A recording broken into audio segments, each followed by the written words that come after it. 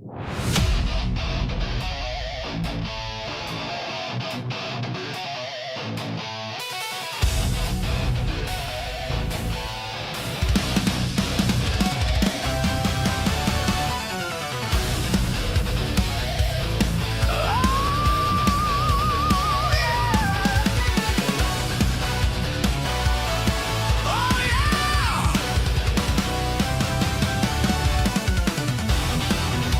I don't show off, don't criticize.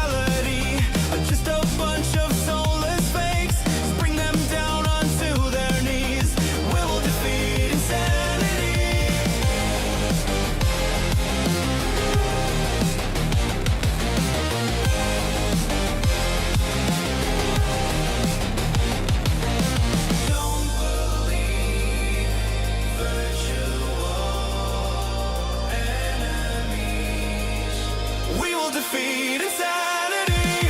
Nothing's real, it's all a game. We will win, make no mistake. You must trust your heart, not what you see. Just a crazy fantasy. We will win, I guarantee. Nothing can defeat reality.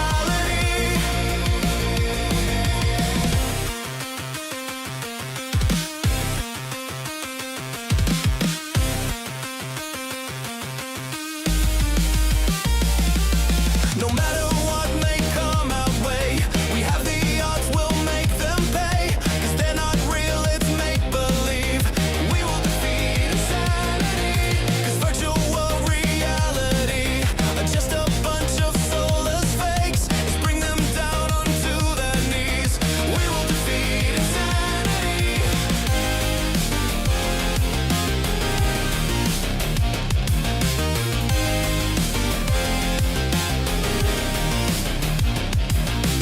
Don't believe virtual enemies. We will defeat insanity.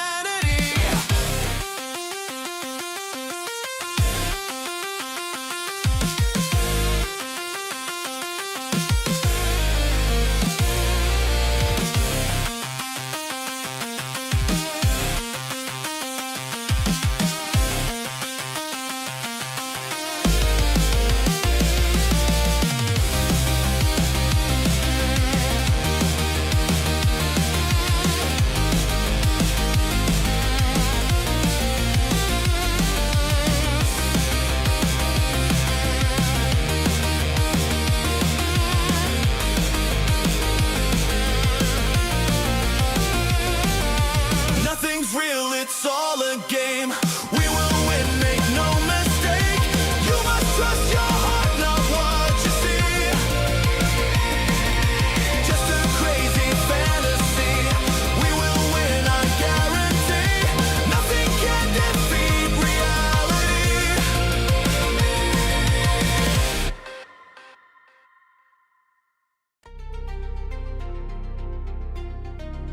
This is Knuckles, and I'm back. I've been away for a while, but I'm back to kick some butt in Wild Canyon.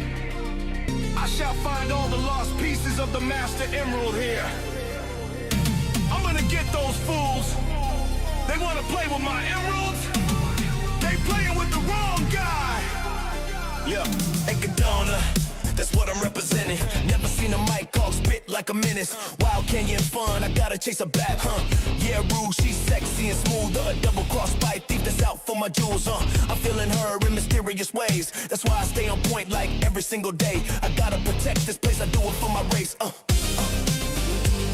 Yeah, you know how it is. Yo, throw your hands up. Come on, come on.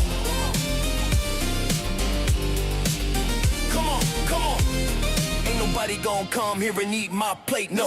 Yo, what happened? My emerald's gone. Somebody gonna get theirs quick, my word is bond. Who coulda did this? That snitch named Rouge. When I catch her, I'ma get her with these tools. There you are, come here, little thief. Think you gon' fly and get away quick? Give up the emerald to die, I don't love you. Yeah, you know how it is. Yo, throw your hands up. Come on, come on. Come on, come on. Ekadona.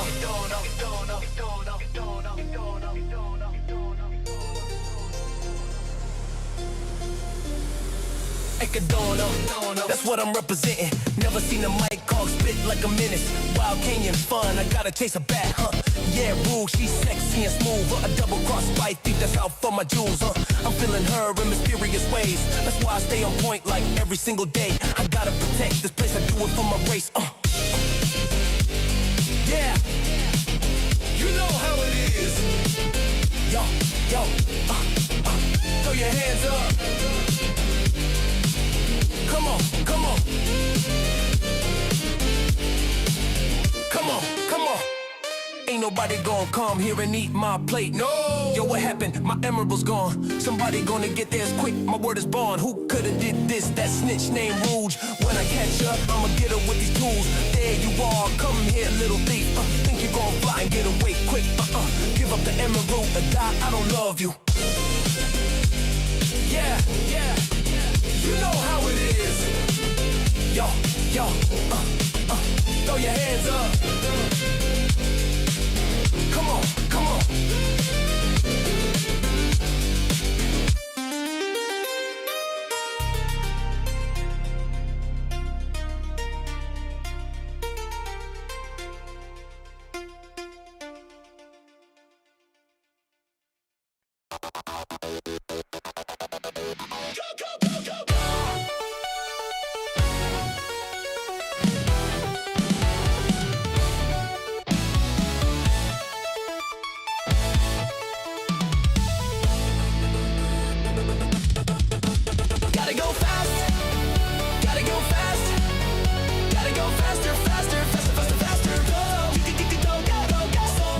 Speed of sound, quickest hedgehog around. Got ourselves a situation, stuck in a new location without any explanation.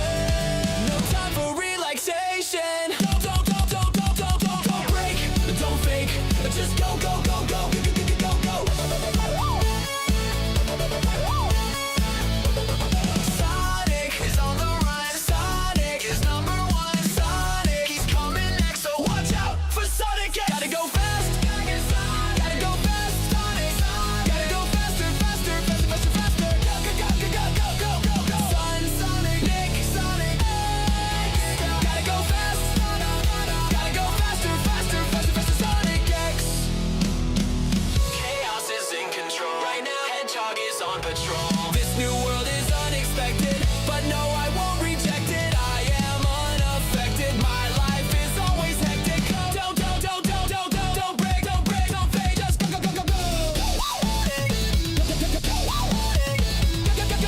Sonic is on the run. Sonic is number one. Sonic, he's coming next, so watch out for Sonic. Gotta go fast, Sonic.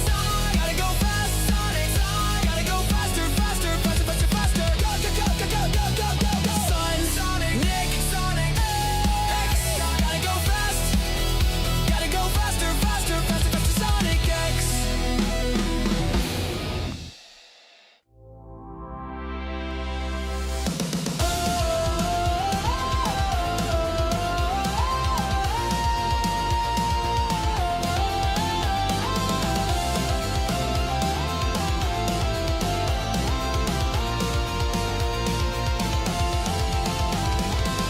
Look out down below, Sonic is on the go. Can't stop this party till we save the world. This time we're not alone, we've got some friends along. And as a team we can become even stronger. Together we can overcome all the odds. It's never as hard as it seems. Everyone can do something special. The secret is sharing our dreams.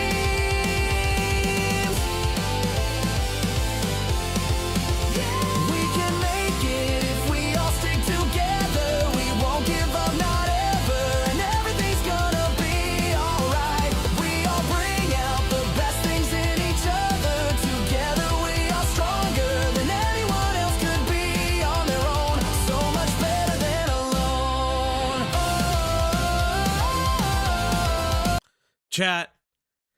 Chat, JFA said no more songs. So, JFA said no more songs. So, like, I don't know. Do I even play one? Do I even, like, skip the song that I'm playing? JFA said no one. Oh, fuck it.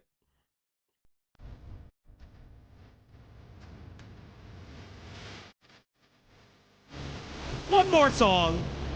Just for Trusky. Oh no!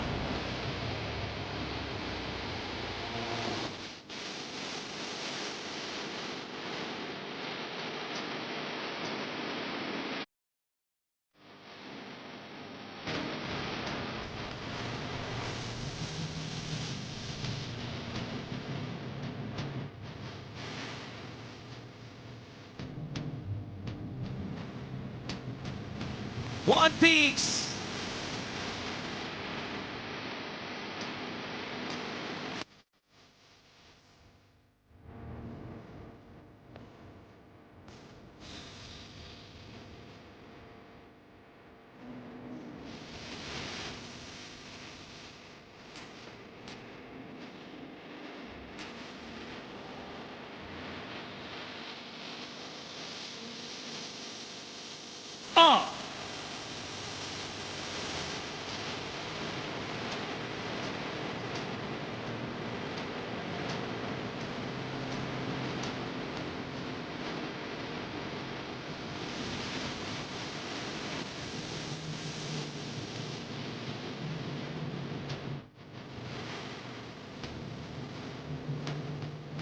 Cease. Beverly. We are on the cruise. We are. Hello, everybody. Hello. Hello, everybody. Hello. And oh my God, it's Uncool, Greg. What are you doing here, buddy? You've been playing music for 20 minutes straight. Yeah. It's been very annoying. Is it? I miss you, buddy. That's How why have you I said been? Happy almost New Year. I thought you were going to say birthday. Happy I was like, I think how my birthday. birthday's coming up. Happy birthday, Greg. It's Greg's birthday. Every donut you give is to Greg's birthday. No. Every donut today goes a little bit to Greg's birthday. I heard the next song was Kickback. Yeah, Truski, it was. Don't worry about it. But hello! The happy birthdays are slowly coming in now. Oh no, where's your maid costume? Not this year. Not this year. But hello, everybody, and welcome back to the App Block. If Lou is in here, this is for you, buddy. Your one-stop shop for commentary slop. I'm your host, ValGXC, and joining me today, as always, the magnanimous, the unanimous, it's Uncool Greg. What's going on, Greg? Nothing. How are you spending this New Year's Day? Oh, wait, that's with me! No, that's tomorrow. Happy birthday, Greg Heffley. Happy birthday, Greg! It's your birthday! Sure. Happy birthday to you. Happy birthday to you. Happy birthday. Happy birthday. Happy birthday to you. Happy birthday to you. Happy birthday to you. We good? Talking to me? Yeah. Did you like my song? No. Why didn't you like a song? You have room for improvement. Happy birthday. Your birthday's here for you. Happy birthday. We are here for you. Are you 1? Are you 2? Are you 3? Or are you 4? Please tell us your birthday. How many will you have more? Happy birthday. Happy birthday. It's your birthday. Right to you. You seem like you used to work at an Olive Garden. I didn't, but thank you, Greg. I didn't. I actually just made that up on the fly. That's what's called musicality, heart, and it's all about drive. It's about power. We stay hungry. We devour. But yes, everybody, it is almost. Oh my God, it's Quantum PZ with the 5 pounds. Happy Greg Day. Heart emoji, heart emoji, heart emoji. I want to just, okay. Thank you. So, Greg, you know how you're a Hi. tiefling, right? Like, that's your persona. Sure. So 5 pounds in American money is $6.66. So Okay. I kind of just laughed and I was like, oh, it's the devil's number. Hooray for weird inflation rates. But yes, everybody, it's Falgi. We're here today.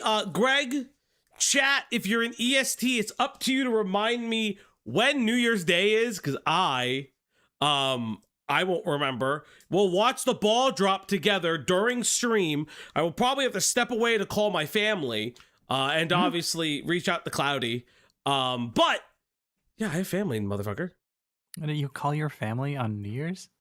Well, yeah, don't you? No, like I can see like Christmas and Thanksgiving, or You don't Easter call or- you don't call your family on New Year's Eve not at or day? midnight. No. You don't spend time. What? Am I weird? Yeah, Chad, am I weird for calling my Yeah. family and saying Happy New Year? yeah. You could tell them that in the morning. Yeah, but they're going to be awake. But why I'm would you so assume? Why confused. would you assume they would stop whatever the hell they're doing to answer the phone? Well, because my parents aren't really doing anything. No, they're awake. They're doing something. mean, maybe, Oh, yeah. don't call them while they're don't call them while they're doing something. Well, Greg! My parents don't have sex. Okay, well that's good to know. That's- I'm glad you know this. I mean, they don't do that thing. They don't do that thing anymore. Like that's vile. Or any less. Or any less. But You're no, they gross. don't. Those are your parents. That's Dude. I mean, yeah. I mean, it's that's nice. I'm glad. Listen, it would all be dust in the end. That's all I'm saying. But yes, everybody, we are going through a very highly requested video on Helliverse's most interesting predator, potentially.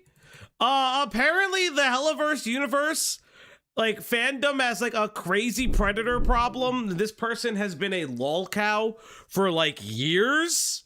So I am very incredibly excited. More importantly... shout outs to Hippleton, actually. Hippleton is going through, because I know people are going to ask me, Fauji, why aren't you covering this? Fauji, why aren't you covering this? No, chat.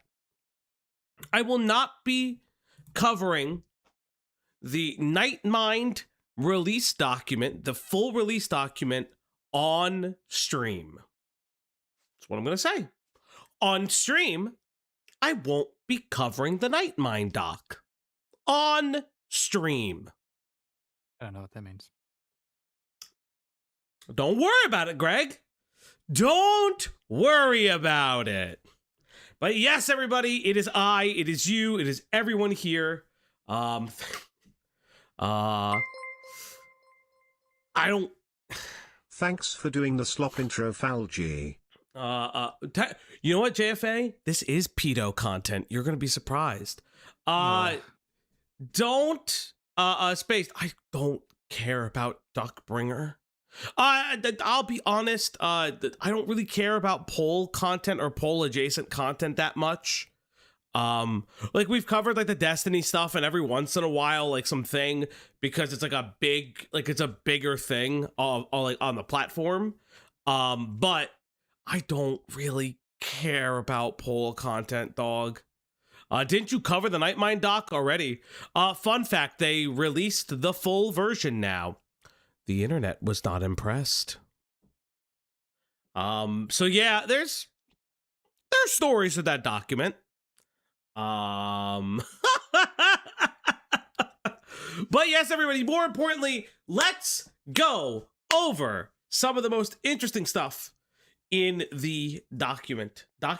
Video, things. I'm dying, Greg. Greg, are you dying? No. It's good to... I'm glad you're not dying. I can always die. Oh, okay, chat. Now, chat, I want to say something very importantly before we begin stream, because that's actually kind of important. So, we will... hopefully the next stream, barring any dramas that, like, require my attention... hopefully the next stream will be the, I am now dubbing it the benefit concert stream, where we will also reveal the holiday art contest winners. Unfortunately, due to busy scheduling, I was unable to do it around Christmas time this year. I just didn't have the time to set up all the music and get like certain things done. So hopefully by the end of this week, I'm hoping and praying, we will get to the benefit concert. The reason I'm calling it a benefit concert is that we always do some charity stuff with it. And that's really important to us. Again, I am going to try my damnedest to do it. It does get a little bit difficult. I unfortunately have a life. And as a reminder, remember, we will be losing some of the Monday streams. You'll have them a little bit more sporadically. We're getting Tuesday streams, and you will also have alternating Sunday streams. I have to pick up more shifts at work. I'm going to school. That does mean that we're losing some. We will still try to stream at least 3 to 4 days a week, but just know that we're going to be losing a day or so each week. But Greg is here, and that makes me incredibly excited. Greg, what do you know about Has Been Hotel? Nothing.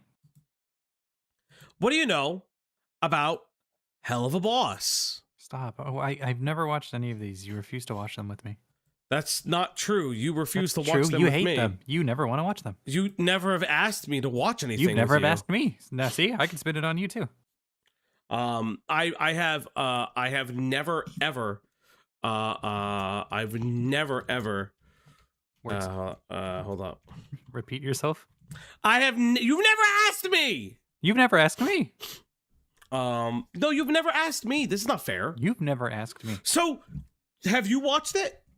I just said no. You just asked me. If I've watched it, I've said no. So, Stop asking me. well, wait. Have I watched it? I don't care. I don't know. I don't care personally. But yes, no. Hell of a Boss, Has Been Hotel. You know it by famed evil fucking murderer of children, Vivzy Pop. God, do I care about? I don't care about Vivzy Pop. I've already said I've only listened to the music. I don't care for the shows. I don't care for a lot of that shit.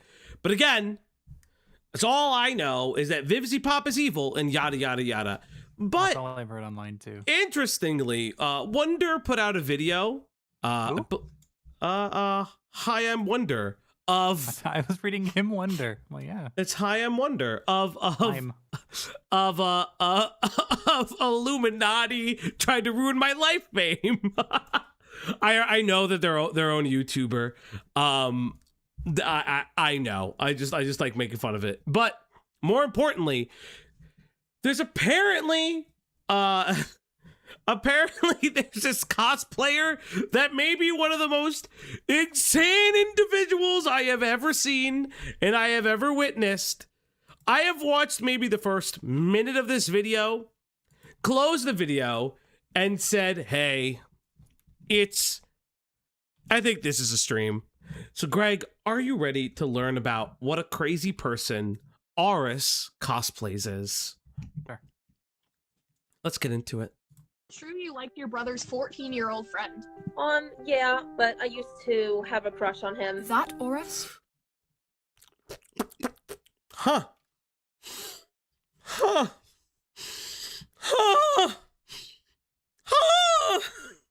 that was a sentence. That was a sentence. Oh no. Like Oris cosplays? The one who's in a relationship with her dad? Why do you always have to bring my parents into it? Anyone who is in the community and knows anything about the cosplay community already knows who I'm talking about. This is Aura's cosplay. I was the Chris Chan of cosplay for years, which I'm actually very embarrassed about. Greg, how do you feel about the Chris Chan of cosplay? How have we not heard of this person? I've heard this person's voice. I don't know where I've heard it from. I don't know how you've heard this person's voice and you don't know anything else. I've heard this person's voice. That must mean I've come across them one time on the internet, but I don't know who they are. It's just like I have like a thing for voices where like I hear them and I recognize them. I just don't know where I know her from, but I've definitely heard it, and it's concerning. What did you just say? I'm in love with my dad. You don't know my situation. Anything I say, you blackmail me for disagreeing with you. We view minors in a different way compared to how Japanese people view minors. Oh. Oh no!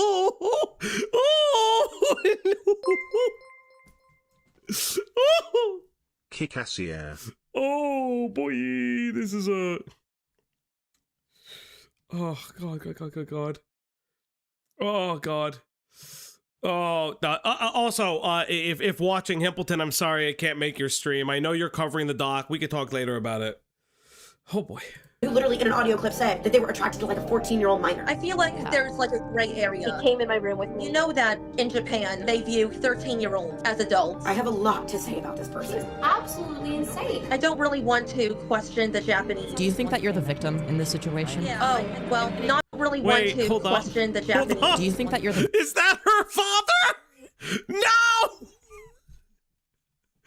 No!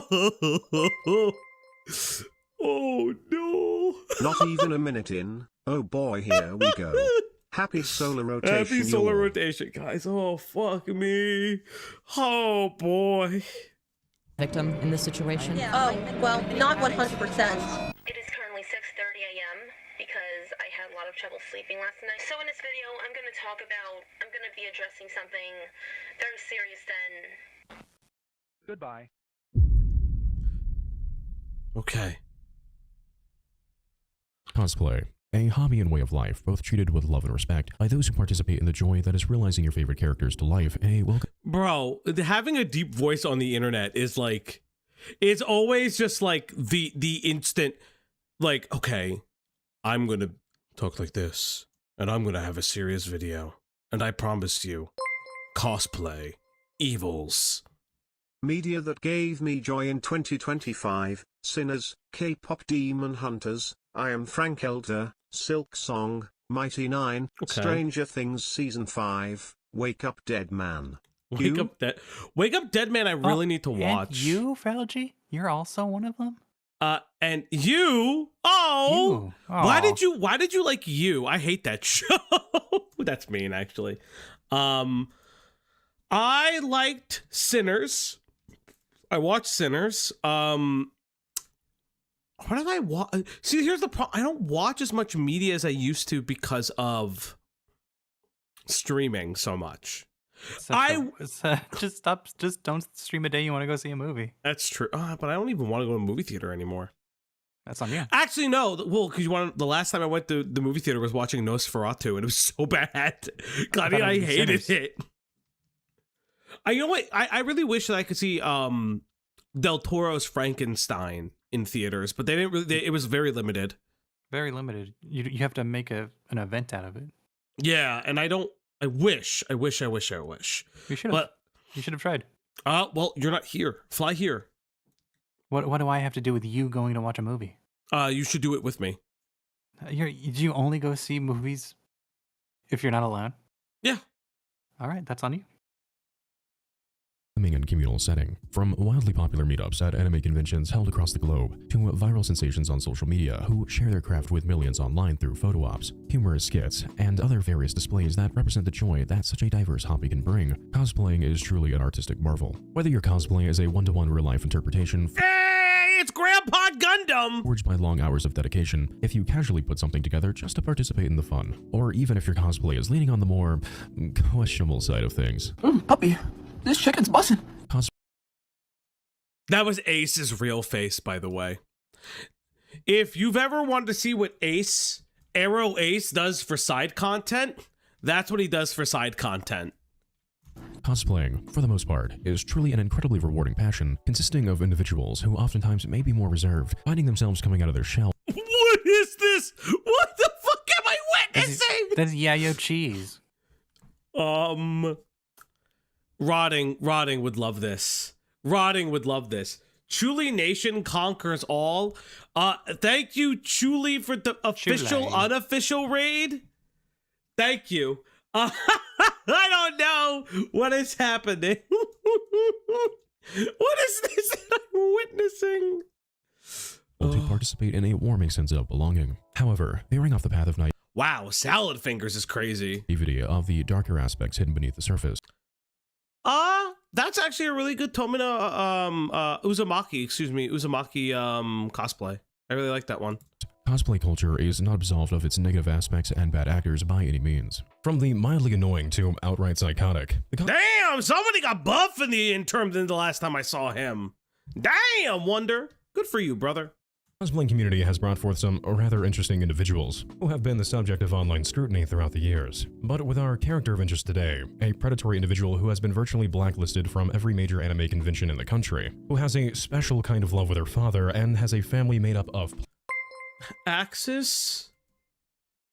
Name a well-known cosplayer that doesn't go crazy and start drama at some point. Cloudy. Cloudy. She hasn't cosplayed in a long time, though. I know. From the Atlantics, Happy New Year. Happy New Year! And it's time to feed that dog! Your chat is now part of Chuli Nation. Impending population boom in 2026. Mashallah. Chuli. Chuli. Thank you, Chuli. All right, feed that dog. Go. All right, Chatty, you've also fed that dog. It's time to feed that pupper. It's time to give her treats. It's time to feed that dog now. On the Uplock stream tonight. Yes, everybody, it's time to feed that dog. There you go, girl. What happened to this man? He's hot now. What the fuck? I mean, yeah, Wonder kind of went from like the kind of like soft emo boy thing to like kind of feeling his face a little bit more like muscular, a little bit more open shirts. I dig it. Very cool, very cool. plastic dolls. I think it's safe to say that no story has ever been quite as perplexing, more so disturbing than hers. So if you'd allow me the absolute pleasure of introducing to you Kelly White, aka Aura's Cosplays, aka Reborn Cosplay Mom of Many, or more easily referred to across internet forums simply as Aura's. 29-year-old Kelly White, on the surface, appears to be quite the oddity when it comes to the minifigures found on TikTok, remaining quietly in her corner of the website with her humble following of around 35,000 followers on her main account, alongside an even more tucked-away page under the name Soft Girl Unicorn that houses a smaller fan base of around 5,700 users, where she ironically has in her bio that she is gender fluid and goes by she, he, despite her open disavowalment of the LGBTQ+ community. She's that kind of... She's that kind of self-hating gay. I love it. And her stance as an anti-woke cosplayer. Oh, wait, what'd she say? She's an anti-woke cosplayer. Cosplayer for 11 years turned conservative. Interesting. When it comes to her presence on TikTok, her earliest known appearance dates all the way back to early 2019, where she performed a lip sync to a song about her love for anime, while she displayed to viewers her Full Metal Alchemist manga. Following this debut, Kelly would begin to upload across both accounts her numerous cosplays, switching between the title of both Kelly White and Aura's, with her most notable cosplaying endeavors consisting of recreating scenes with characters from Hazbin Hotel, The Legend of Zelda, Steven Universe, and My Hero Academia. However, what was peculiar about her account that made her stand out against the rest of the cosplaying community was the bizarre inclusion of her 60+. Oh my god! That man looks like a predator! That looks like a registry photo! What the fuck is this? I mean, don't have a mustache. What the fuck is this? Chat here is having het/by/gay panic over this guy's voice and build, and as a bi woman I am cackling. Now you know how I feel. Girl is bad cringy. That's so good. Hey, Roddy with the $4.99. What do you mean I would enjoy that shadow cosplay? Foul. That's true. You would enjoy that. How foul you are. Her own father, with whom she would often duet with, frequently in romantically themed scenarios, with her mother apparently being forced out of the picture, as Aura's has declared her mom to be too overweight, therefore making her unworthy to participate in the hobby. What? That's crazy. That's insane. That's crazy. Oh my god. That's wild. Mom, you're too fat to be Mikasa from what the fuck is that show? Attack on Titan. You can't, Mom, you can't wear the bikini armor anymore. Only I can. I need to catch up on Attack on Titan. Oh boy. Holy shit. I love this. Her words, not mine. So a lot of people ask me sometimes, why doesn't your mom ever cosplay with— Bro, I've heard this woman's voice. I don't know where the fuck it's from. I don't know, but it's, oh god, it's so creepy. Bro.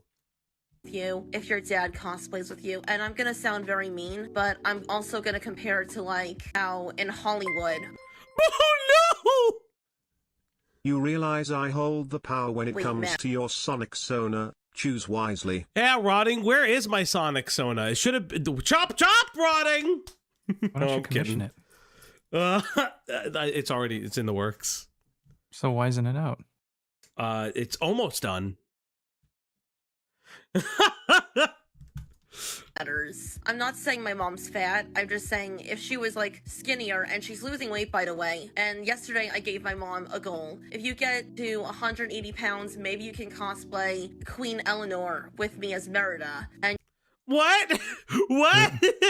Who's who's Queen Eleanor? Who are these people? Merida, is that Brave? Is it the mom? Is that Brave? Character from Brave? I literally was having a Brave conversation with somebody recently, and I don't know the names of the characters other than Merida. Oh, those are from Brave. Okay, I've never seen the movie. Is it any good? I was literally talking about this with a friend of mine, and I cannot remember because the marketing is very bad. The marketing was very what's the word I'm looking for? Not bad, but it didn't portray what the movie was actually about. Fair enough. So it's just poor marketing. Very bad marketing, and I felt like a lot of the stuff comes out of nowhere because I was expecting one type of movie, and they gave me a daughter-mom story. Well, yeah, because I don't even remember the mom. I remember mostly the dad. Yeah, I mean, the dad's a part of it, but it's a big mom. Wait, did I hear that daughter. correctly? Falchi has a Ken Pendasona? No. Do you need an intervention? No. Or a handmade medallion? No, I don't have an echidna. Thank you very much. That's for Axis. you look more healthy. Despite viewers of her shared fandom stumbling across her content from time to time and noting in the comments the bizarre behavior of a father and daughter cosplaying as a romantically invested couple, Oris would not see her first real sense of virality until late 2024, when she uploaded a POV vlog to her account of her returning home from an anime convention, where the caption states that she had been away from her 2 daughters over the weekend. For the first Huh? Tusky New Year's black tipped $1. Just a heads up, Greg and Dr. Lawyer Falgi. This bitch is a hell of a hypocrite, FYI. A termite walks into the bar. He sits down and asks, "Hey, is the bartender?" My friend fell into an upholstery machine. He's fully recovered now. See y'all next year. Smile with horns upside down face. Thank you. I'll see you next year, Tusky. I'll see you soon, Tusky. Wait, that was not a real child. That was a doll. Yeah, I don't know why it was blurred then. Is she doing the thing I think she's doing? Or was that a real child turned into a doll? No, that was definitely a doll, but did she blur the face or was editing for the video blur? Hold up. Well, because I wonder if it's like, is it 2 shots maybe? No. Shiny. No, it's always shiny. Late 2024, when she uploaded a POV Nope, it's always a doll! to her account of her returning home from an anime convention, where the caption states that she had been away from her 2 daughters over the weekend. For the first millisecond of this I think he did that. video, one would find nothing irregular about this. However, users quickly were left with a strong sense of discomfort and confusion when it is revealed that her daughters are, in actuality, all highly realistic reborn dolls. And she lives in Long Island? Oh, she lives in New York. Oh no, she lives in New York. No.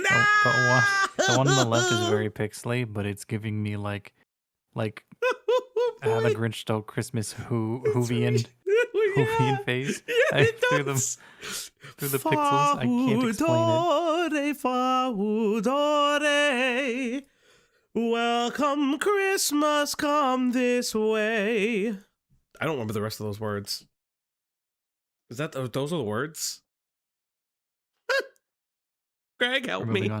We're moving on. A type of doll that is oftentimes used by mothers as a therapeutic means to process the loss of pregnancy. No! Wait! No! Oh no! Oh, she's crazy! Oh, she's unwell! Oh, she's evil! Oh no! Fuck. Oris has never been pregnant, nor has she ever lost a child for that matter, though it is explained that her reasoning as to acting as a mother to these dolls is due to her desire to fill a void inside of her that she feels can only be fixed through motherhood. She takes her so-called children everywhere with her, from road trips, movies, and cosplay conventions, to even breakfast with her father, where each doll is given their own assigned seat, and... Hey, lobster roll. Is that why it's called Reborn Cosplay Mom of Many? Because she has reborn dolls? You know, lobster rolls aren't a thing over here. I love lobster rolls. They're very good. I would love to have one. I would love to try one. When you come over here, just come to Jersey. Mhm. Just come to Jersey. You have the ability to now. I heard you. Mm-hmm. You don't have to pay to live anywhere because Look at that edible flower. You have my bed. I know you, and I don't want to be anywhere near those sheets. Hey, hey. How many donos do we have to get you to cosplay as Shadow the Hedgehog? Okay, so, so if that happened, it'd have to be Cloudy as Shadow, to be fair. And then maybe. Ordered their own food, where again, Boris's mom is nowhere to be found. Now, I know I just presented a lot of confusing information for you to take in there, but I hope you have quite the appetite, because I regret to inform you that that was only just the surface of what we are to discuss here today. In fact, everything that was just stated will come to be found rather tame in comparison to the nightmarish details that you and I will be analyzing here together. For many users, what they found to be yet another of the many questionable spectacles that the website— Oh, hey, look at some users we have seen on the platform, so that's interesting. You know what? I was watching, Cloudy sent this to me. I was watching a Deadwing Dork video. I may cover a video that he was reacting to. The title of the video is special. It's the ethicality of boinking animals is the, oh no, I think it's called the philosophy of boinking animals. That's a video with a name and a title and a thing. Cloudy sent it to me and I was like, oh, I hate this. Oh, I hate everything that I'm witnessing right now. And yeah, I do like, I think I've only spoken to Deadwing in like, comments once. It seems like a nice guy. Like, seems like a guy I'd grab a beer with. I am really interested in that video for a lot of different, but I'd have to watch said movie that it's talking about. Greg, would you like to watch a movie called Alpha and Omega with me? Hold on, let me look it up. Oh boy. Let's find out when Greg comes back. Site has offered throughout its history was in actuality a figure that had garnered back alley notoriety far before their debut to TikTok in 2019, had an extensive and volatile history dating as far back as 2011, a grand total of 8 years before she had ever arrived on the platform. From Twitter meltdowns targeted at people of color as well as those of the LGBTQ+ community, to intense body shaming and ridicule of her mother as well as other cosplayers, the creation of not safe for work images of underage anime characters, to her suspicious relationship with her father, with whom she has publicly stated attraction for, which is met with her creating deplorable allegations against him, involving her father allegedly taking the prior— You're stupid. What are you? What's if that's what you are? Who took these photos in the first place? My dad. Why do I feel like this is going to be an image of her naked? Why do I feel like this is attached to an image of her naked? Why do I have a feeling like this is attached to an image of her naked? You should ask it again. Maybe you should ask it a 5th time. Why are you repeating yourself? I'm gonna scream. Okay, did you see the movie yet, fucker? No, it's like an hour and a half long. Why would I watch it while we're doing I'm this? just saying. Fuck you. mentioned not safe for work photos of his own daughter, as well as equally disturbing claims of SA. My dad has been blank me since I was 6. Ever since I've been so confused about our dynamic, and when I was 7, pretended he was my prince/lover. I'm glad I have Rachel to talk to when I feel blank or upset. Is Rachel one of the dolls? I don't know. I don't know.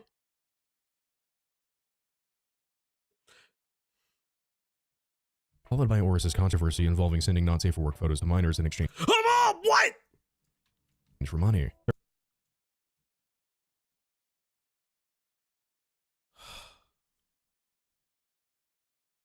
I hate her. Okay. Great. Her outright admitting that she is a predator, with her stating that she has even been in love with her younger brother's friend ever since he was 9, and that the only reason nothing has happened between the two, despite her belief that this twisted desire is a gray area, is due to her recognizing the legalities. Okay, hold up. What are these tweets?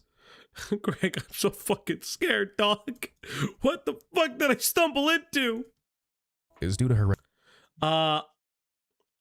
She goes on to say she's trying to say that she feels romantically in love with her 12-year-old friend Sam. It would probably sound disgusting if she said that she wanted to have sex. She also says in 2015, even if her and her friend are only 6 years apart, she's starting to want romance with him. In 2015, she goes on to say, I better not have sex with... Oh, God! She better not have sex with him because she knows it's probably illegal, but that's how she feels right now. She wants the sex. She wants sex with a 12-year-old in 2015. Recognizing the legalities of such an act, the story of Forrest cosplays is one that... Oh, it's the last one. What was the last one, Greg? You read the last one, Greg. I don't remember. No, I said you should have. But it's okay. This is taking too long. This is pulling me out of it. You read the last one. I gotta go. Would it sound something sexually disgusting if she said she's feeling romantic relations for a 12-year-old friend of hers and wants to have sex with him? At the Blue Yokai became a member. At the Blue Yokai celebrates 11 months 11 of months, membership. Blue! No, this nonce is in my state. Skull emoji. Blue, you can find them. Blue, you can find her and be friends with her. The legalities of such an act, the story of Forrest cosplays is one that has been fermenting in the background of the internet, consisting of blatant hypocrisy, unwarranted verbal attacks against any and every demographic imaginable. Oh my God! Whoa! I love it's like pedophilia, pedophilia, pedophilia, N-word. Oh my God! What an insane fucking... What an insane turn! And grotesque predatory behavior that has remained virtually undetected for the last 12 years. Oh my God. Now, before you and I dive right into this rather interesting case study of yet another internet creep who has managed to go undetected for years, if you'd allow me to briefly introduce myself, I'd be forever grateful. Hi, I'm Wonder, your one-stop shop for calm deep dives on some of the internet's most unsavory individuals around. Cool. I upload a new deep dive. Feel free to leave me a like and... What, you gonna forget about me? Look at this guy right here. He didn't want to like and subscribe. Also, feel free to let me know in the comments. What the heck? Really? You gonna make fun of my accent like that, motherfucker? You want to make fun of my... What about this guy right here? This guy right here is not gonna leave a like and subscribe now. Really making fun of my accent? What, you want to fake it? You can't should make fake fun it. of his deep voice. Go on. Let's hear it. Hi, my name is... I can't even do it. I can't even go that low. I can't even go that low. It's what you did or didn't like about today's video. I'd love to meet my personal end of year goal. I'm able to talk to quite a few of you. It was like, no way. If you'd like to help this video, as well as access to unique required. If I missed anything in today's... Oh my... Okay. Very poggies, very based. Let's get to the actual video.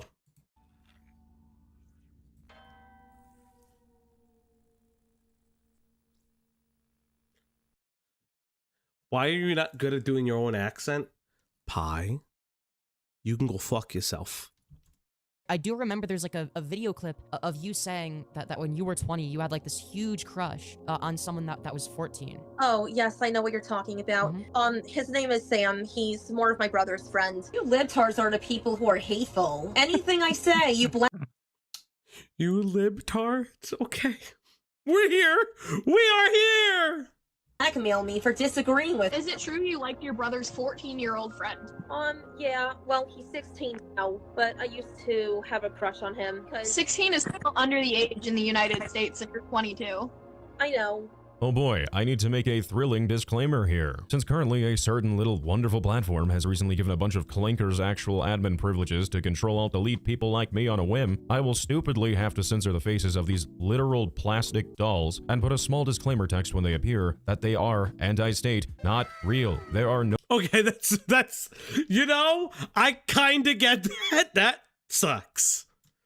That is annoying. no minors featured in this video. Anyways, let's get on with it, I suppose. So stupid.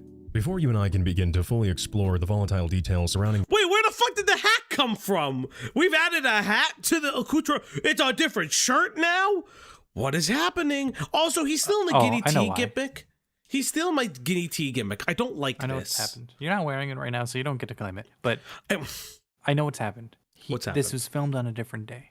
Oh, that's right. That's true. Yeah, That's there you thank go. you, Greg. Thank you. I know it was hard for you to understand how day-night cycles work. Day and night, I toss and turn. Their tarnished legacy. We first have to ask ourselves two very pivotal questions. What are Who they? exactly is the infamous Oris cosplays? And where did she even come from? Important Where questions did she to come ask, from? no doubt. But ones that, upon answering, will leave you and I with everlasting headaches nevertheless. But I have faith in you that I think you'll be okay. 29-year-old Oris cosplays, aka Kelly White, or more currently known as, stated prior, reborn cosplay mom of many, on the surface is a cosplay-themed TikToker from Long Island, New York. Specifically, and forgive me if I mispronounce this, Ronkonkoma, a small Ronkonkoma! It's Ronkonkoma! Ronkonkoma! I'm sorry! It's not that funny. You can't read, and you're making fun of somebody trying to read a word they've never seen before. That's actually hilarious! At Lost in Worlds 15 became a member. At Lost in Worlds 15 celebrates 9 months of membership. Happy New Year, y'all. Let's all say fuck off 2025. Hey, what's up, Lost in the World? I grew up in that area. Carthonic, you could find her! Holy shit, that's so fucking funny. I know, we didn't know how to say Ronkonkoma, but it's still incredibly funny to see it happen. To see it like Ronkonkoma. hamlet with a population of around 19,000 residents as of the 2020 census. It is here where Oris currently resides with her parents, Joseph and Patricia, alongside her younger Did you go to the Mildridge Inn in Carthonic? brother Casey before he moved out. Oris does not live here by choice, as she has stated publicly, due to those who make jest at her for the fact that she still lives with her parents at 29, but rather she claims she does this out of financial necessity as she is unable to afford a home. I live in Long Island because it's super expensive. Why don't you try getting a house there and see how expensive it is? You don't know my situation. I mean, you think I want to live with my parents like a child? No, I want my own house. I mean, I want to move to another state just to get my own house. You don't know my circumstances. Please leave me alone. People on the fucking hike! Fuck you, This haters! is the perfect time to address the haters while people behind you on the hiking trail. Hey, haters! I don't know if you know this, but why the fuck are you so mad at me? The fucking people passing by. Holy shit. Please stop calling me a child. I'm really getting sick and tired of people calling me a baby. Oh, If I'm such a baby. baby, then how come I'm not using my parents' money anymore? How come I'm trying to save money for a house? However, she isn't aiding her situation by any means here, as she phrases that her cosplaying endeavors, trips to conventions and purchasing of reborn dolls, are akin to that of financial necessities, which is why she cannot afford to leave the home. My parents do not pay for most of my things. I pay for my own things ever since I got my job. You don't know me, so please stop bringing my parents into this. I was having a really great birthday until you had to make fun of me. Boo hoo. Oh my god. On her birthday! I know this girl is like a potential It's very Lolcow Lolcow, very Lolcow coded. Holy fuck. I just think This is the haters on birthday your thing. It's fucking me up. Oh, okay. Why did you have to bait me and on my birthday? On my birthday. That's so fucking funny. Why does she sound like a wannabe Fran Drescher? I actually don't know. She lives with her parents. Well, you know what? I'm really sorry that living in Long Island, New York is so ridiculously expensive that I financially can't live by myself. Maybe do your research before making fun of me. I had $200 in my PayPal account, and I did not use my parents' money. It was the money I earned from my job. I spent it on a Zelda cosplay from Echoes of Wisdom, and I spent it on a wig. 2 wigs. You know, I'm sorry. What about saving for the house? What happened to the house? Okay. Not adult enough for you. I'm sorry that Long Island is so expensive. I don't want to live with my parents either. Hey, you know, I'm not a financial advisor. It's your money. You do as you please. I'm not your piggy bank whispering sweet nothings into your ear. But perhaps a little unsolicited, unprofessional advice if you're in a little bit of a financial bind. Maybe purchasing thousands of dollars worth of lifelike dolls isn't exactly the best way you could be spending your money. However, I can't even... Can we get Oris cosplays on Caleb Hammer? Can we get her on Caleb Hammer? These dolls are $1,000. Oh, they're very expensive, dog. How many do you own? I don't own any of them. I just know they're very expensive. What's his face? Meat King did a video on them. Fully fault Oris for behaving this way. Meat Canyon. Because it is in my strongest, utmost belief that her parents are not only... I did not say Meat King. The guy. Who's the guy? Who's the guy? Who's the guy I'm thinking of? Meat King. Is that a guy? both enabling this, and primarily on her dad's side, encouraging this behavior of hers, consisting of a humble audience of over 35,000. Please don't tell me this is what people that live like you sound like. No, specifically this is like a as Liver King. Do you mean Liver King? Liver King. There you go. As Blue could tell you, Papa Meat. Yeah, I always forget that it's Papa Meat. It's Meat Canyon. I don't give a fuck. I know he changed his name. It'll always be Meat Canyon. As Blue can tell you, specifically, this is an accent from the Long Island region. Like, this is a very hyper-specific accent. This is not like a normal, like, new, like... It's interesting, some of the boroughs have, like, slightly different accents. Long Island has its own... Long Island, and then obviously Staten Island is its own place.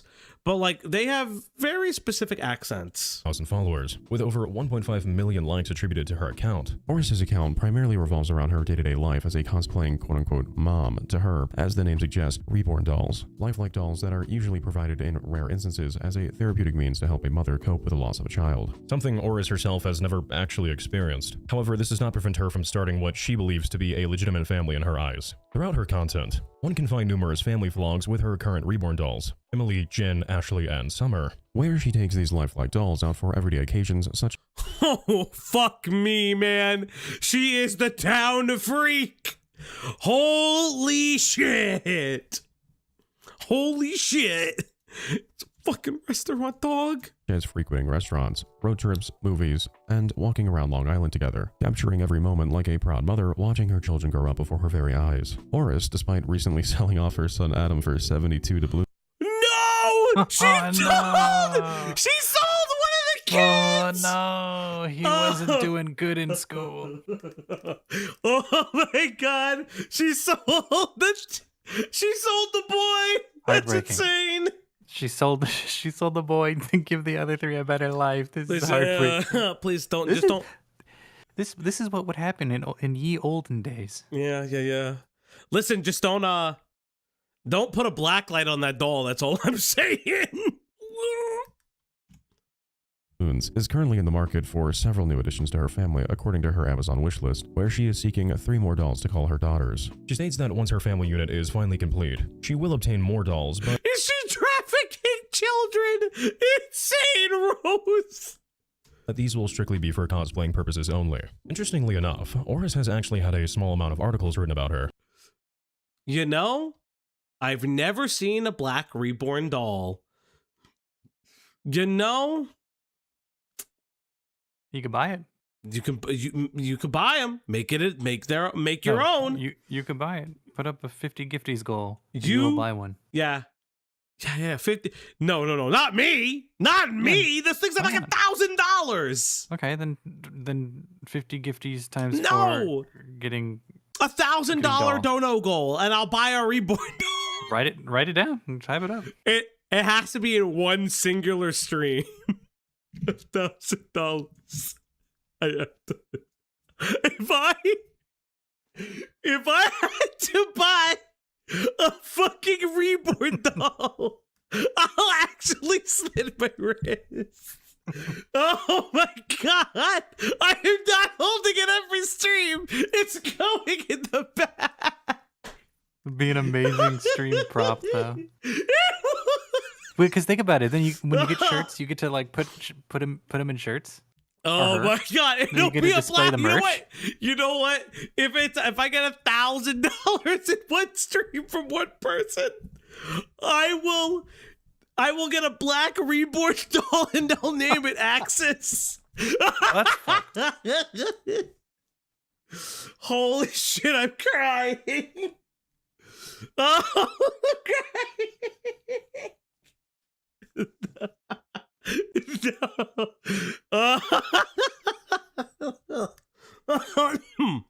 Due to the peculiar nature of her account, where she goes more in depth as to her reasoning behind exactly why she chooses to raise a family of plastic. Or would it be Opsin? We haven't seen Opsin in a while. Oh god, my face hurts. Nightmare fuel, and how that this was in reality a rather unexpected direction in her life. In an article by the New York Post posted on September 6th, 2024, titled, wait a second, is this literally the title? Dude. Jesus Christ, what is journalism? I breastfeed my 7 dolls and care for them like real babies. I don't care what haters think. We are provided direct quotes from Oris, where she informs the interviewer that she had purchased her first reborn doll, Julie, for her 27th birthday, and how she had immediately felt a maternal bond form between them, stating that the two became virtually inseparable almost overnight. I just couldn't help but want to care for Jennifer like a real child, Oris said. I can't explain how it happened, but I suddenly got so attached to her and spent the week buying her clothes and eventually her own bed that sits next to the end of my bed in my room. Oris continues her explanation in the following paragraph with a statement that reads as the following. My dad explained to me it was normal to have the desire to be a parent now that I'm in my late 20s, so I didn't really question why I love these dolls so much like real children, she continued. They go everywhere with me. By 7 p.m. I get them all ready for bed and I play some songs on an ocarina. So, what I'm gonna do is that I don't like this. Also, for those who don't know, thank you, Crow. This is very Poggies and very based. I'm very excited to see the fan art of this. This is very cool. I will say this, I always love seeing reinterpretations of my guy, not like one-to-ones. I actually really love this. This is really cool, actually. So I am very excited. Wait, am I a prisoner? Yes. That's interesting. I am very excited. Thank you so much. Fauci, what? Looney, what? Fucking. I gotta ask, did Oris Fauci show the pinup I made? Collecting these. What, you made a pinup? What did you make, Looney? You'd have to send it to me. I don't know Can't do that. Have to save money for my medical bill for my wisdom teeth. Also, I would get kicked out. That's fair. Take care of your teeth. It's very important. Please take care of your teeth, Looney. What are you talking about? I've showed your pinup of me before on stream. Show it now. But I've already done that. Do it again. Why? You'd have to send it to me again. I've shown it on stream before. I'm gonna play some songs on the ocarina. Give me the 2.0 art. Oh god, he didn't blur it out. It's creepy. Oh no. Guys, I don't like it. Guys, I don't like it. Okay, so chat, the 2.0 model is done.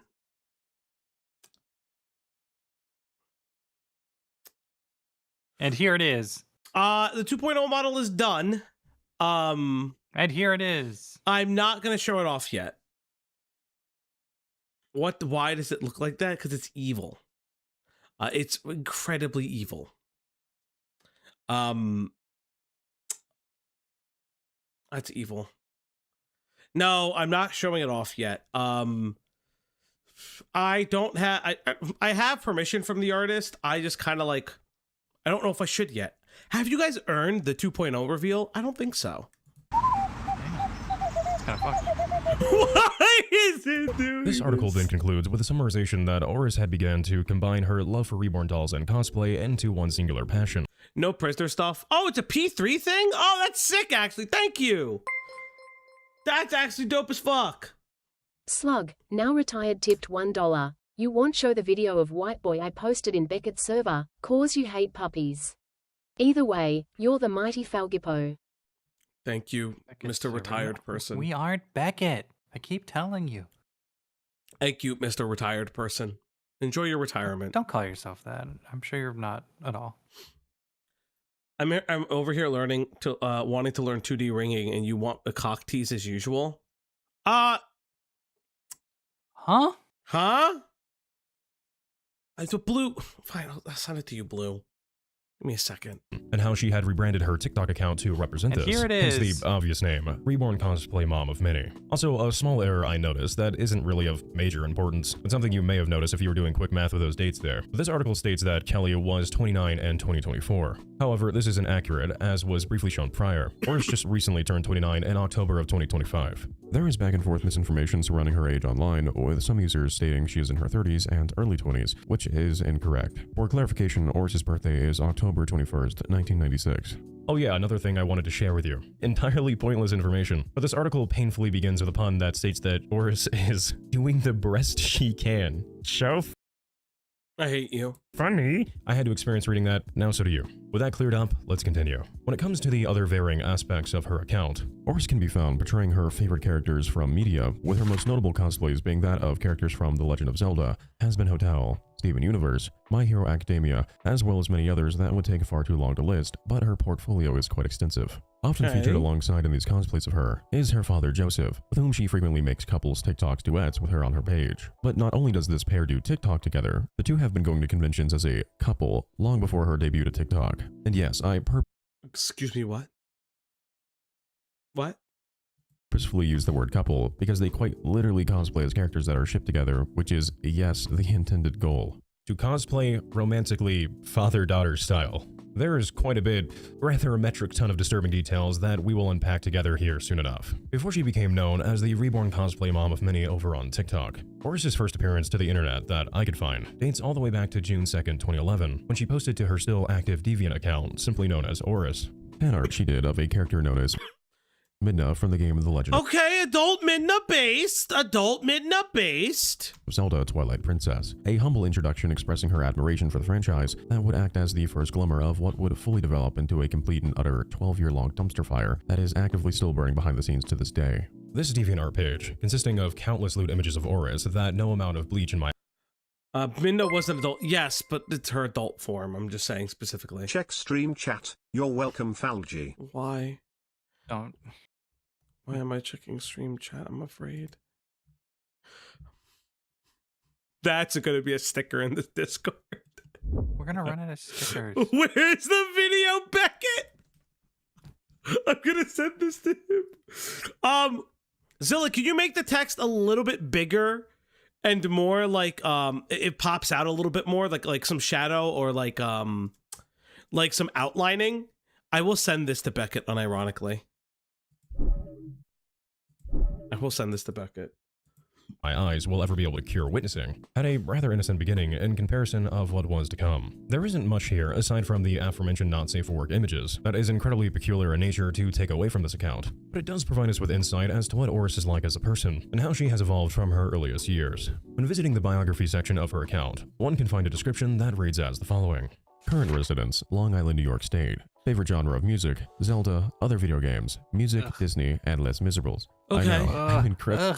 Is it giving you flashbacks? Giving you flashbacks, Greg? I hate. I haven't talked about it. I hate. Talk about it. I just gotta give a soda. Themselves as emo because I was the one that was in the trenches during the heyday, and we didn't call it emo. It was just alt.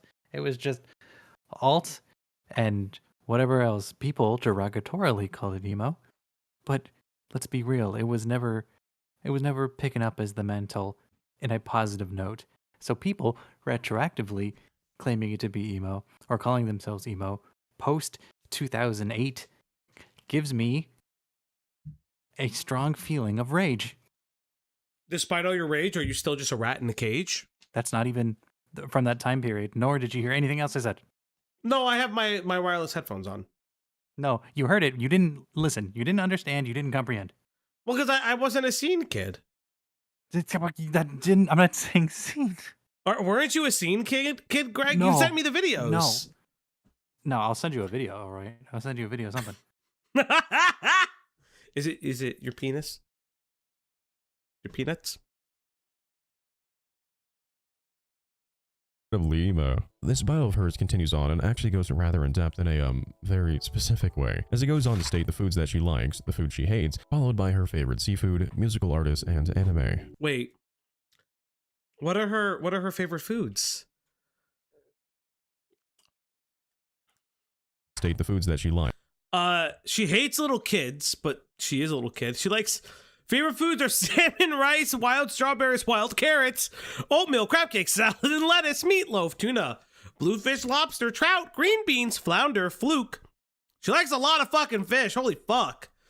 She hates potato chips, hot dogs, hamburgers, steak, any food that's fried, based. She spelled Doritos wrong. Cheez-Its, Cheerios. Hey, wait, who hates Cheerios? Cheetos. Oh, it's Cheetos, not Cheerios. Sorry. Cheese doodles, tacos, Mexican food. It's really, really gross. She looks like the person who would say that. You know what? I have no sympathy. Get her, gang. Get her, Jack. Get her ass. Brigade! No. Oh, she's crazy. Thanks the food she hates, followed by her favorite seafood, musical artists, and anime. This About section is not of any real importance per se. However, there are quite a few interesting bits of information here that leave me somewhat perplexed. Such as, I wonder what the motive was for adding a favorite food section, followed by a favorite seafood section that just overlaps with the prior list of said favorite foods. It's also a little humorous that she states that she loves manga, but when it comes to her favorite writers, she implies that reading is boring. But like, you know people write mangas, right? There are words in manga. Hypothetical question here, what would you call a person who writes words in a manga? God, if only there was a word for that one. Maybe she just doesn't— Mangaka? Well, it's not pronounced like that, but that is the word for it. But you could say creator, artist. Creator, artist. Didn't even read the mangas though. Maybe she's like me and she's like, oh boy, the pictures. But my favorite line out of all this, as it will come to ironically age very poorly, is where she states that her other dislikes are, and I quote, "Forgive me for my Disney-like censorship here, people who are female dogs to little kids. I'll kick those female dogs' Maximuses." She has quite a magical way with words, doesn't she? At the bottom of her About Me section are several links to her socials, such as her Twitter, 2 separate Tumblrs, and her current channel. One of many, as she has a history of deleting her channels, much like that scene in Death Note where Light just starts like tweaking with the book. Most of which we will explore in due time as a loving class. But first things first, in chronological order, as her story quickly becomes a roller coaster of events and spectacles that are incredibly hard to keep track of and date in succession to one another. When it came to Oris's debut into the cosplaying community, her first documented cosplay from what could be found was technically posted on September 3rd, 2011 during a camping trip she took with her family, where she stepped away into the woods to capture a photo of her outfit, with the image captioned as, quote, "In the lonely world." However, and this is not a disrespect to the cosplay itself, but I say that this was technically her first cosplay, as I am unsure as to what character she was attempting to portray here, as she states in the description of this post that this image was taken on her— She reads manga for the pictures. Yeah, that's fair. Wenry? Sure, maybe? Alphonse from Full Metal Alchemist? Okay. 3DS, and she doesn't state who she is trying to portray, which isn't made any more clear. Or, no, she did. No, she did, actually. Wait, no, she did. She said, "This is my cosplay picture I took while I was camping this week in New Hampshire. Really sucks that this was the only picture I was able to take. I was going to do Hitomi from Dead or Alive, Alphonse from Full Metal Alchemist." I'm pretty sure that she's saying that she was doing Alphonse from FMA. I could see it. Yeah, I could see that. I'm pretty sure that's how that was written. Trey, which isn't made any more clear as she is wearing a t-shirt and open button-up, so your guess is as good as mine. I believe this is the same as her other cosplays featuring a similar character known as Alphonse. Forgive me if I mispronounced that. Oh boy. Oh my god! You gotta give your nerd card back, bro. Oh boy, Wonder. Wonder buddy. Oh, you should have someone probably proofread the language of your scripts. Alphonse. Hey, it's I was watching a video today. I was watching a video today and somebody called it Luffy. Luffy, yes! I've seen the Luffy one. I've seen the Luffy. That's not even a Japanese name. Hey, Shitty, thanks for becoming a fucking camera operator. That's based. Batchany 161 became a member. Thanks, dog. Thank you. Wonder! Oh, holy shit! Oh, wow. Oh, hey, man, what's up? Good video so far. Seriously, I don't watch anime. It's okay. It's fine. I read most of my manga. Yeah, and you know what? We shouldn't give you shit for pronouncing shit wrong when Falgi can't read. I pronounce shit wrong all the time. We're just all in good fun. Also, it's Ronkonkoma, by the way. Not as someone that's from over here, it's Ronkonkoma. Really hard to pronounce anyways. It's fucking weird. But thanks for stopping by. That's not true, Layla. It's not true. From the anime Full Metal Alchemist, but it is far too blurry and non-descriptive to tell. Also, just a disclaimer, I blurred this image of Oris because she was still a minor at the time that this photo was taken. Fair, apologies fair, on my fair, end, fair. as I know we're trying to be a bit descriptive here, but we can't really see it. In this post, we also see Oris's. Someone sent it my way. I'm currently working on a project. Yeah, no, you're fine, you're fine. But thank you for stopping by. Video's very good so far. Appreciate it. She's crazy. God bless you for doing this. To my knowledge, first interaction with another member of the cosplaying community, which displays an individual expressing Access now. That's a white name. That's a white European name. Terry's no melanin in that name. That name is Caucasian. It contains 99% caucasity. Thank you. Thank you, Access. Thank you. Thank you. I don't know why that got me. For her photo, citing their excitement at the fact that Oris too was a Nintendo fan. With the user gleefully inquiring Oris about if it would be okay if she asked for her friend code. Friend to which code? Oris blandly replies with a lackluster, sure. A small foreshadowing of her inability to reciprocate the kind gestures and words that would be presented towards her over the years as she began her full emergence into the cosplaying scene. And where community and friendship was presented, it would be matched with volatility and hatred from Oris for quite some time. Something I personally believe was the result of chronic low self-esteem and self-depreciating aspects that can be found throughout the comment sections regarding her cosplays. A good example of this was when she posted on November 11th, 2011, her cosplay of a character known as Kari, and forgive me. Sure. You know what? We're gonna let it pass. We're gonna let it pass. Kari. Updated boss. Worked with what I could on Krita. Thank you.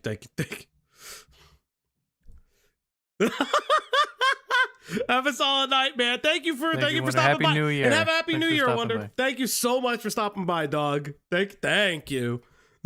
Kari. That's actually based. That's actually really funny. That's a really it's like that's like I'm not gonna say what I was thinking out loud. That'll oh boy. It's better if you don't. Oh no. Hold up. I gotta do the thing. Oh, you gotta pull it into the Yeah, I gotta pull it into the tab. Where's the video? Beckett? Bottom text. Actually, is Beckett working at a video? Yes, he is. Okay. Do we know what it's about? Like, is it public what he's talking about? The follow. We'll check in soon. Oh, thank you for following. Thank you so much. To 2.5, 2.5K. 2.5K. Yeah, thank you.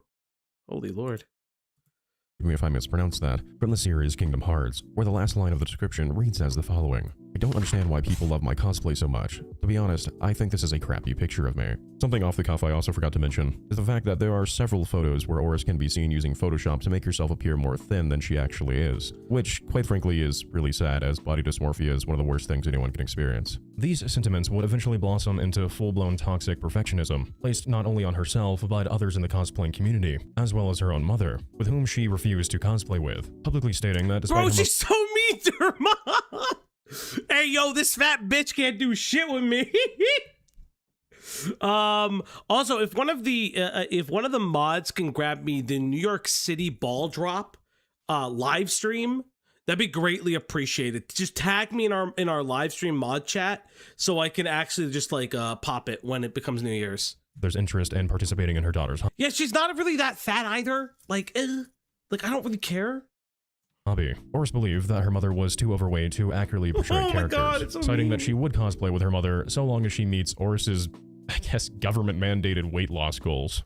So a lot of people ask me sometimes, why doesn't your mom ever cosplay with you if your dad cosplays with you? And I'm gonna sound very mean, but I'm also gonna compare it to like how in Hollywood, God, in Hollywood, weight matters. I don't know if you know this, but my mother would not be raped by Harvey Weinstein. She needs to lose a couple pounds before she gets on the casting couch. Oh my God. Like, what the fuck? Oh my god. My mom is so fat, she would not be invited to the Diddy parties. Well, I wouldn't have made that joke, but I'm glad you did. She wants to touch kids. I don't know what to tell you. Oh, we haven't got there yet. We already heard it. Matters. I'm not I saying my weren't- mom's fat. I'm just saying if she was like skinnier, and she's losing weight, by the way. And yesterday I gave my mom a goal. If you get to Christ. 180 pounds, maybe you can cosplay Queen Eleanor with me as Merida, and you'll look more healthy. Despite her clear uncertainty and lack of self-assurance, yet again, she's met with I love. swear that if they're Fauci, the things that come out of your mouth. Listen, I'm fucking. Literally, she's just like, my mom is too fat to cosplay with me. Why? This is Lady World of T-shirts. It kind of is. But also, you've hit another goal, chat. It's time to feed that pupper. It's time to give her treats. It's time to feed that dog now. On the Uplock stream tonight. Yes, everybody, it's time to feed that dog. Come here, girl. Come here. And if you want to feed that dog, all you gotta do is reach that doobly-doo goal. Thank you, guys. No, but like, in all seriousness, like, she's like so mean to her mother. And I don't know where it comes from. Because it's just weird. She sounds like a Jewish lesbian who's in denial. I haven't done this in a while. I disavow. You haven't done it in a while, which means you've just been avowing most. No. You know what I mean. I You know what I mean. New year, new you. Comments and advice from those who do not see the flaws of such a cosplay to prohibit the excitement of seeing someone enjoying themselves with their shared hobby as they continue to garner stable footing with their abilities in the craft. On September 18th, 2011, in a post that is incredibly desaturated for some reason, so apologies for that, Morris would post a live update to her DeviantArt page where she explained that she was starting school in the coming weeks and how she had grand plans to participate in a cosplaying competition at an upcoming unspecified anime convention that same year. However, according to what I could find online, the only anime conventions to take place after September 2011 were known as Anime USA, which was held in late November, followed by Pacific Media Expo and Expo TNT 2011, both held in December, neither of which there is, to my knowledge, evidence that Oris had ever attended these cons. So, for her first publicly recorded appearance at a convention that can be found was at the 2013 Katsucon Anime Convention that took place at the Gaylord National Resort and Convention Center in National Harbor, Maryland from February 15th through the 17th. I know exactly what this con is. Yeah. This Katsucon's big there, and then MagFest is there. Have you ever been there? No, but I know people who go there because they usually do the swimsuit shoots there. Because the Gaylord Hotel has a really big pool that a lot of people use. Yeah, it's okay. This hotel is crazy huge, dude. Yeah. It's like a giant snow globe. That's why it's called whenever I go, it's Gaylord. always like in the middle of the... Wait, what'd you say? You've gone to Maryland? All the time. But not New Jersey? It's so close! I don't know how East Coast geography works. It's literally just like 9 hours away. Uh-huh.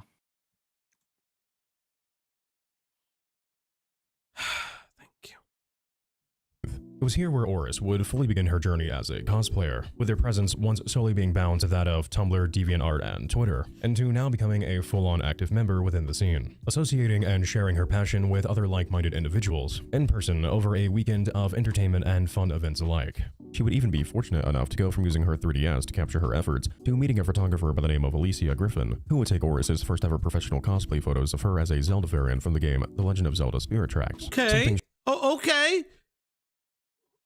Oh, what happened to the thing, though? She joyously shared on her DeviantArt page, even going as far to state in her bio that her favorite Spirit Tracks. Something she joyously shared on her DeviantArt. I heard the little fucking block Mario hitting thing in the background, and my ears perked up. her page, even going as far to state in her bio that her favorite photographer was Alicia Griffin, which has not been changed to this day. Oh, that's It is nice. clear, in my opinion at least, that KatsuCon 2013 was a particularly meaningful weekend of Horace's life, especially when she has attended the very same con that started it all for her every following year leading up to present day. From what I've been told, these conventions truly are a one-of-a-kind experience that you just have to witness yourself to fully grasp the energy of such an occasion, and it is something I personally intend to find out for myself at MagFest 2026 this upcoming January. Hey, wait, there's a Mega Man theme for MagFest this year? This one's Mega Man themed. They've had a Castlevania theme. They did a Metroid theme. They do all like classic themes for these. Damn, I can't go, but that's based. Fucking wonder if you somehow do this. If you ever somehow watch the rest of this video, fucking based. God damn. Fucking that goes hard. If you happen to be there at the same time, it'd be great to see you. Over the next 6.5 years, it would appear from her continuous posts to her DeviantArt, Tumblr, and Twitter pages that Oris was maintaining a relatively socially awkward, yet nonetheless innocent existence in her pursuit to keep the dream alive that she had promised to herself at 14, kept alive through a consistent valiant effort to get better and better at what she does. However, if this was merely the legacy of Oris cosplays, you and I obviously wouldn't be here, because buried beneath the surface of all we just discussed is far more that meets the eye than any one person casually following what they suspected to merely be a shy cosplayer sharing their hobby could have ever realistically anticipated. On April 4th, 2019, at exactly 11:18 a.m., in the back alleys of the internet far away from prying eyes, an anonymous user would post a thread to a message board known as Lolcow. I did find her Lolcow farms. I won't lie. I did find the Lolcow farms. It is, it's definitely interesting. I'll give you that. Farms, a bewildering not safe for work photo of Oris, followed. Yep. So that picture is her with a shirt on. It's a white shirt and it's like cut this way and it's barely covering her titties. And there are topless photos in there. Oh boy. But also, chat, more importantly than all of this, by the way, oh God, it's time, chat. Are you guys ready for the ball? Oh no! Stop singing. We're gonna get chat. Oh God! Stop! Muted. What the fuck is wrong with you? Who are you, lady? You're a dreamer, but you're not the only one. I get it. Oh look at all these people. They're hugging each other. They're holding each other. They're so. Oh, the ball dropped. Oh shit! Oh no! I pressed 0. You are the worst. I pressed 0. I'm so used to pressing 0. You know what I'm thinking, too? Yeah. You know I've been to Maryland, and you know I've been to the Gaylord because I had the MagFest story about where that's I had right. my Wooly story. Yeah, that's right. That's right. You did do that. I guess I like forgot where because there is another MagFest like over on your coast now, right? Like there's East and West. No, they have a second one, but I don't think it's Mag West. I think there's a Mag West, but I thought it was Mag West or something like that. It's also relatively new-ish. All right, chat. Are you? Fuck you, Mayor Adams. You're okay. Here we go, chat. We're waiting. He's a real guy. He is. Vernon, I love you. This is insane. Yeah, Vernon. What? Happy New Year's. Happy New Year's. They SHO outing outside my house. Yeah, they shoot. They be shooting outside your house. Man, that got fucking people just love Overwatch. But thank you guys so much. Just to say it. It's a free game, you guys. It's a free game? Maybe. Who knows? It is free. It's next year, my dudes. Welcome to 2026, fuckers. Yeah. Devilish face emoji. Yes, it's next year. What are your New Year's resolutions, Chef? Everybody loves Overwatch. That's really stupid. That's the stupidest thing we've ever seen. The best meme ever. The best meme ever. I have never wanted to go to this. I'm actually enjoying it now. Now it's people just donating $10 saying I love Overwatch. Chat, can you donate $10 and say you love Overwatch? It's kind of funny. This is actually really funny to me now. Nicholas Diorio should be the ball next year? That's crazy. No, Falgi is we call him the ball. I am the ball. I have one ball. I had cancer, chat. You guys know that every dono you give is supporting a cancer survivor. So you guys should give more money. And Falgi. Oh my God. New Year's resolution to get a girlfriend. Bomberman, I hope you get a girlfriend. But also, Be nice to them. Women are not the goal. You know what Yep. I mean? Just Women be are happy not the with who you are. goal. Women are not the goal, and they're not a whole. They are beautiful They're not. people. It's not a prize to be won. It's, you know, you aren't a guaranteed happiness. You Earn it can't- yourself. You can do not do it with or do the without thing. a partner. I hate Overwatch. I Yeah. have hundreds of hours played. Oh my god.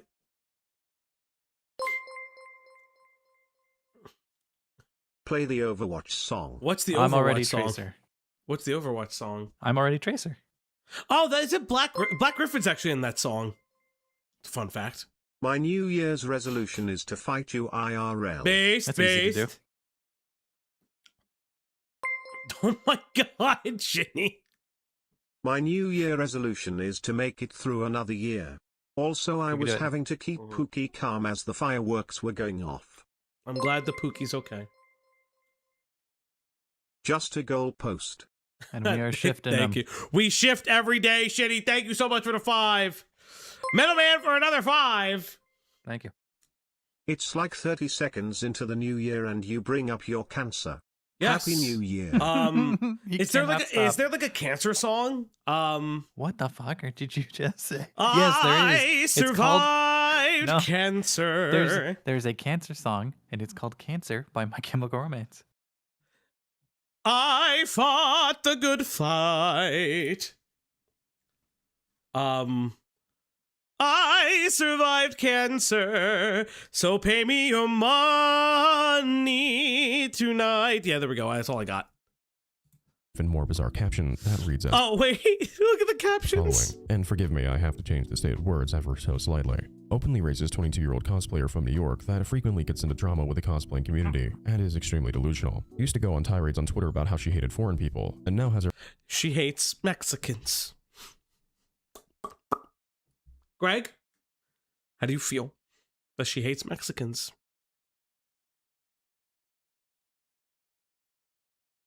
Greg? I'm remembering a personal story that has nothing to do with anything, but I'm just remembering that I have a friend. I shouldn't say this. Yeah, say it. You have to. It's not very funny. New year, new you. No,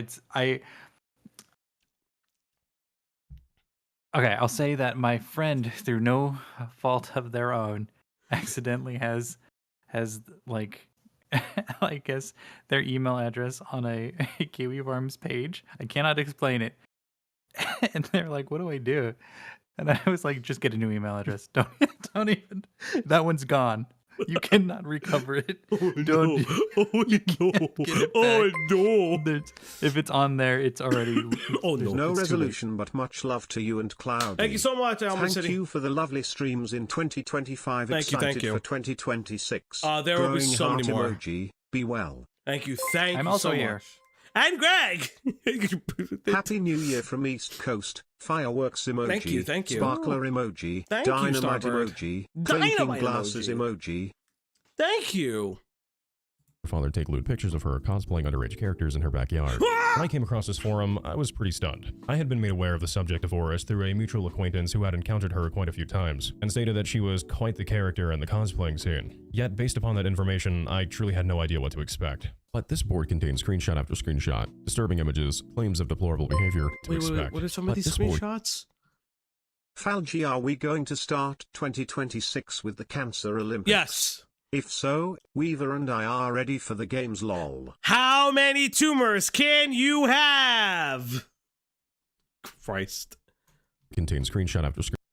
Kelly, why is your hole out now? I wanted backlash on Twitter to see if I could handle it. You're so stupid. What are you do? That's what you are. Who took these pictures in the first place? My dad? Screenshot. Disturbing See, if images. this was a shit claims of post, that'd be a crazy ass That's shit a post. crazy But fucking shit post. I don't trust this person to lie about this. Wrong body type as Ruby. Ruby doesn't wear glasses. Who cares? deplorable behavior, and even more grotesque allegations surrounding her and her father's relationship, with alleged SA allegations being involved, her blatant racism and vitriol towards other members of the cosplaying community, and inability to Oh, she used the hard R. Ooh, okay. comprehend the concept of hypocrisy. Potato with the 20? Oh, thank you. Thank you, buddy. We twahe ran about the braes, and pooed the gowns fine, but we've wanted money a weary fits in Auld Lang Syne. Oh, wow. Don't forget to get your haggis dinner on January 25th for Robbie Burns, who wrote the New Year's song. Very based, very poggies. Thank you. Thank you. Followed by speculations, conspiracies, rage bait, and extensive lore, all continuously documented in this small pocket of the internet from 2019, with the latest entry to this forum being from only 14 days ago at the time this script is being written. Wow. But just as I was getting ready to fully sit down and begin sifting through what this message board had to offer, I got a Discord notification. Oh. Hey, Wonder. There's someone called Oris Cosplays. I've been documenting her for nearly a decade now, since I was just 16 myself. She's done everything you can imagine, from sending not safe for work photos to minors, to bullying her friends who are being neurodivergent. I've made videos on her in the past long ago, but I think it's time there's finally a good comprehensive documentary, and I think you're the best for the job. Here's a folder full of damning screenshots. I can connect you to anyone involved if you'd like as well. The creator... Okay, that's kind of based. That's based when it's like, hey, so here's the A-log folder. Go off, King. You know what? I can respect that. I can respect a true blue hater, man. I can respect that. I hear the fireworks in the distance. She does not give a shit. This dog doesn't give a fuck. Well, yeah, because you gave her the Ambien. I don't. That's crazy. I don't do that. Uh-huh. That's crazy. Popping in real quick to wish a happy new year. Thank you, Angie, and a happy New Year's to you too. I hope you're enjoying your time with your family. Or friends. Or both. By the name of Neon Caffeine, one of the only people I have seen actually cover Oris to a wider audience before. Oh, I've heard of Neon Caffeine. Why do I know of Neon Caffeine? Why do I know of that person? I've heard their name before. I don't know why. Discord and provided me out of left field an entire Google Drive of evidence that, primarily, to my knowledge, had never been seen by the light of day. Upon peeking into said drive, I wasn't sure what to expect. Oh God, it is Mango! Oh, that's why! It's Mango! Oh, well. Yeah. Mango Neon Caffeine has really interesting history on the internet. They have an interesting history. Mango? Yes, that Mango. Okay. That Mango. They do have an interesting history on the internet. One of which allegation, and it's an allegation, by the way, that they convinced like a fan who was into them to drive them like halfway across the country. And then when they were finished, like started to make like allegations against them. I don't know how true that ever was. We've never covered Mango. I really don't have any interest because I don't think I've ever seen like a comprehensive video on them. But I mean, like if they have like good coverage, like their own personal controversies aside, who cares? Or exactly what I was looking for. A lot of what I initially saw seemed to be out of context. And again, it's an allegation that I've heard through the grapevine, but I've never purposely like gone into them. I believe they date the YouTuber Pan Pizza, if I remember correctly, which is aka Rebel Taxi. Text screenshots and DMs that, despite their apparent unhinged... Damn, bro, like, this motherfucker's still in my flow. Now he's even in the guinea tea now. Now the shirt is off and he's in the... This motherfucker be still in my fucking flow. Nature, I couldn't make much out of in terms of cohesiveness. However, I was quickly taken aback when I was made witness to several exchanges involving blatant racism, body shaming, and narcissistic gloating from Oris towards other unsuspecting cosplayers who were just trying to have fun with their hobby in peace. Some examples of this were leak exchanges from one user where Oris had replied to their story. Your Molly is so lazy. All you did was slap your angel costume and added a corset. Recently, I cosplayed Molly, and most of it's from scratch and true to the artwork of her. What's the every Molly cosplayer looking like a gender-bent angel dust? Okay. Calling someone's Hazbin Hotel cosplay lazy, followed by her sending her own cosplay photos of the same character, citing her attempt to be true to the art form. Like, oh my god, huff your own booty cheek dust under your bed sheets, why don't you? The self-absorption and condescending behavior can also be seen in another series of messages when Oris tells a Steven Universe cosplayer that the character Ruby doesn't wear glasses and that they are the wrong body type to be attempting. That's fucking insane. Such a portrayal in the first place. Which, not to be that guy, but while there aren't Rubies in the show that specifically wear glasses, the character Garnet, which is a fusion of the character Ruby, literally wears shades. Before I show you just how drastic of a turn these directions take in terms of classic old racism, this is not by any means meant to insult anyone's body type. But, Oris, I don't think this is particularly a one-to-one depiction either. Rules for thee, but not for me, I suppose. Yes, based. Based. May they do a photo shoot at Lake Ronkonkoma and urban legends come true. Crossed fingers emoji. What's the urban legend? No comment. What? I actually don't know. I don't know what the Lake whatever. thing is. Upon the literal thousands of screenshots I was presented with, I then stumbled across a single out-of-context Instagram DM where Oris was arguing with someone who said that they did not like her cosplay of Raven from Teen Titans. Oris takes a jab at this user's skin color, saying that this— You said, wow. You said my makeup on Raven was a half-assed, was half-assed, and I know exactly what you're fucking, I know what the fuck you're doing. You are, by the way. Insulting me because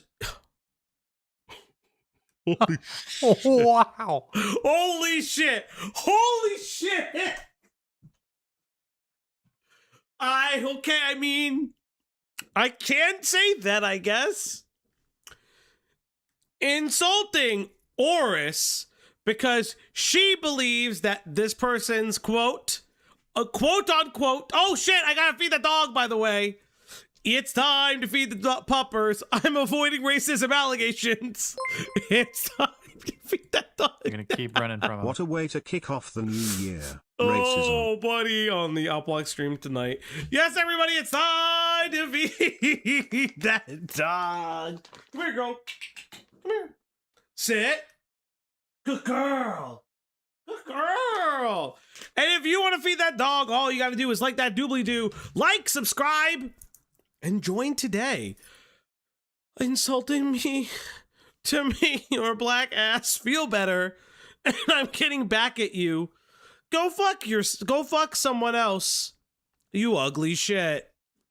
Or slut, I'm not sure. Or slut? Oh, yeah, it's probably slut. Rocky BB with 11 At Rocky months. _BB became a member. At Rocky _BB celebrates 11 months of membership. Happy New Year. Happy New Year, Sparkling Rocky. heart emoji. Happy- Heart hands emoji. Happy New Year, Rocky. Thank you for being here for, like, that's incorrect. You've been here for like over a year. So fuck off, you stupid dodo thing.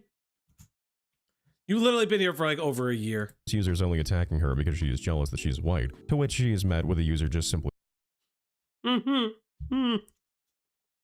Greg, you want to read this one? My black ass, hun, is that supposed to be an insult? By the way, thanks for pointing out that I have a fine ass. I know what she responds to this message with. At Kimber Kimothy became a member. no! At Kimber Kimothy celebrates 11 months of membership. Kim, Happy thank New Year, you. East Coast. We're 45 minutes away. Very cool. Thank you, Kim. Longtime member, Kim. Thank you so much. Oh, no. clowning on her, before Oris just straight up— Oh, God! That's crazy. That's insane! Oh, no! calls her the N-word. Wow, very classy, Oris. Very, Oh, no. yeah. But what makes all of this so insanely hypocritical is the little cherry on top. That is her inspirational message that can be found on her Ko-Fi page that reads as the following. On the left, taken at Katsucon 2019. On the right, November a week before Thanksgiving. Cosplays can always improve. Instead of shaming someone who may not be the best at cosplays— Okay, yeah, so she's, apparently, racism is bad. use words of Thank you, Shitty. encouragement, actual constructive criticism. Also, Shitty, I saw your message from before. I know Tyrone thinks I think he's like one of the funniest chatters. He has the troll He's wrench. a comedy wrench. Right? He's a comedy wrench, yeah. I wasn't even there for how he earned it, so I'm sure it was good. It was good. It's just it's the one-liners. It's the fucking one-liners. It's the like, I'm not rage bait, like, there's always like a chatter that I really like where the chatter rage baits the person who's just not, that we're covering, who's just not here. Mm-hmm. And I love that. It's actually one of my favorite, because that's how Pimenta got it too. Like Pimenta would make fun of me, but Pimenta would just, like, if this person was here, like, Pimenta would rage bait that person I mean, I saw Pimenta doing it when fucking Jagger was in the chat, and on stream, Pimenta was rage baiting the shit out of him. Falgi, I'm drunk because Gilla, you're a twink. That's right. Hey, it's okay. It's okay. It's okay, girl. It's okay. Stop. I know. Hey, it's okay. Twink is her activation phase. Twink, it was her activation phase. Jesus. Hey, Stop. Stop. I know. And not, your cosplay sucks booty. That's not criticism. That's being mean. Refer back to her calling a Steven Universe cosplayer the N-word, I guess. Oh yeah, constructive criticism at its finest. Now, despite the sour taste, this type of unhinged behavior would naturally leave in anyone's mouth. Where things suddenly took an even darker and far more unsettling turn was when, after sifting through several hundred images and short videos, I came across a file simply labeled orisvid1.mp4. Press click, and I was genuinely caught off guard by what I was hearing. Is it true you liked your brother's 14-year-old friend? Yeah. Well, he's 16 now, but I used to have. Oh, there's neon caffeine in there. There's mango there. This is just evidence. MP4. This is jail.mp4. Cool. A crush on him. Because 16 is still under the age in the United States if you're 22. I know. Well, he probably doesn't think of me as a girlfriend, but ever since he was 9, this is gonna sound really creepy. I felt like I loved him because he understood me. He really got me. And I could talk to him about anything. A 9-year-old. Why A 9-year-old. Okay, we're here. I was like, I'm gonna marry him someday. You realize that is yeah. Wow. Well, okay. I mean, straight shooter calling it like it is. Cool. I don't have to say it. You know what? You know what's pedophilia? Yeah. She knows. Yeah. She's like, yeah. She is a pedophile. As long as she knows. Like, as long as she knows, yeah. We don't have to like. Yeah, I would have been like, do you identify yourself as a pedophile? Oh, I don't know about you. I'd hope you agree, but that's pretty disgusting. To somehow make the claim of liking a 16-year-old even worse by stating that you felt seen and understood by them ever since they were 9, leading to you quickly falling in love with them. Just got an ice ad? What the? I think we've mentioned Mexicans too long at the chat. The fucking video mentioned Mexicans a couple times, and then an ice ad plays. That's insane, YouTube. Listen, they got too much funding. If they're putting ads on our YouTube streams. Oh my That's God. crazy. Holy shit. At the same age, I can't believe you're taking money from ice. yeah, me, definitely me. Unhinged. And the fact that she seems almost humored by telling viewers this information, it leaves so many questions up in the air that if it was Falgi interviewing her, quote, you could say it. You could say it. It's okay. Just say you're a pedophile. Yeah, I do be doing that to people where I'm like, you could say it, it's okay. And then they just say the most unhinged shit live. I don't know why. that we must answer here together. So I suppose it goes without saying that you and I thought there was underboob. Holy shit. I was like, Wonder, what are you doing? You were so nice in our chat. Why did you put underboob on my screen? I saw your career flash before your eyes. Have quite the work cut out for us, as we are now merely at the base of the mountain of evidence we will have to sift through to truly make sense out of whatever the hell has been going on and it here. fucking works, Falgi. Yeah, I know. Because you be pulling that Chris Hansen shit with a soft toned voice. Yeah, I mean, like, I have a different way of like looking at interviews. Like off the record interviews are a little bit different because I don't treat them as much as an interrogation. But when it comes to when it comes to interviews that are on stream where I know it's a limited time because the person will most likely run if I ask the wrong question, I have to what people call boil the frog. And like, for some reason, like, people don't like that I do that. And I'm just like, I don't care. It gets content done. What is the art contest? The art contest will be in the new year. It'll most likely be the end of this week. Myself, Greg, and Cloudy will try to be on stream at the same time. It will be a Christmas concert. Well, not even a Christmas concert. It'd be like a charity event concert, I'll call it. The only reason why is I just don't have time right now, and I'm trying to get everything together. Trying. Hidden away primarily out of sight in this niche corner of the internet. This is going to be a genuine mess. So, where do you and I even really begin? Oh my god! One more time. I'm gonna hyperventilate right now. What did you just say? I'm love for my dad. One of the claims that's been made against you has to do with Oh yes, I know what you're talking about. I said that I had sexual feelings for my dad. Why do you always have to bring my parents into it? Also, I'm tired. I didn't sleep well. But why do you always have to bring my parents into it? It's none of your business. Like, go away. Girl, you said that you had sexual feelings for your father! And there's weird messages that say that you may or may not have had, that your dad may have molested you. What are you saying? Viewer discretion advised. Trigger warning. CSA. When putting together all the puzzle pieces that make up Oris's legacy, one of the most okay, so you can't mispronounce Kyrie, but wear a Misa, fucking, like, sweater.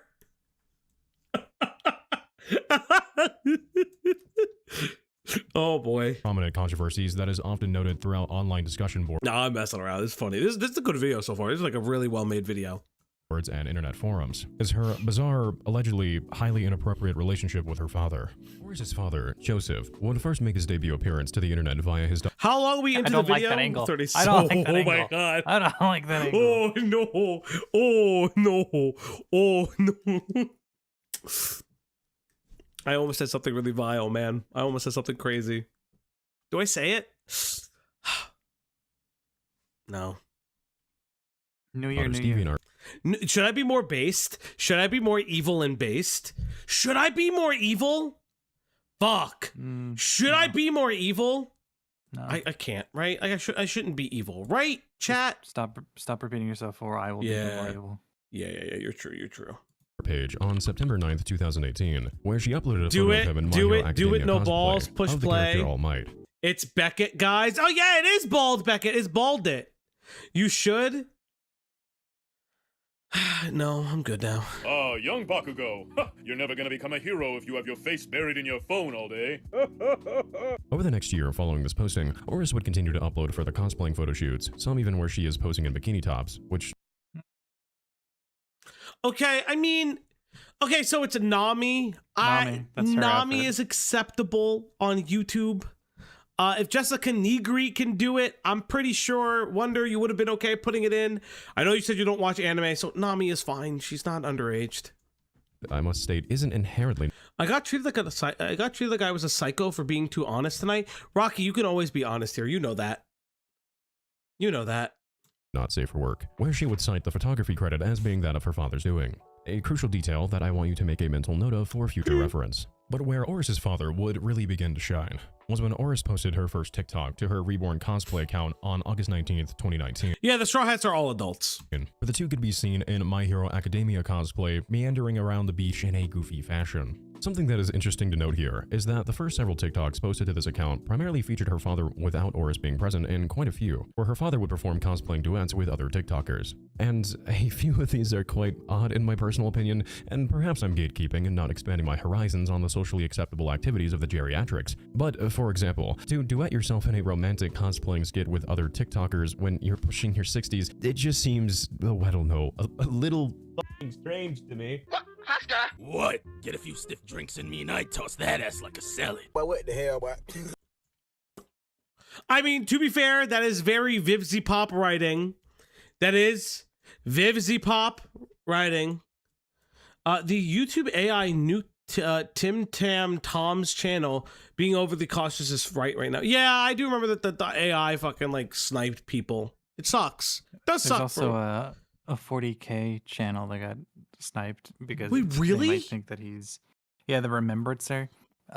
They think his stuff is either just copy paste from the wikis or AI voiced, but it's neither. He writes his scripts and he just has a voice that sounds very like AI-y. Yeah, I So mean, he even can't if it, appeal it again into March. I mean, even if it was, like, even if it was a fucking like copy and paste thing, it's still like his voice is his voice. Yeah, it's his voice, but they're trying to cut back on just repurposing text from other sites, a la the Internet Historian whole video. I guess, but then that doesn't really make sense for an AI video, because if you're recording, okay, so real talk, right? If you're recording an already published article, and let's say you cite the article, oh my god, what a bad flare! I don't know what that Speaking is. of getting sniped, hashtag free bad flare. They don't nuke the actual channels. Yeah. Yeah. So like my whole thing is like, even if you copy a script or you read an article, if you're identifying that you read the article in the description of your video, if you're citing your sources and all of this, and you're creating like a loosely pseudo opinion piece, I kind of just don't give a shit. I think I said that even in like the Snowflake internet anarchist streams. If you just said, hey, I pulled a script from somewhere, it's up to your audience to decide if your voice actually matters in that. I don't know what to tell you. As long as you're not stealing from like another YouTuber, I don't fucking know. Wow, that was, how do I put it? Painful. Yeah, that's probably the best way to describe it. Quite the experience you and I just shared there together. At first, I thought that this was just Aura simply promoting her father on her account, due to simply wanting to include him in her content for one reason or another, and that she was setting these skits up for him to do, which still may be very well possible, which he happily went along with for the enjoyment of his daughter. However, and I could be very wrong here, I found a caption on one of her TikToks that may suggest that this account was actually her father's originally, and that Aura's took over the account at some point because hers got deleted, which would make sense as to why there are multiple duets with her father, and herself on her own separate page, all in one video, and why Aura's fails to appear in multiple. As I browsed through these TikToks one by one, sorting from oldest to newest, I was looking for anything that would lend credence to the claims that suggest that aside from base level oddities, that there was something more going on between this father and daughter duo that breached into a realm of rather suspect behavior. For the first several TikToks, I experienced primarily a mix of humor and genuine disturbance from the occasional nightmare fuel that would jump scare me as I scrolled. Oh, that's her dad. Oh, that's her dad. Why do you have him kneeling at tit level? Why is her dad staring at your tits? I don't like this. There were duets of her father with quite a few teenagers to young adults, some with not safe for work themes, but nothing that really stood out to me in the grand scheme of it all. However, that was until I noticed a TikTok that I almost skipped by habit due to having the audio muted, because realistically, there's only so much of that I can really take in one sitting. This is a TikTok where Oris and her father are seen cosplaying characters from Hazbin Hotel. Oris quickly raises something up in a frame, a fabric of sorts, before she walks off camera, including the brief TikTok. So I unmuted the audio and rewatched it, and realized that these were women's underwear she was holding up, presumably her own, with the skit audio being based around her character stealing Husky's, her father's, underwear. I stole your underwear, Husky. I don't have any underwear. True. They're Alice. Wakey, it's time. No. No. No! Why? I see. This is the product of having no friends and a dad with too much time. Game over. Greg, how do you feel? Greg, what if we make cosplays like this or like TikTok shorts? No. Thank you, Greg. Yes, I will admit that while this TikTok is indeed odd, that is pretty much all we can realistically take away from it. In my personal opinion, filming a video with your daughter where she plays with her underwear online is incredibly weird, and if I was a father in this situation, there's no chance that I would allow my daughter to exhibit these behaviors to the freaks of the internet. But okay, so the argument would be, if I'm being generous, I don't think this girl has friends. No, of course not. So dad took an interest because he's supporting his clearly emotionally stunted daughter. However,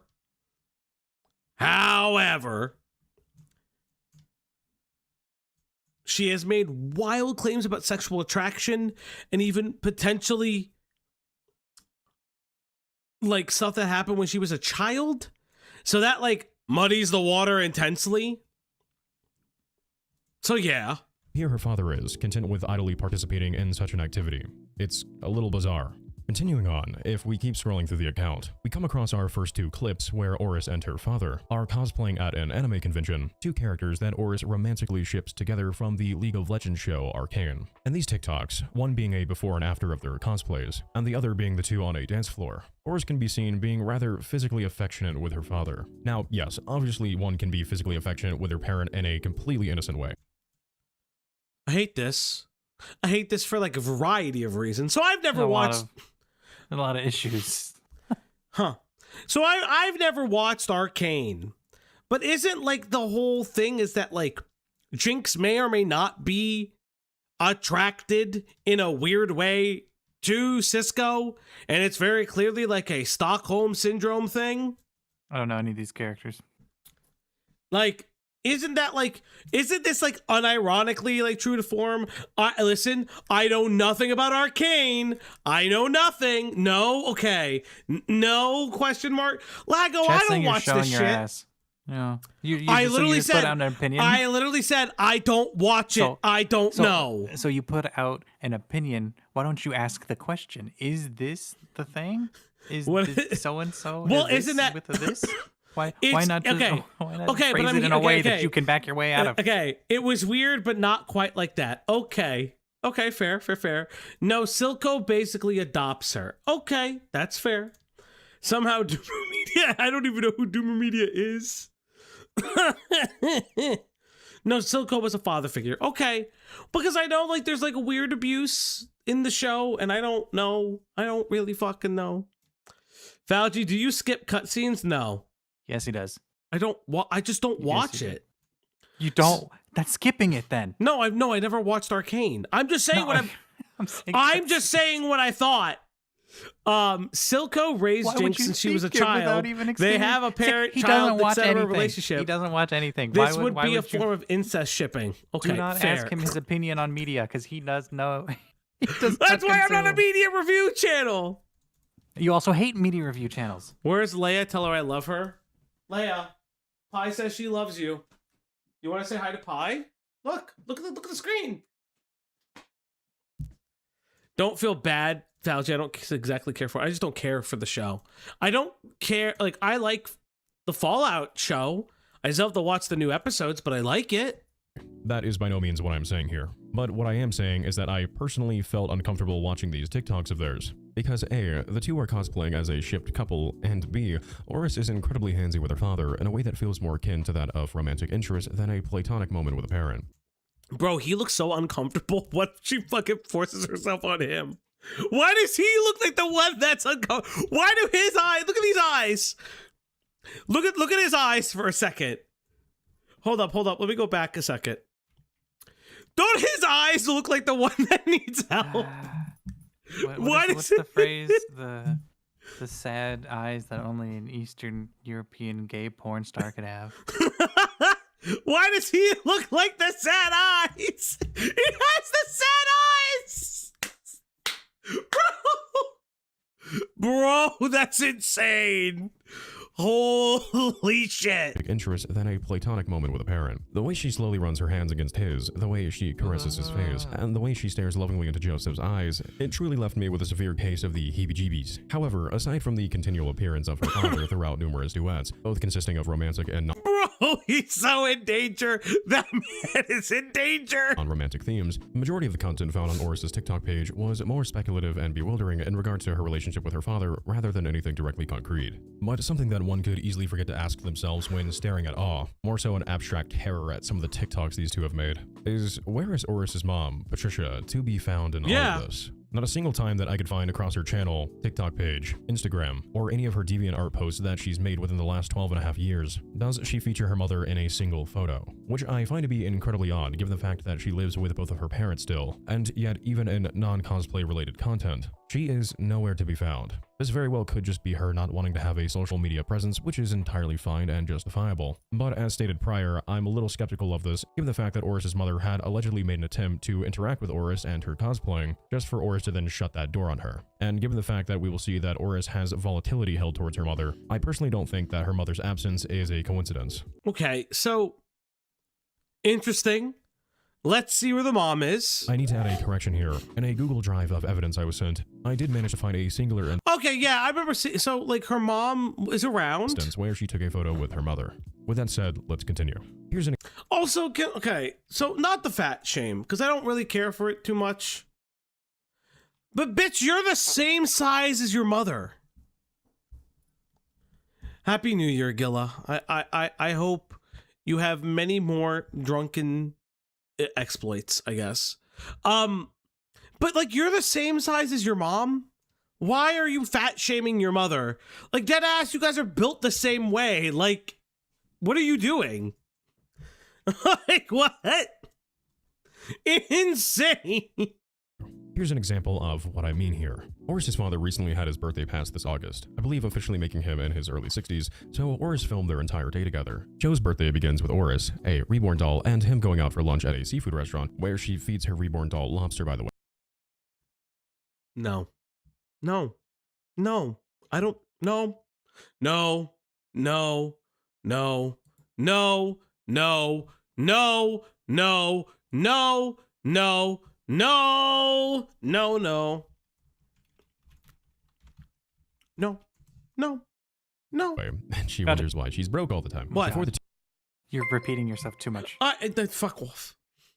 She is the mom now. To head back to the house for cake. Joe lights his own candles and presents his birthday cake to an entire table of— Is that a— Oh no, that's not a Mr. Frog. Why are there shoes on the table? It's the kids' shoes. Why are there shoes on the fucking table? Why are there shoes on the fucking table? Reborn dolls, which feels like a scene straight out of a horror movie. Oh my god! Oh my fucking Christ! What the fuck is this monstrosity? Degenerate, huh? You know Falchi. Oh my god. Happy New Year. Happy New Year. Happy New Year. This feels like an episode of Criminal fucking Minds. What's in the cage, Mom? Oh my god. Not to fat shame. Don't swing at your own team. Yeah, real. What the fuck? This is where the mom lives, in the cage? Fuck me. Oh, no. A horror movie. I mean, my god, I can only imagine what is going through the head of this— Oh, you said CSI? I personally think Criminal Minds. Poor dog over here in the corner with a cone on its head. My buddy looks a little bit confused. Oh no, look at him. He's so fucking scared. A wee bit perplexed, I suppose. Oh no. Oris then feeds each of her dolls their own slice of cake, and the day concludes with her and her father watching The Godfather, as that is his favorite movie. But what is just so odd here is that Patricia is, yet again, nowhere to be found on her husband's birthday for the entirety of the day. And this isn't the only occasion of this occurring too. To my knowledge, Patricia has never once attended a con with a duo, and there are multiple vlogs of Oris and her father going on trips, restaurants, and dinner, all with reborn dolls tagging along to make their family outing complete, and yet still no sign of Oris's mom, ever. And it isn't as if Oris's mother hasn't made an effort to show interest in her daughter's passions either. If we recall, some of her earliest cosplays posted to her DeviantArt. In the description of several of these posts, it states that her mom had purchased her wigs to help her put together costumes. An endearing gesture, I feel. And when her mother allegedly asked Oris if she too could attempt to cosplay with her, Oris's response was that her mother was far too overweight to ever cosplay, presenting her mother with a goal weight before Oris would ever consider such an idea. I'm not saying my mom's fat. I'm just saying if she was like skinnier, and she's losing weight, by the way. And yesterday I gave my mom— Okay, I will say this. Third time hearing this audio, I kind of get it. I'm sure like this is for like the Zoomer mindset. It's the third time I'm hearing the same audio. That's okay. on a goal. If you get to 180 pounds, maybe you can cosplay Queen Eleanor with me as Merida. In Hollywood, weight matters. The only In Hollywood, weight matters. documented time I have ever been able to uncover Oris genuinely considering cosplaying alongside her mother was in a video posted to her channel, Kelly White, where she discusses potentially doing a Little Mermaid cosplay with her mom, where she, Oris, could be Ariel and her mother could be Ursula. Which, I'm unsure as to how many of you are familiar with this character, but let's just say that Ursula's a little, how would you say, shoddy, a little big-bagged. I must reiterate that this isn't meant to insult anyone's weight by any stretch of the imagination. I know that I'm making jokes here, but I'm more so making jest at the fact that the one time Oris considers cosplaying with her mother, the first thing that comes to mind is a rather it's also like, hold heavy-set villain, since and like it's not even that it's a heavy set character, it's specifically like a villain character. So like do you see your mom as the villain of your story? I mean, Ursula slays though. Like, a lot of yeah, she people, does slay. You know, who cosplays her definitely have to have a charisma about them too. Yes. But like it's something really interesting that like you casted her as a villain. And again, she did at the same time with her mom, casting her mom as the mom from Brave, where essentially like the mom is the villain of the story. Not like the main antagonist, but like an antagonist of the specific character story and not like the over, because like always every Disney movie is my parent is my antagonist, but not like the ultimate evil. They're just my antagonist of my own personal arc. And that's every fucking like Disney movie with like a weird parent. So like it is bizarre for sure. As we saw her state prior, she believes that her mother can only— You go Freud analyze her? God damn you. Except Lion King, yeah, because, you know, everyone wanted to fuck the lion. Your movie sucks. cosplay characters that she finds to be within a believable weight class. Her casual nature about publicly body-shaming her mother is just so incredibly messed up. Further displays of Oris attacking not only her mother for her weight, but herself in the process, exhibiting our already speculated theory that Oris has incredibly low self-esteem, can also be located on her inactive Twitter account. It is here where she would primarily post her every waking thought into the void, with a specific exchange, consisting of a laughably cruel post between her and another user that reads as the following. I'm too fat. Only skinny girls can wear makeup and dress pretty. Fat people would look ridiculous if they did that. My mom is fat and old, and she doesn't deserve to look pretty. In fact, she doesn't. Oh my god! Oh my god. Like, I make fun of my mom, right? Like, I'll poke you do? jabs at my— Yeah, I do, to her face. But I would never be like, crazy. I would this never. fucking— We all do it. This is just fucking terrible. What an insane thing to say. Holy shit. A user that responds by saying, I beg to differ. I know many heavier ladies who dress well and look absolutely gorgeous. Be kind. To which Oris responds with, but she's incredibly ugly. She doesn't even have a neck. She's the ugliest woman of the night. Oh my god! She called her mother an ugly slut! What the fuck is this happening? Oris is purposely picking characters she ships for her father, while purposely casting her mom as a woman who gets in the way of the protagonist and their goals, dreams, and aspirations. Yes. Yes, it's a really good way to put it, Abyssal. Very good way to put it. Holy shit! This is giving me, what's the name of that family? That Lolcow family? The Thorpes. Thorpes is kind of because Grace hates mom. Like this is not shouting out a friend, but like Diesel's video on the Thorpes is really interesting. And it's very funny to like see how much vitriol is there for like the Thorpe mom. The user before then replies, oh, how do you know she's a maiden of the night though? If she's a maiden of the night, a maiden of the night, then obviously she's got something going for her in the looks department. This is then followed by yet another separate tweet of Oris saying, my mom doesn't dress pretty. Good thing because she's fat and ugly.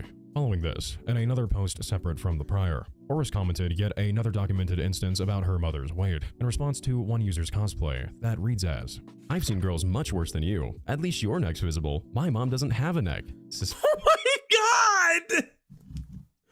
What is happening? Oh my god, she's killing me. Also, there's 155 of you, and only— I don't even know how many likes are on this video, by the way. Oh, nope, that's the wrong thing to click on. There's only 49 likes. Can we get it up, chat? Chat, can we get a like? Each like, Oris's mom can be kinder to herself. Remember, chat, only you can put out forest fires. Thank you, chat. And remember to like, comment, and subscribe.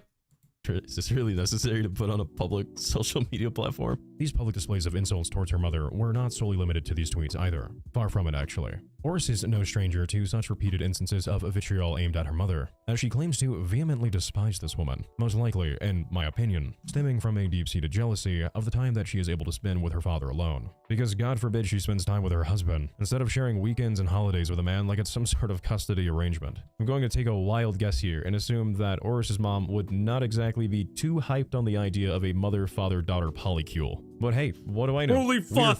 Holy fuck!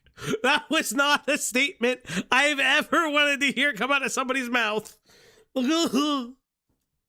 Have probably happened, maybe. There's a non-zero chance. An example of this jealousy stems from a Father's Day post Oris had made to her Twitter, where she states that her mother was selfish for taking Joseph. I only had an hour with my dad on Father's Day because my mom's such a selfish bitch that she keeps taking him out places when yesterday should have been about me and him. Oh, she wants to fuck her father. Holy shit.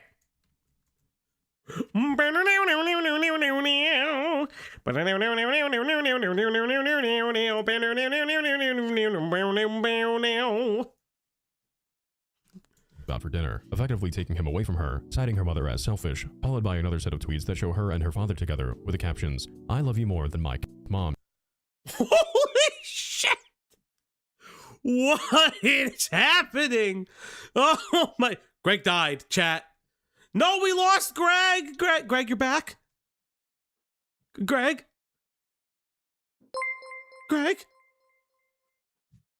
If I had to guess, her dad is more permissive, while her mom is probably a parent and not a doormat. But it manifests in a weird incorporated ST thing for her. It's... Yeah, I get that. I get that. Oh, it's me, Greg. Greg, if you're watching, it's me. It's Discord being Discord. Discord is will recently just cut out. I don't know what's going on with the Discord servers recently, but Discord has just been cutting out randomly. So it's not you, buddy. It's me. Greg?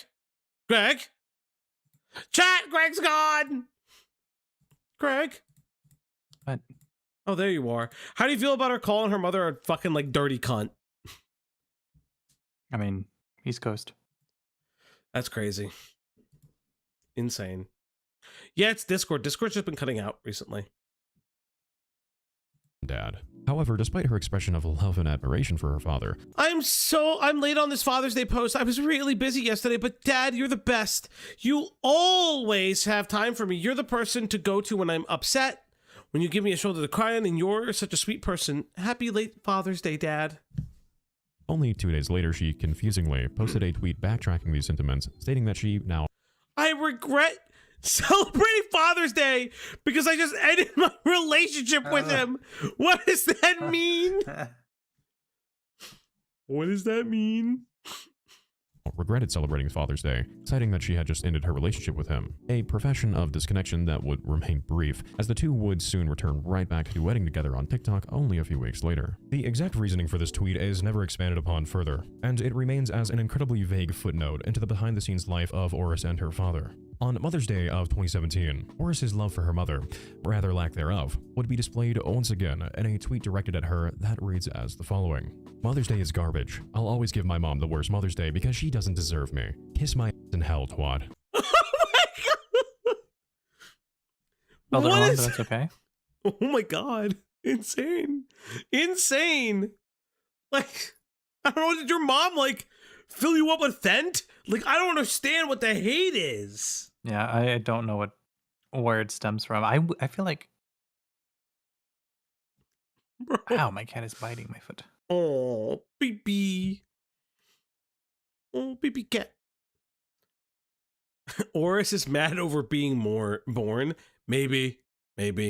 It is never too. explicitly stated throughout I'm her also mad constant that she was tweeting born. as to what reason she specifically hates her mother for, but as stated prior with my jealousy theory, I feel that would make the most logical sense here, given her almost romanticized approach towards her own father, Yeah, I can followed by see her that. seemingly intentional exclusion of her mother from virtually every aspect of her life. However, despite this hatred towards her mother, Oris has been outed a non-zero amount of times for making sock puppet accounts of her mother to defend her in times of controversy and backlash, as a desperate attempt to have people stop harassing her, primarily seen in instances where Oris is called out for her public displays of blatant racism online. The first example that can be found of Oris allegedly attempting to portray herself as her mother comes from a series of replies on Twitter under an account that is speculated to be Oris's mom's actual Twitter account that she had logged into to defend herself with. These tweets state that she, Oris's mom, had reported all accounts threatening her daughter and that Oris's action should be excused because she has a disability and that she was not actually a racist, but instead that everyone who followed her just didn't understand who she truly was on the inside. Which, okay, I've been building up to this as I've been trying to find the right time to divulge the many documented cases of Oris's racism. So what better time than now, given that this tweet claims that we're just misunderstanding her intent.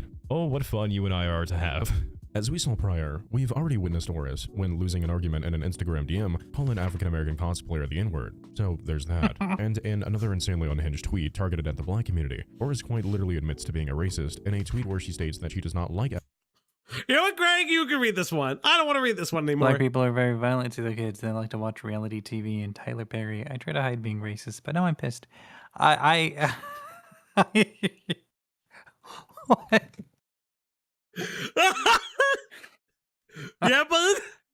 Yeah, but what do you got against Tyler Perry? What do you have against reality TV? Oh my god! What an insane tweet! What an insane tweet to post on the internet for everyone to see. Yeah. Does she know the biggest demographic is white people? I don't think so. African-American people, and cites her reasoning being that she believes them to be unruly because they raised their children on Tyler Perry movies, and that while she has tried to hold it back for so long, she can no longer contain her racism. Again, this, I would argue, you know, I might not be too well versed in English here, but again, there isn't real speculation that she may or may not be racist when she wears the title like it's a badge of honor. Exhibit B. In the following tweets, she once again states her bigoted views towards the African-American community by saying that she does not hate such individuals based. Greg, continue. I hate black people because the skin color is different. I hate them because they're wrong. They're so violent. Okay, we are here. We're here. Look, I played Tyler Perry for a lot, but not crime. Oh, Corpo. Upon the color of their skin, but because, once again, she states that she believes that they are violent. Okay, so maybe we can help Oris out here a bit. Well, Mr. Oven Mitt of Racism, allow me to tell you what it really means. Okay, we're here. So if you despise a race of people, and you claim that every person from that demographic falls in a category of a singular trait or stereotype, and that then forges your view of every person from said demographic, there is a magical word for that. Well, what might that word be? It's called a stereotype. I'm glad you asked. Oven Mitt of Racism. It's called bigotry. Racism. And okay, so to be fair, it's racism, but the thing you're talking about is stereotypical racism. It's racism based on the schema of a stereotype that is often, but may not always be, but very often based in unrealistic expectations and fear and belief and like weird beliefs. It kind of sounds like, oh, I don't know, that Oris might dislike these people based upon the color of their xenophobia. Real. Yeah, given the whole painting entire demographics with a completely negative broad stroke. Just, you know, some food for thought. But don't you worry, because if you fall into any other category of race, Oris has love and heartfelt sentiments to send your way. For all of my lovely Latin and Hispanic friends out there, Oris has an interesting little tweet exchange between her and another user that reads as the following. This tweet begins with Oris stating that she'd rather perish than learn. I'd rather be... Oris goes, she'd rather be fucking dead than learn about Mexicans over her fucking dead body. About Latino people. Cool. The user responds to this tweet asking, it's the same Crunchwrap Supreme. That was the one that commented on her fat post. Huh. Greg, you could be Supreme. Doesn't that seem, oh, I don't know, not right, hashtag they're people too, you know. her. Doesn't that seem, oh, I don't know. Okay, fair enough. To which Oris then replies, I would just like to make it clear that I have a racism towards them. Oh my god! I like it. Not, I am racist. I have a racism towards you. So if she's like 29 now, in 2017, she's in her mid-20s. Interesting thought process. I mean, Mexicans would rather die than learn about her, so it's mutual. Oh, that's real. I don't know about you guys. Will she step out of Cloudy's dating pool now? No, she wouldn't have been in it to begin with. Not the white ladies are not the type. But despite what Oris's mom says about her daughter not being racist, I do. She's dating you, ain't she? I'm not a white woman. You have a lot of similarities. That Venn diagram ain't a circle, but it's awful close. White. That's racist. That's not racist. Yes, you're a it woman. is. You're being you have racist many to feminine qualities. You're it's not being about race. racist. It's You're about being you anti-white specifically. racist. That is That's specifically you. What It's am not I? about All this? Am I race. the same? Because I'm. That's not. No. It's misogyny. You complain. No, that's racism. You sing. Not Let's just say racism. that. Just call me the Misogyny. C word. Call me the C word. I dare you. Say it. You Which really want one? to. Call me the C word. Say Which it. one? Go ahead and say it. No. Call me the You go on, Ritz say what? it. Say it. Say it. Go on, say it. Say what? Come on, say it. Cocksucker. Damn it. You're so right. I'm having the slightest bit of suspicion that she just might, dare I say, be a little racist. It's just a hunch, though. I could be entirely wrong. Perhaps we need some more examples to really formulate our opinions here. In a tweet for the Asian community, she equally accuses her mother. I love the equal opportunity racism that Wonder is making sure we know about. Of being prejudiced, in a tweet that states, quote, "My mom covering said some all the bad things bases. about Asian people. I'm starting to listen to it, and my mom is turning me into a racist." Wait, wouldn't it work the opposite? Shouldn't you, because you hate your mom, be super anti-racism? Yeah, she Okay. doesn't want to be anything like her mom, so she should be woke, right? Yeah, she should be woke as fuck. Wow, okay. Is this really the best examples we have? That could mean literally anything. I mean, we might just be taking it the wrong way. I mean, she really does have a fondness for places like Japan, after all. Specifically, their age of consent laws, which she, strangely enough, refuses to condemn. I'm just speaking. Axis 1247 tipped $4.20. Silence figure. Why? Why, Axis? Why? Why do you keep calling me that name?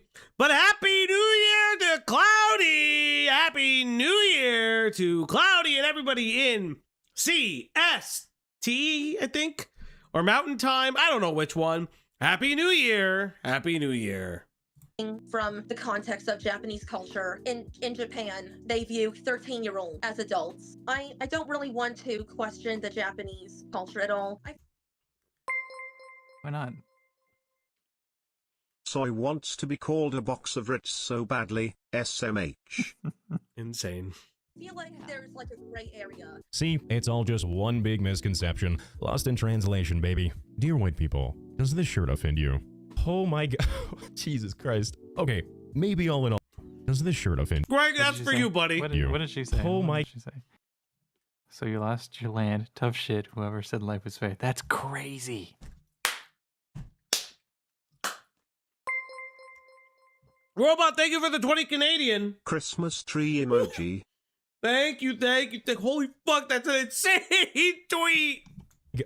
Jesus Christ. Okay, maybe all in all, she's a little racist. The only, I believe, genuine documentation I have seen of Oris's mom actually coming to the defense of her daughter in a public online space is surprisingly on Lolcow Farms of all places, where she allegedly commented on her daughter's thread the following message.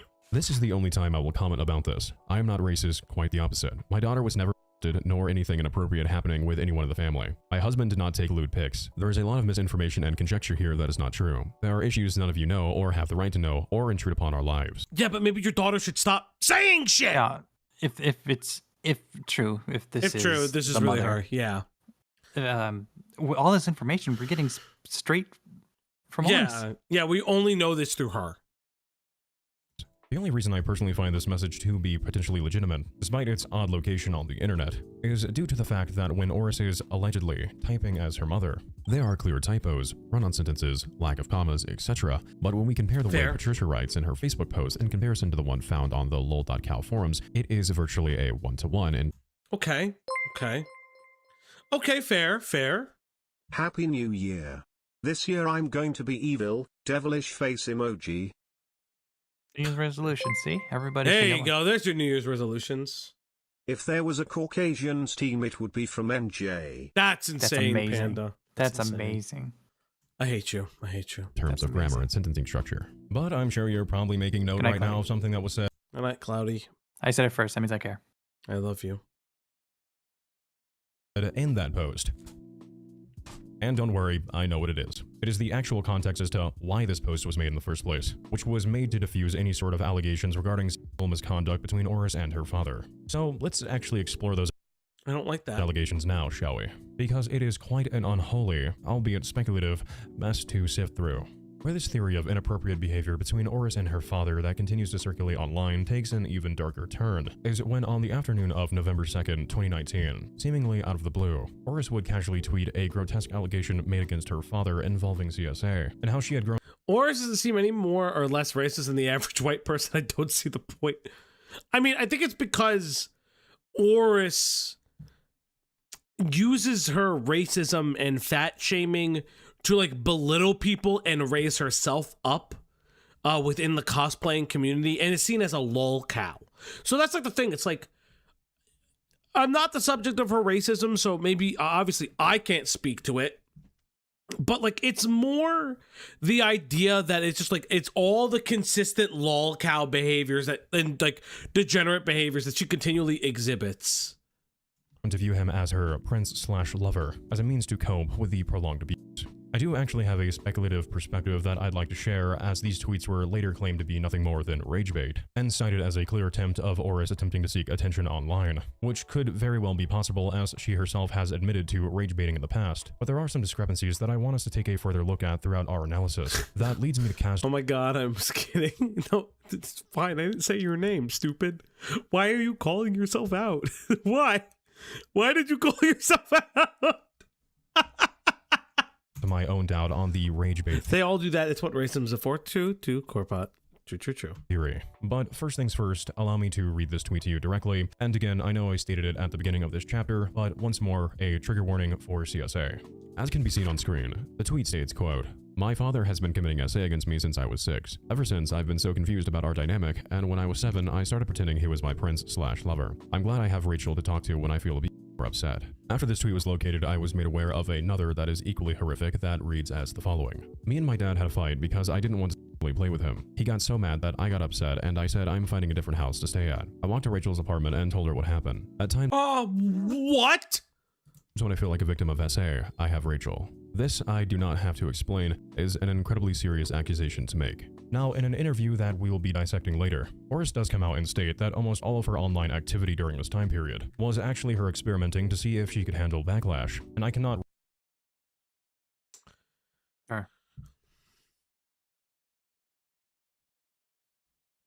Somehow I doubt that. I don't know, but definitely she's stupid enough to say this, like, to lie. I want to deal with the backlash of my dad potentially raping me. But I don't know what's worse, right? Like, yeah, I mean, obviously, if it happens, it's worse. But her just saying it, if that's, I get what you mean. If her lying about it is the truth, just to either rage bait or farm engagement or see if she can handle crazy backlash, that's also stupid as hell. Yeah, 100%. rightfully nor morally speculate on what may or may not have happened in someone's life. Because truthfully, I despise when people try to reach beyond the surface level explanation for their own desire for a more dramatic and juicy story than there really is. I find it to be incredibly poor journalism, not that I myself am anywhere near a journalist. However, and I could be very wrong here, take everything I'm saying with a grain of salt, but erring on the side of hypocrisy. Allow me, if you will, to share my exact thoughts surrounding these tweets. Oris, as we have seen, genuinely does not have a filter when it comes to what she says online. She doesn't watch what she says, and sometimes her thought patterns seem a little lost in the clouds, leading to more than quite a few instances of oblivious hypocrisy. And so, out of the blue, in a means to just randomly rage bait her father, the man who she refers to as being her everything, with whom she has an apparent jealousy over, leading towards Oris's seemingly possessive nature, and uncomfortable to— Yeah, there's too much evidence of the possessiveness. There's too much evidence of the possessiveness to, like, for her to want to rage bait and make believe that her father is a pedophile, like a serial sexual abuser on the internet. especially because that level of allegation, it follows people. Like, it legitimately follows you into the real world. Like, we've seen time and time again with people on Twitter, like with a Jagger situation, or even like other people like who get doxxed. Like, this shit just follows you. So like, it's really, I don't think Oris has that level of insight. And this is not me like, actually, no, this is me saying it. I don't think she's intelligent enough to like make a calculated move like that. It's so weird.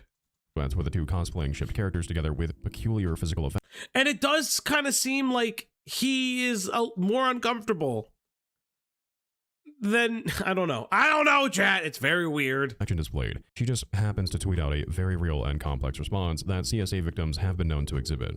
It just seems oddly in line, I suppose, for lack of better terms. Something I would also like to provide context for in regards to the friend that she states that she would confide in.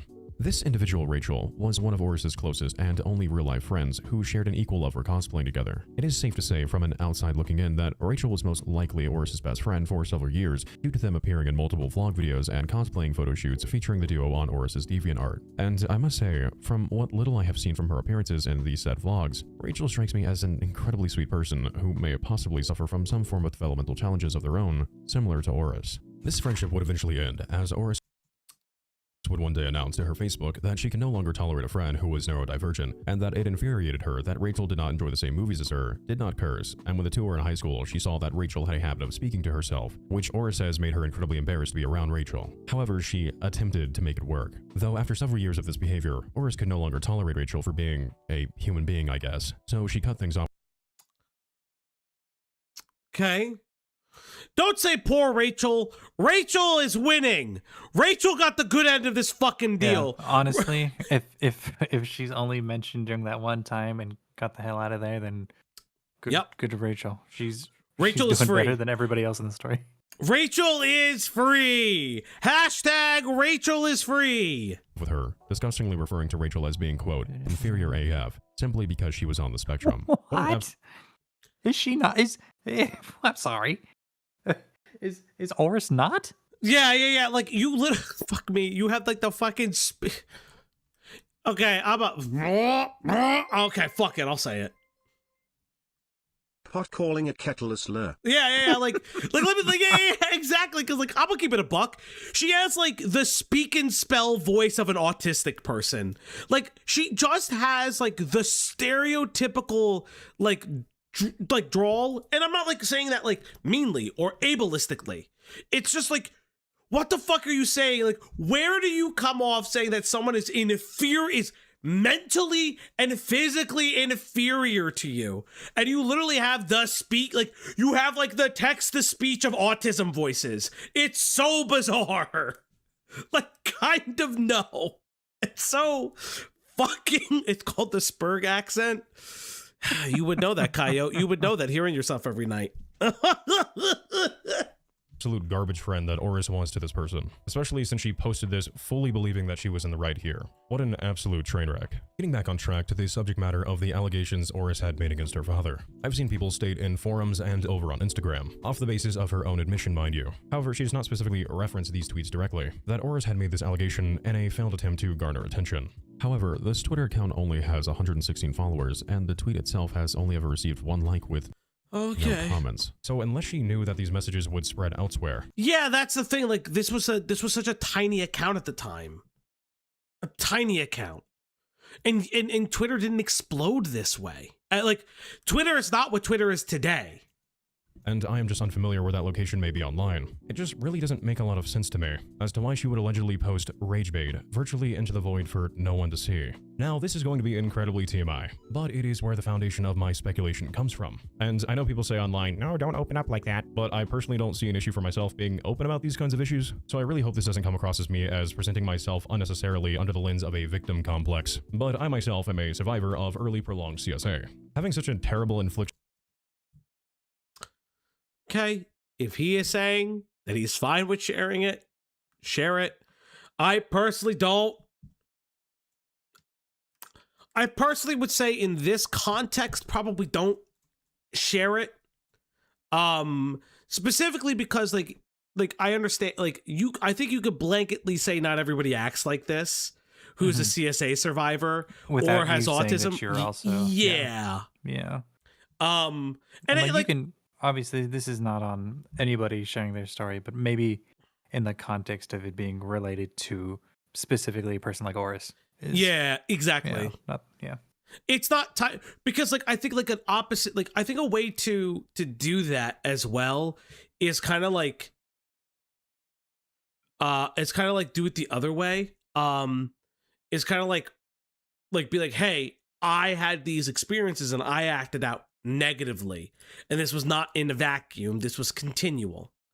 But yeah, I wouldn't necessarily put my story always next to a lolcow. As someone who has repeatedly been like, hey, I try to give lolcows benefit of the doubt, and it is what it is. To be fair, was something that was brought up with his channel thanks to Blair. That is true. That is true. That is incredibly true. Again, I'm not shitting on him for it. No. It's just like it toes a line. It toes a line. Placed upon you from such an early age, it can cause the brain to develop in some really wacky ways, especially if you can't really make any sense of what happened, and you don't have anyone to really rely on to walk you through that. However, I internalized this as a deep-rooted sense of guilt, and by the 4th grade, I started exhibiting severe traits of OCD, which I was already susceptible to developing. But what happened all but guaranteed its emergence. This was my brain's funny little way of having control over uncertainties and lack of reasoning in my life. I needed a way to cope and make sense of life, so OCD was conveniently there as a toxic helping hand, so to speak. So when I read Oris's tweet, and again, I must preface I could be 100% entirely wrong here, but it immediately struck me as a completely realistic scenario that does make sense. There was also the fact that Oris often posts romantic shit. Nah, I disagree. I think something's going on, maybe. Because, okay, so here's the argument. There's no way this unhealthy obsession didn't come out in childhood. And there's no way in hell, like, a teacher didn't stop and say, hey, maybe something is going on. I want to believe in the power of humanity that this unhealthy obsession is somewhat separate from CSA. Again, I can't prove that. Wonder can't prove that. None of us can prove that. But like there is something really, really, really bizarre that exceeds just the in my opinion, it kind of exceeds the CSA, like a CSA angle. But maybe I'm wrong. Maybe we're all wrong. And I don't know if this is her acting out. There's a lot. There's just a lot. Theme post to her Instagram of her and her father, everything we just stated prior, followed by her exhibiting intensely graphic fantasies under a sock puppet account where she pretended to be her father writing the post about an upcoming Legend of Zelda cosplay that the two were planning for. Now, forgive me, I will have to keep this post pretty censored as it is quite a rough read. I know how annoying that is, but with that said, as can be seen on screen, this Instagram post reads as the following. Yeah, like, I think there's a mix of multiple things. I think it's very complex. If she is a CSA survivor, that just sucks. I feel very bad for her for that. But there's other complex stuff. I think like her treatment of other people. Because guess like fun fact, the CSA stuff doesn't defend her like blatant and objective racism or the body shaming. This is where like it gets into like different things that gets very, very bizarre, where it's like it would only explain potentially her obsession with her father, not really the acting out in different scenarios. Dadra7 says, cosplay for 2020 along with @Oris cosplay, as well as what we'll do together on TikTok. I had some ideas to ship to Suyu Asui with her and my Aziwa cosplay, as well as doing Zant with her as Midna, portraying her as a SA victim, seen in one of the slides. Kelly showed me the game The Legend of Zelda Twilight Princess, and I can imagine Midna being a victim of SA by Zant. Okay.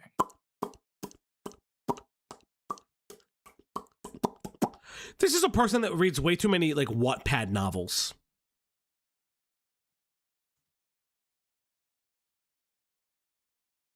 So, fucking. Wow. Took her throne, transformed her, then tried to end her. Anyways, I hope you look forward to my cosplays with my daughter. Aside from the blatant graphic nature of this post, and we can all but confirm that Oris is the one writing this, she depicts that her father would cosplay as the character Zant, while Oris would cosplay as one of her favorite characters, Midna, where Midna is portrayed as an SA victim, further citing that she can imagine Midna falling victim of such atrocities at the hands of Zant. So, from the way that I'm reading this, it very much seems like Oris is saying that the two should cosplay as two characters. Zant is Midna's brother? I actually didn't know that. I thought he was just the villain of the story. I didn't know that they were like related. That's actually super interesting. I actually never knew that. Twilight Princess is the only 3D Zelda I like. Not entirely true. I played Spirit Tracks. Quite like that game. No, not Spirit Tracks. What's the other one? It's one on the phone. Phantom Hourglass. That's what it was. Not on the phone. The 3DS. Phantom Hourglass. Where her father is a perpetrator and she is his victim. And in an even more... Yeah, hot take. I think Warwickon is right. I think she fetishizes CSA. Like, there's just a weird thing, because then it also probably, like... Because then it wouldn't also explain her attraction to a child as well, which she doesn't identify as rage bait. I also played A Link Between Worlds. Both are on. Spirit Tracks was a direct sequel. I played Phantom Hourglass. That I really liked. I never played Spirit Tracks. Warcaran? Fuck off. There's no, it's not a war. Wakaran? Wakaran? Yeah. There we go. Yeah. Wakaran. But yeah, no. Yeah, it's just like, whew. Disturbing revelation in 2 separate interviews, one by a user over on Instagram named I Want Some More. And yes, if we're being generous and like kind of like following where Wonder's kind of going, yes, people can turn a trauma into a fetishistic thing because they've internalized their trauma and they see that as normal, and like those kinds of things as well. And so they see it as like a normal relationship thing, or they take their trauma because it's like trauma-informed kinks, things like that. Sometimes can be like a way of like retaking power in those relationships, from what I understand. But yeah, not great. And another by a creator named Femyoys. Oris has publicly stated... Wait, is Femyoys! Somebody called it out earlier. Is that Femyoys? I met this person recently. You met them? Yeah, on a Dicker stream. Oh, you okay? I thought you meant like you. Yeah, I met Femyoys. That's crazy. Yeah, they were kind of okay, I guess. Yeah. That's interesting. Not only an attraction to her father, but has elaborated on such rumors. In the I Want Some More interview, which in its entirety seems to have been lost to time, the interviewer is heard midway through asking a question that appears to be them inquiring if Oris's father was merely someone she looked up to, or if there was something more going on behind the scenes, to which Oris simply states that she has an intimate attraction towards him. One more time. It's kind of funny. It's like, oh, Mango, someone I know that like I know has like an interesting history. And I didn't recognize them immediately. Femyoys, I know, also has an interesting history, and I spoke with them, like, very interesting. I'm gonna hyperventilate right now. What did you just say? I'm so in love with my dad. And in the interview with Femyoys, Oris is further questioned about what she meant when she stated this, with Oris answering that she had only made such a... Did you play Legend of Zelda, Lampshade of No Real Significance on New Ground? No, but thank you for the 5 Canadian. Comment for a reaction, and that she was, quote, mostly joking. One of the claims that's been made against you has to do with incestuous tendencies. Oh yes, I know what you're talking about. I said that I had sexual feelings for my dad. At first I was kind of joking when I believe it was I Want Some More who was interviewing me in the Instagram live stream. And then I got all giddy because I saw her reaction. And then I repeated it and I said, I have sexual love for my dad with a big smile on my face. Well, I didn't actually mean it. And I know I'm... You know, I can kind of, I will say that it does feel like she was playing for the interview more, like, because when it comes to the 9-year-old comment, it's a lot more complex in its explanation. Like, it's an explanation. This, like, the response to the, I have sexual love for my dad is like a very weird, like, Like I actually kind of believe her here. I'm keeping it vague when I say that, and I know you don't want me to be vague, but I was just saying that to get a reaction out of I Want Some More, whatever her name actually is. Keyword mostly joking, by the way. Yeah, like, yeah, but like there's a deep obsession with him, but I do think in that instance, she was playing it up for the camera a little bit, but I could be wrong. With a prior tweet, as well as every other. Greg, you okay, buddy? Yeah. Okay, just making sure my Discord didn't fuck up. Aspect that we have already covered, and I just don't really know what to make of it. Perhaps there is the very real possibility that I am mirroring my own experiences into a situation where it doesn't belong, but... Fair, and that's kind of why sometimes you want to keep your own experience out of it, because it does get a little bit, it gets, which is fair, I get it, it happens. My situation is far from the only one that I have familiarized myself with. Oris does have this bizarre yet very casual not safe for work aspect to her personality that I'd argue would probably come from somewhere. Quite possibly the internet, because that would absolutely 100% make sense. However, another allegation we are yet to explore is her claim that her father takes her not safe for work photos of her for her DeviantArt page. In the Twitter exchange that lit the spark on this conspiracy, a follower of Oris questions her about why she was posting not safe for work photos on her account, to which Oris replies that she wanted to receive backlash on Twitter to see if she could handle it. This user then responds by calling Oris, quote, stupid, and asks her about who took such photos to begin with, to which Oris simply answers, my dad. I must make it abundantly clear here that Oris's claim is anecdotal, and there is no evidence that proves that Joseph has committed any wrongdoing against his daughter, especially since she mentions in the reply above that she was actively trying to get backlash online,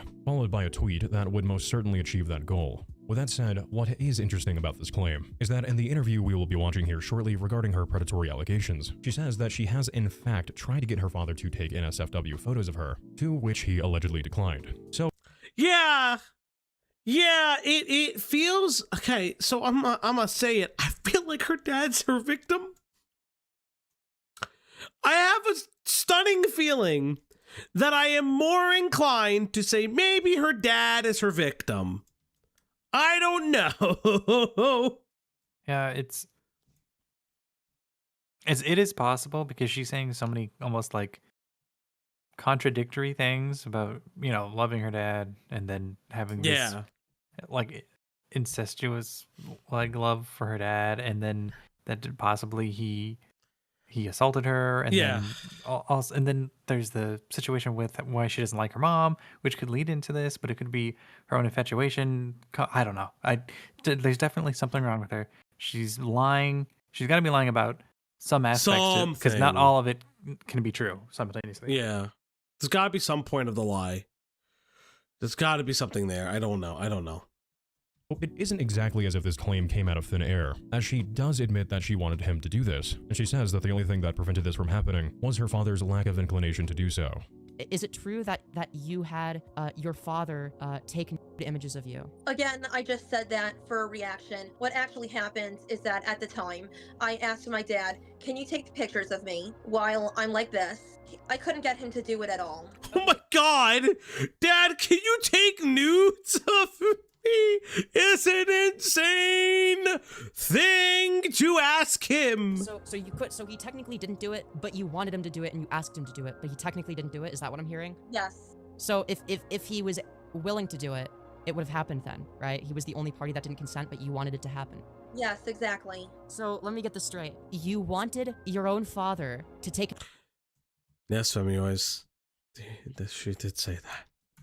Photos of you, and you also said that you had feelings for your father, but you were actually joking about having feelings for your father to own the trolls or something. I just wanted some help with the camera. I didn't bother to buy a ring light, which is what I'm using now to hold my camera up. I could have used a ring light to take the photos, but it didn't occur to me until I turned 25 and I got a ring light for my birthday, and I've been using ring lights ever since. The only additional evidence we have for this allegation is the photos themselves. And don't you worry, I would not nor could I scar you like that, but I did weather the storm and brought alongside some eye drops to help with the burning sensation, and I sifted through several of these images to see if I could find anything of noteworthiness. What a fun time. Despite the numerous not safe for work photos taken in the backyard of her family's home, only a few of these photos stood out to me, and the reason for it is admittedly very far-reaching. And these three incredibly low-quality photos, presumably taken... Okay. What if? No, I'm not going to say it. Please continue. Go on, say what you want to say, Greg. Greg, say. What? I'm trying to. You're talking over me. If you want me to speak, you got to stop talking.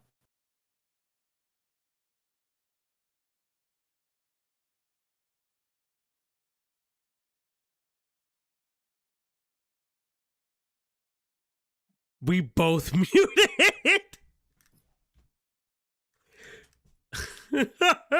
We both fucking muted. Like, come on, Greg. Fucking asshole. Oh, he even put himself on super mute. That's insane.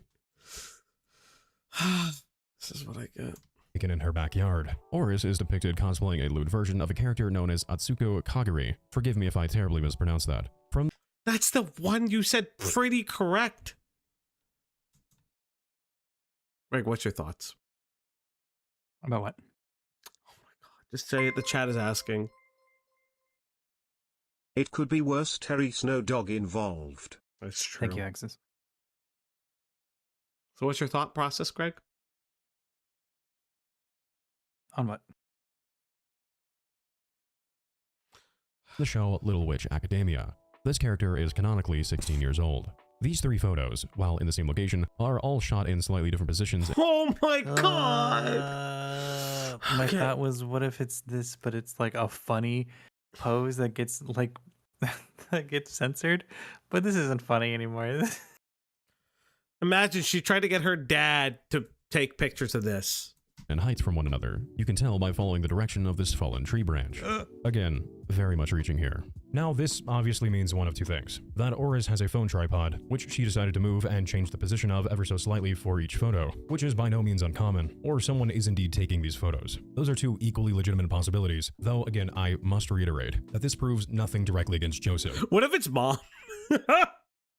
What if that's why she's mad? Because she's like, Mom isn't helping my OnlyFans account. Insane. It is just merely my intent to iron out the allegations that I found across these forums. And in doing so, we have to do our due diligence, even if it is highly speculative. And a few more additional photos that did raise some questions though. Oris has presented both safe for work and not safe for work images to her DeviantArt of her time at a convention known as Colossal Con. Okay. All of her safe for work bikini photos were credited as being taken by her father, and all of the not safe for work photos are taken without credit listed, but at night in the hotel room that the two shared. However, this proves nothing, aside from the fact that her father is okay with taking photos of his daughter ripping her chest and posting them online for everyone to see. Which, sure, body positivity is a thing, but this is downright weird to me coming from a father. You and I have now discussed several of the controversies. I don't like this. I don't like this. I don't like this, Greg. I don't like this. It can't possibly get worse. How could it get worse? There's still 30 minutes left.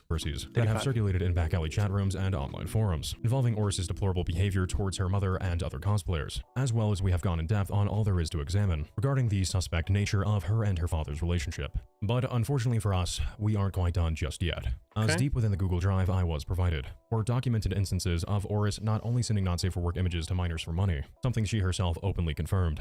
I just explained to you, don't put words in my mouth. Those minors I did not do it for money. They said they would give me money, and they wanted me to take pictures for them. But there Okay. So she didn't get paid.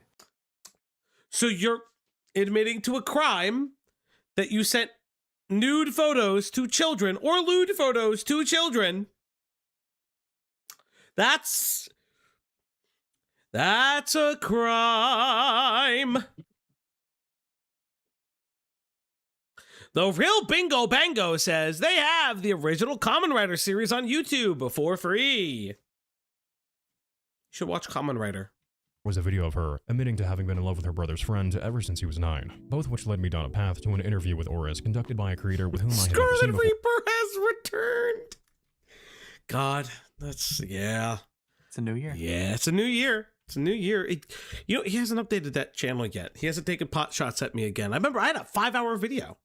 Got a 5-hour video in a Google Doc. That's pretty cool. Or I didn't watch any of it. Femioids. Oh, yeah, fuck though, I didn't. And where one may have expected no real merit in terms of dialogue. I can't watch something indecipherable. Other than Oris being, well, Oris. This interview quickly turns into something just shy of a full-blown confession, filled with contradictions and a genuine admission that she is indeed attracted to minors, making her one of the least documented TikTokers with such an incredibly dangerous attribute that is still actively current on their account, with users thinking little to nothing of her, other than she is simply an oddity who raises baby dolls. Oh, fuck me. Giving the fucking food to the fucking fake child is insane. Happy New Year's, Okami. Hey, Shadowed Girl. Good to see you. Good to see you.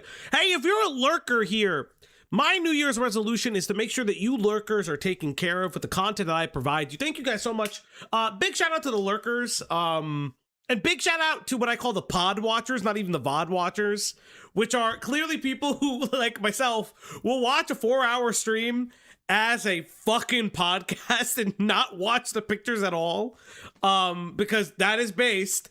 Because I do that often. Big shout outs to you guys, my pod watchers. It is very cool, very based. Do I count as a lurker, Rosie? Not really, because you're always here. We know your name. Yeah. And you chat all the time. Kamen Rider's theme is so peak. I gotta watch episodes 4 through 98 this year. Yeah, they're very, very good. New Year's resolution. Yeah. Lurker gang. There we go. Passing on their feeds, and as you will soon come to find. Yeah, okay. See, some people say VOD gang. I will say pod gang. You guys are the pod gang. That's what I will say. I'll still call you VOD gang because pod gang doesn't make sense even when you explained it. I've thought of like maybe one day taking some of the streams, like our like edits, and making them like podcasts. I don't know how well that would be. Everything we've already established about Oris is about to be made far worse than we ever could have truly intended. I'm live pod watching while going on a bike ride. Okay, that's actually great. Yeah, now this is podcasting with Greg and Fauci. Anticipated. Oh, that's creepy. Oh no, she's a predator. She's a predator. Okay, but you can see why someone would, take issue with you. Yeah, it's not just one thing that people take issue with, right? Yeah, I completely admitting to having a understand. huge crush on a 14-year-old when you were 20. Oh my god. This lady is looking at the sex-related laws as a potential checklist. Fucking insanity, but thank you, boss. I'm for the 5 Canadian. Do you think that it's okay for a 13-year-old girl in Japan to marry a 34-year-old man? Okay, you're not gonna like the answer, but I'm just speaking from the context of Japanese culture. In Japan, they view 13-year-olds as adults. Okay, so... Dude, you're not... I don't think that's true either. If it's legal... morally, no, it's disgusting. And fucking change the law now! But they don't do that. Pod in podcast means product on demand, so VODs are a type of podcast. True, Metal Man. Thank you. Yeah, that ain't true. Yeah, I was about to say, like, that doesn't sound right. And they already did. Thank you, Axel. Well, it's like one of those things, right? Like I'm always of the perfect example of bullshit that I think is morally incorrect. Like when we're like, oh, this British YouTuber dated a 16-year-old and they're 34. Unfortunately, they can do that. But morally, they should die.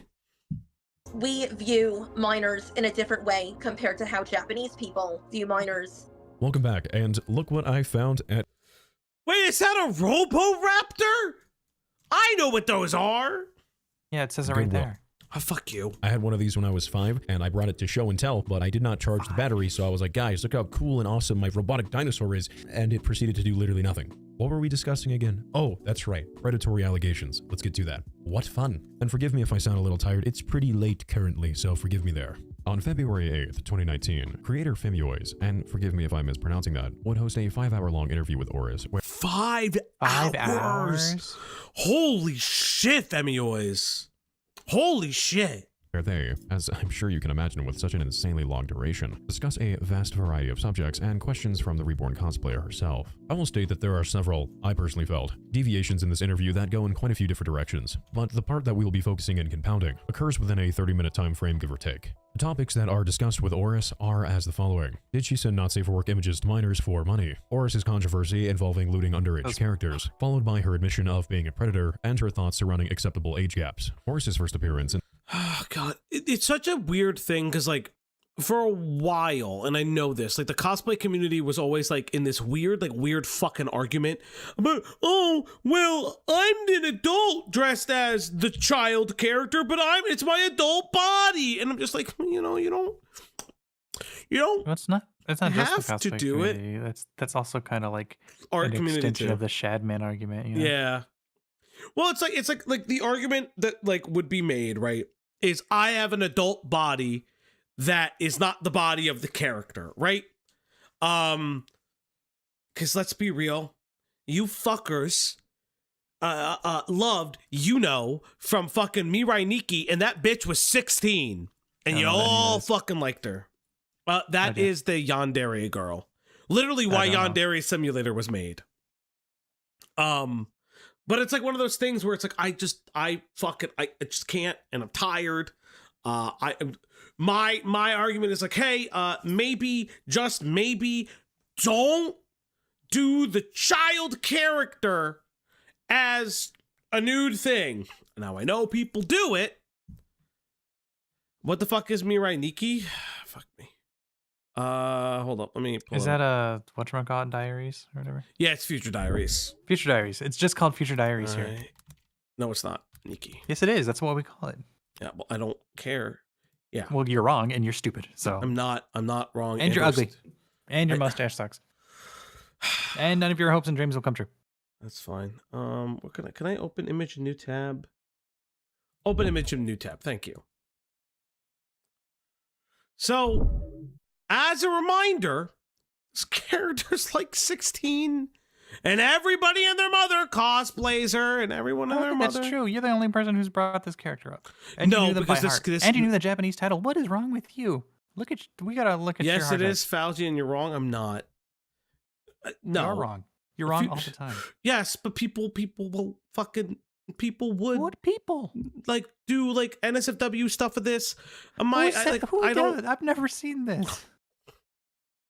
Why are you looking for this? I'm not. I just know that people are fucking weird like that.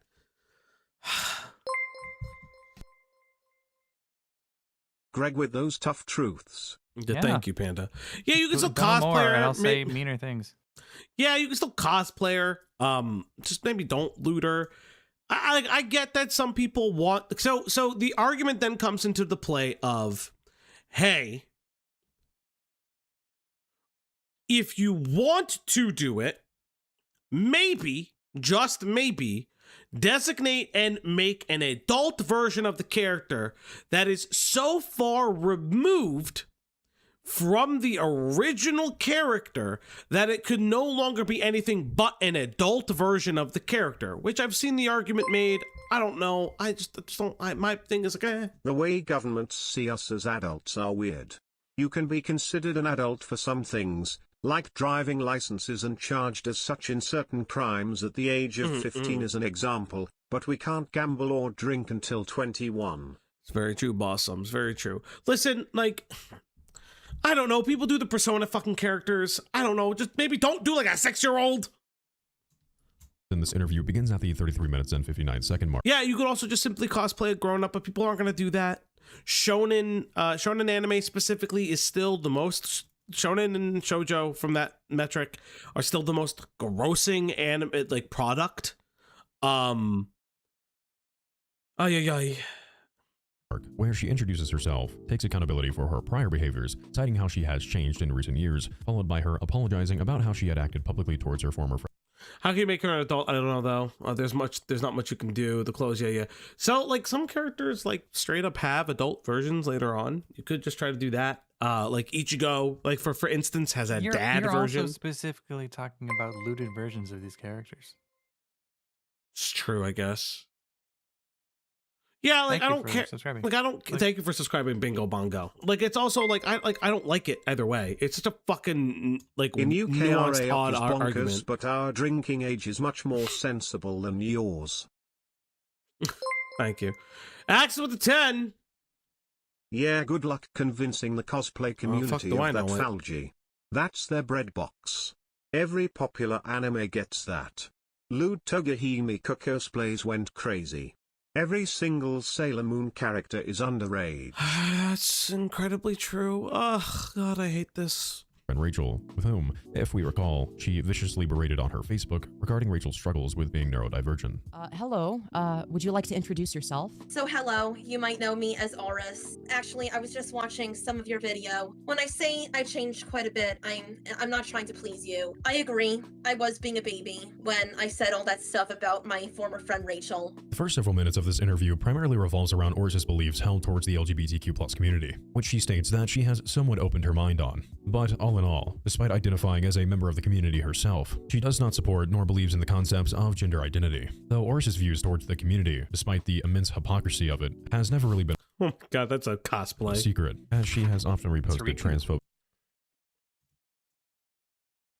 Sir, please don't call me sir. I'm a woman. Greg? Don't call me sis, I'm a real woman. You can't stop me from calling you sis. That's what you are. And you can't stop me from calling you sir. That's what you are. Awesome. Memes to her page, as well as reposting content that compares the community to that of a certain little German party that held power from the years of 1933 to 1955. No, I'm good. She also has made mention on her Twitter that she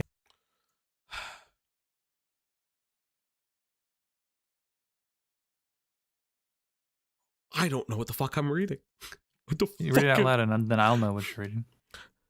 Aura says that she stopped having a relationship with her grandma, my mom's mom, because we don't get along, and I want nothing to do with that bitch. Sure. Her grandma, her mom's mom, is gay, but I never saw her do anything gay in front of me. Smart of her, I'll give her that. Oh, I'd pop her one if she was gay in front of me. That old bitch. Yo, grandma should be like, 1, 2, 1, 2. Bro, if I said that to my grandmother, my ass would have been beat. I don't care how old I would have been. I would have got every single wooden spoon and belt in that house, and I would have fucking deserved it. A lot of spoons. Yeah. ended her relationship with her grandmother because the two did not get along, followed by a tweet where she states that her grandmother identifies as a— And before someone says, oh, Falgi, child abuse, she's a grown-ass woman in these fucking tweets. Grown-ass woman in this fucking tweet. This is 2015. This is 10-ish years ago. She's 19. I, beat her ass, Meemaw. Beat the bricks off of her. of the community, and that it was smart of her to hide this side of it should have been a gag meeting. herself from Oris. I'm unsure as to what Oris would have realistically done here, though, had her grandmother openly been— what the fuck is she gonna do? You, grandma, you're gay in front of me. Oh, what's that meme from part 6 of JoJo where they're all fucking— no, it's part 5 where they're all fucking stomping on the guy on the boat? Oh my god. Herself around her, as that comment sounds vaguely threatening. She most likely would have just made a Twitter thread rant about her, though, in all honesty. Let's be honest. Despite all of these stated beliefs and disavowalments, in an incredibly confusing twist— no, it's not part 4, it's part 5. And part you're 5 you're conflating two different scenes. In part 5, they have the torture dance on the boat, but there's also the beating up the guy. That's the one I'm thinking of. The stomping on the guy. I thought it was on a boat. That's not on a boat. No. Oh. No, it's on a boat. People are saying it is on the boat. That part's not on a boat. Okay, prove it. Show me. Find the GIF. Has a video on her main channel defending the trans community, but in the same video, in the comments, someone makes a transphobic fear-based comment, which she then likes and comments on. But then she goes on to state that she's a trans man.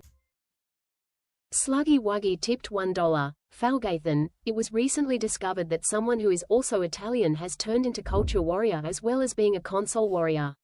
He confirmed the latter by kissing his PlayStation 5. Do you claim him as an Italian with him doing these things? I mean, I guess he can kiss his PS5. I don't— what am I supposed to do with that? What am I supposed to do with that? I don't know. I don't know. I don't understand. What? Up is down, down is up, and my brain is actively short-circuiting. At 41:15, the interviewer Fimois takes a drastic turn in direction when they abruptly ask Oris, quote, "When was the last time you had sexual interactions with a minor?" Quite the question to just drop on her out of nowhere. And when was the last time you had interactions with a minor? Oris answers this question by saying that she has never had such an interaction, to which Femyois attempts to correct her by presenting a screen-recorded audio reel between Oris and an unknown individual, where she can be heard admitting that she sent not safe for work images to a minor in exchange for money. However, Oris asserts that they do not know the age of the minor in question, despite such information allegedly being readily available in the user's Instagram bio. Oh, I never have ever. Really? Because, like, and I can pull up the clip if you'd like. You actually, admitted to it. If you want, I can play the clip and screen share it. I actually knew that you were going to bring that up. Yeah. Well, hold on. I just want to play it just so that everybody, you know, is clear as to, which clip I'm, talking about. I know what you're talking about. I'm gonna screen share it. We'll watch it together. I just explained to you, don't put words in my mouth. Those minors I did not do it for money. They said they would give me money, and they wanted me to take their pictures for them. Would you not classify, you know, sending, really explicit photos, to minors as like a sexual interaction? Would you not categorize it that way? In regards to the actual not safe for work images being sent and who they were being sent to, I was actually put into contact with this individual directly, and that individual she kept trying to keep her from playing the audio clip. individual's name will remain anonymous. I was able to send this user a message on Discord where I stated that I was actively looking into Oris' story, and was informed that they had been sent the aforementioned not safe for work images, and if they were comfortable with sharing such information. They stated yes, and the following day, they sent me a screen recording of their Instagram DMs that they had taken several years back. For obvious reasons, the video itself will have to remain censored, but the exchanges read as the following. I'll show you when I get home, says Oris. Shannon replies, thank you so much. You're a wonderful cosplayer, by the way. Oris then sends a not safe for work photo of her without underwear on, to which...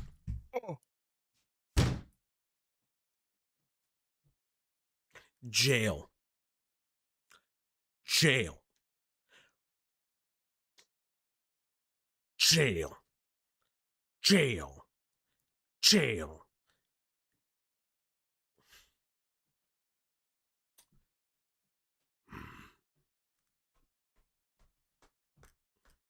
Jail. The anon makes the comment, very pretty smiley face, before inquiring about if Oris could send further images of her chest. Oh, I shouldn't laugh because I know it's boobies, and boobies is... Greg? Greg? Yeah. Greg? I'm losing it. I'm losing it. Greg? I'm losing it. Let's not do this! To which Oris, without hesitation, replies with a photo of her lying in bed without a shirt. No. No! You know what, chat? Two things, chat. Two things. Two things. Where is the song? Where's the song? Because if I feel like we need this. Where is it? Oh, it's muted. Right after Press 0. Drove it in my truck right after a beer. Hey, that bump is shaped like a deer. DUI, how about you die? I'll go 100 miles an hour. Little do you know, I filled up on gas. I'm a git, your fountain making ass. Pulverized as fuck with my carbon truck. It seems you're out of luck. Bears on the sea, blood is on the grass. Wanna meet the feet with cops right on my ass. You may have a fleet, but still I'm driving fast. I'll never be passed. I just saved the world from the darkest bounds. Killed a little girl, better for the town. Give this truck a well, heavy is my ground, but I won't go down. Drive, but I am speed. 7 beers are all I need. Try, but I will lead. I bet that you're peeing your pants. Drive, but I still speed. 7 beers, a pinch of weed. Has fried my brain. I need some more to proceed. Drive, so white. but I am speed. 7 beers.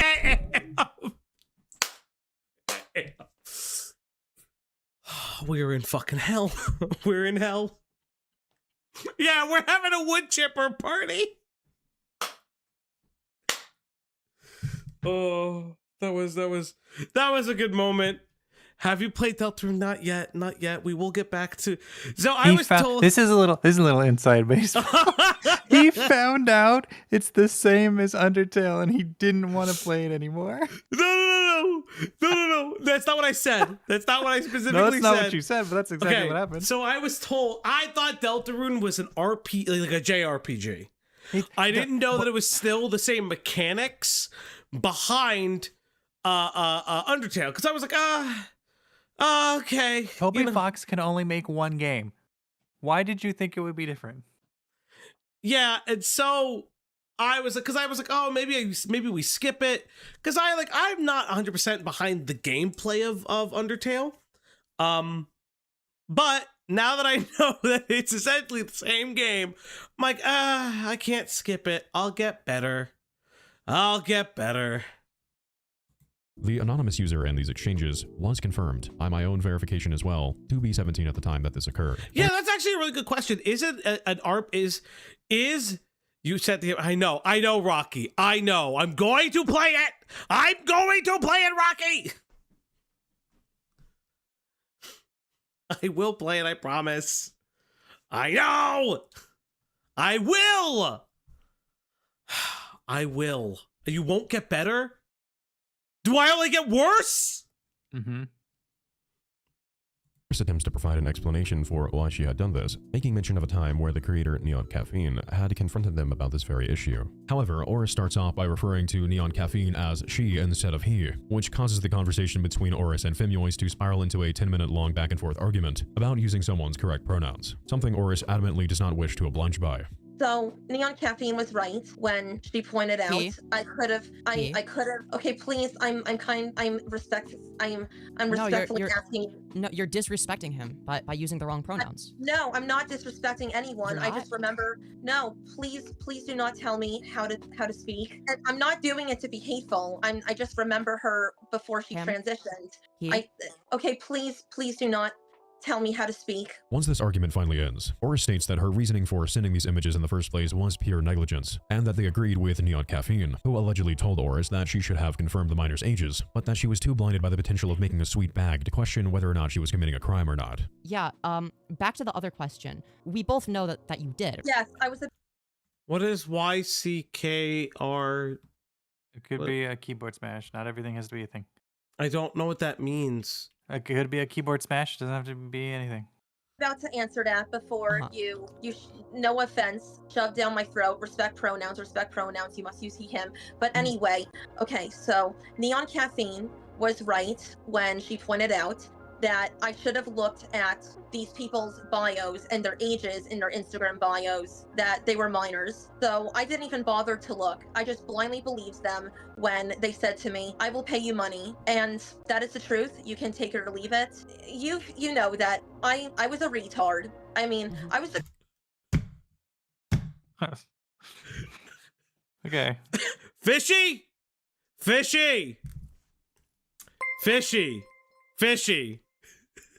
New sale detected. Free use wood chipper for those on the registry. Found at your local brick.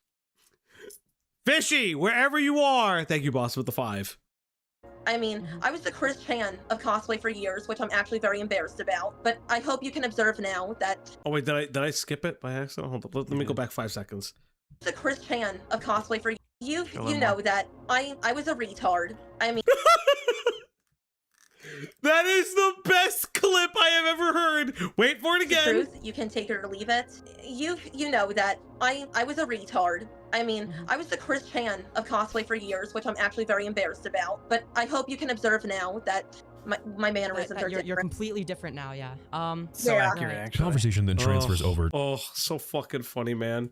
So fucking funny. To our next topic of discussion, that being Oris's reasoning for taking not safe for work photos of herself in cosplays that depict minors. Once again, Oris defends herself by explaining that her rationale for creating such controversial imagery was solely due to the fact that it was controversial. She says that back in 2018, she realized that the only way to stay relevant, in her belief, was to make herself a spectacle of negative attention.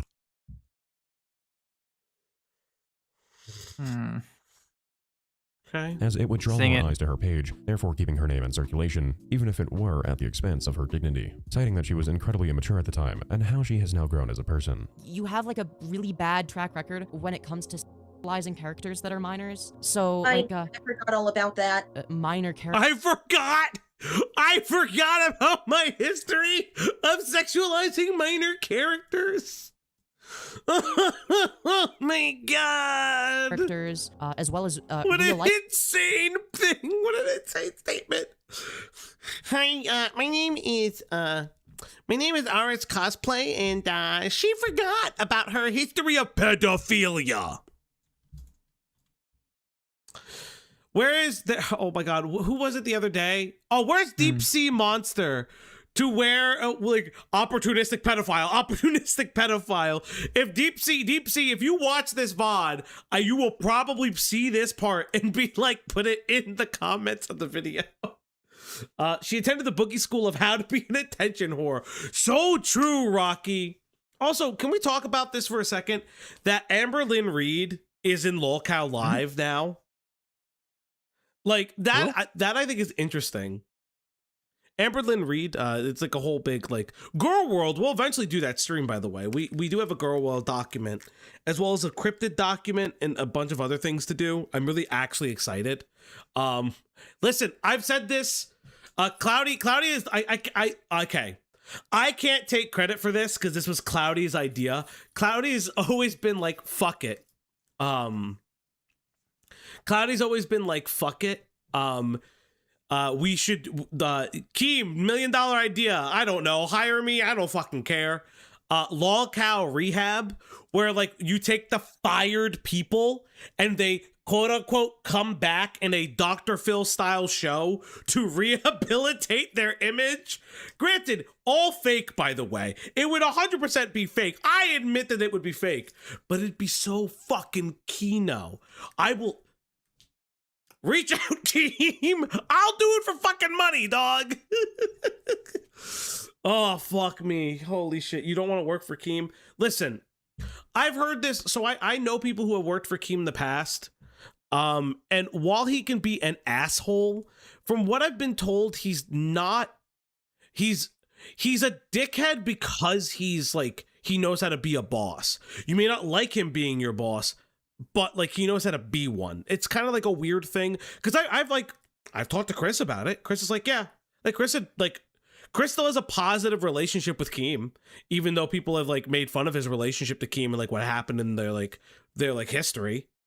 I don't know, like it's fine. Minors for like in many instances, and you would think that like after one controversy that like you would stop, but it didn't. It seems to me at least like you just kept going, and you know I'm not sure how I feel about that, you know? Well, I'm about to answer that. I was so immature at the time. I mean, obviously. And not only that, I believed back in 2018 that the only way to stay relevant online was to be... You were an immature 20... Wait, so she's 29 now. So if she's 29 now, in 2018, she would be roughly... You can do it. I can't right now. 22. 22. Thank you. I'm having a brain fart. So, okay, sure. I climbed out of the Lolcow mines to be with y'all. Thank you, Rocky. I know. You, Rocky, myself, and Harley. When Harley gets over here, we all see each other in a Reapers chat. Cause like I'll wake up to Reapers. Be like I don't particularly watch it. I don't fucking understand what the fuck is going on in that universe. But like I'll pop in for Xylee, and then I'll be like, oh hi, and like leave, and then it's just like it's based in controversies and gain negative attention. And then as I got more mature, got more wiser, I'm just pointing out that I was very immature at the time, and I also believed that in order to stay relevant online, I would have to keep getting backlash and making controversies, which I'm really doing my best to give up. So did you send? Hold on. Are you saying that you sent to minors in order to start controversy? Fictional characters who are underage. That's what I'm talking about. Like that seems like a very strange. Like usually people don't. Yeah. The math is not mathing. She is avoiding talking about sending her nudes to a child, while also like trying to only discuss about like the sexualizing of minor characters. The math isn't mathing. Also, Happy New Year to everyone who now is currently celebrating the new year. What is the drama for this person? I just got here.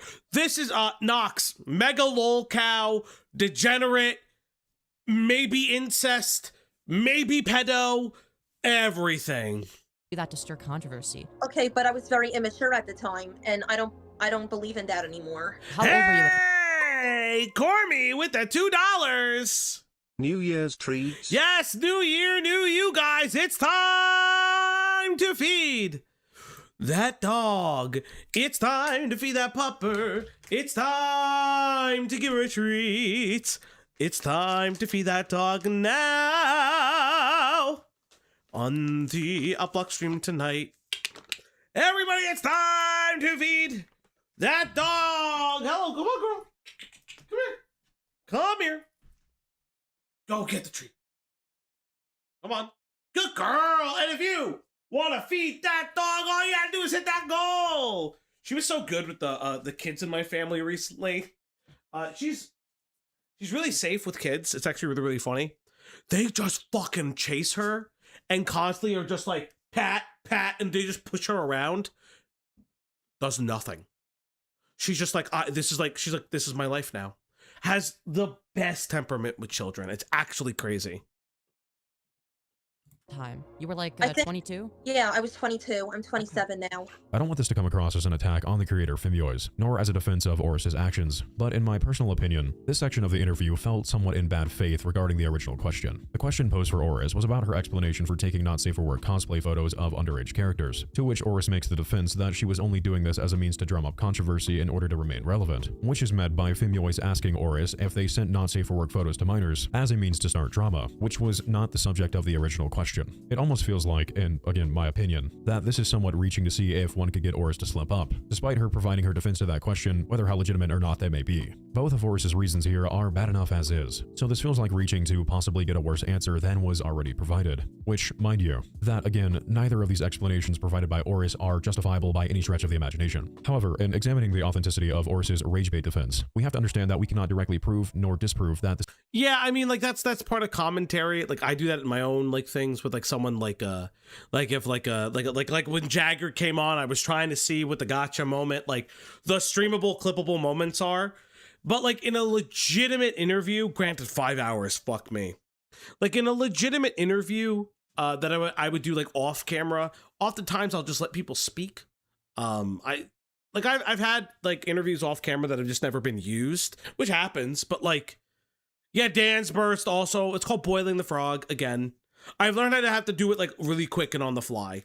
Not 5 hours, but yeah. This is what she was intending to do. In another video I did about a person in a similar spectrum of behavior, an individual by the name of Anaconda Sen, that user stated that they too were attracted to their father and did horrible things with their dog, to which they stated that the reasoning was— I don't like this one, dude. Do I gotta watch another video? Rage bait, but upon comparing back and forth statements and interviews, there appeared to be some actual legitimacy to what they were saying that threw into contradiction where the truth began and where it ended. And something else I found peculiar about Oris's Reddit account, we can find her in a Steven Universe cosplay as Pearl, followed by her immediately stating that she hates Steven Universe because she was triggered by the 1 hour Steven Universe dropped special. something, don't worry. Oh, wait a minute, that's not what I'm looking for. Okay, this is what I'm looking for. If we scroll down in her post, we can find 3 instances of Oris actually discussing herself looting underage characters, and the way that they progress in chronological order, we can find 3 instances. Okay, so 7 years ago, Oris says she's looting Uraraka on a hotel bed, and the same goes for other teen anime girls. I'm not sorry, she says. She says teenage girls are innocent. She says as a teenager at the time, she hated being with kids in her school and would constantly trigger her. And she hated all teenagers. She then, thinking about backpedaling on the looting of Okako, Uraraka, she goes, if things get too out of control, she won't lewd Ochako.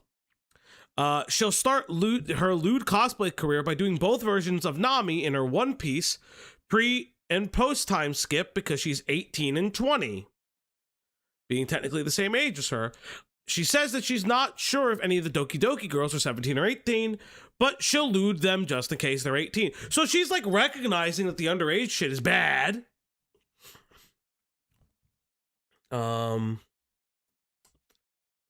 Ochako. That's what I said. Did I not say Ochako?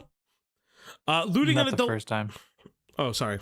Looting an adult version of Ochako. So people have been begging her to not loot Ochako, so she'll be looting an adult version of her.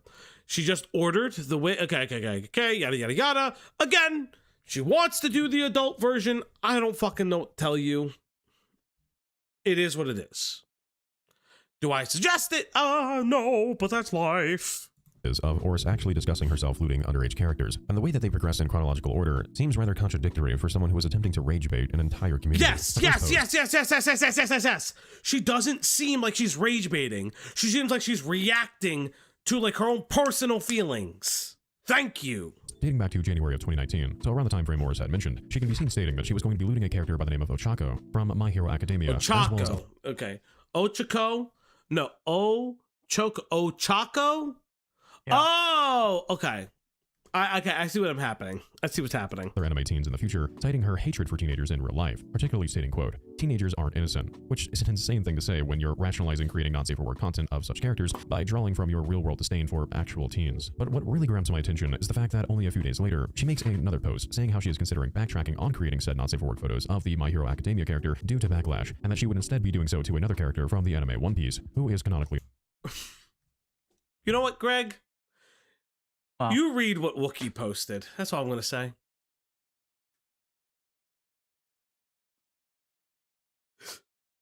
Greg? Wookie. That's insane, dog. I had the other chat. Hold on. I had top chat on. Oh, yeah. There you go. Rage baiting would be her doing a cosplay of Christian and getting her dad to dress up as Barb. Oh, oh my God! Wookie! Insane! An adult. Now, for someone who is attempting to double down for rage bait and controversy, it seems rather counter. Hey, Axis with fucking 20. Thank you, dog. Thank you for being up so late. Also, I should point out where this argument was still relevant in the cosplay community. A lot of people were against the adult characters alternative too. Those were fun days. Now nobody relevant cares. Yeah, I think that it's like, I do remember some of those days. Like I wasn't a cosplayer by any means. I had friends that were. They strictly like did like adult characters.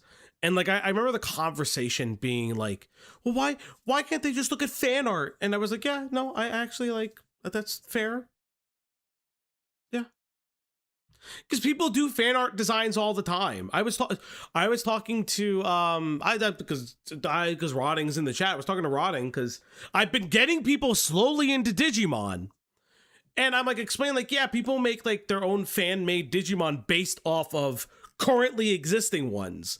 If Ellie's in here, she like they would know, and like that's fine. Why not? You could just make your own thing, and everyone's excited and happy. There's also enough adult characters in a show like My Hero Academia. Intuitive to create said backlash, only to then 4 days later walk back said rage bait due to fear of said backlash. She even has yet another post following this one where she says that people had reached out to her. There you are. Yeah, Ellie knows, yeah. Begging her not to cosplay as the My Hero Academia character, and so she had ordered a wig to make an adult version of the character as a means to do her first not safe for work cosplay, quote, without any backlash. In my view, this is the antithesis of trying to garner backlash by allegedly trying to directly avoid it. However, it is also entirely possible that Oris is playing 4D chess with all of us, so I do encourage you to form your own non-biased thoughts and opinions regarding this matter. At 56. This is insane, Rosie. This is an insane image. What an insane image. What an this is going on the cork board. Let me make sure this goes there. Forward to cork board. That is such an insane image. Holy shit. I spoke cork. Greg, I think I'm having a stroke. Yep. I can't spell cork. Cork? There it is. I was legitimately having a stroke. I kept spelling it with 2 C's. I don't know why. This is great. Thank you. 6 minutes and 27 seconds of this interview. Mimui switches directions and questions Oris about what her thoughts are on Lolcow, which leads us to some rather interesting dialogue from Oris to say the least. Okay. What are your thoughts on Han. Oh, well, okay, you're not gonna like the answer, but I'm just speaking from the context of Japanese culture. So, you know that in Japan, they view 13-year-olds as adults. And I know as Americans, we're like, okay, that's really fucked up. But I think we think that way because we view minors in a different way compared to how Japanese people view.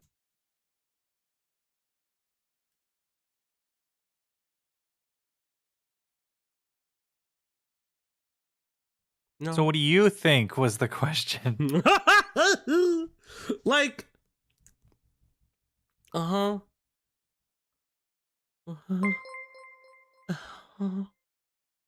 Falgi, stop being so coaxed. Like, okay, let's see where she's going with this. Minors. Which view do you think is correct? Which view do you think is correct? Because they are mutually exclusive, right? Okay.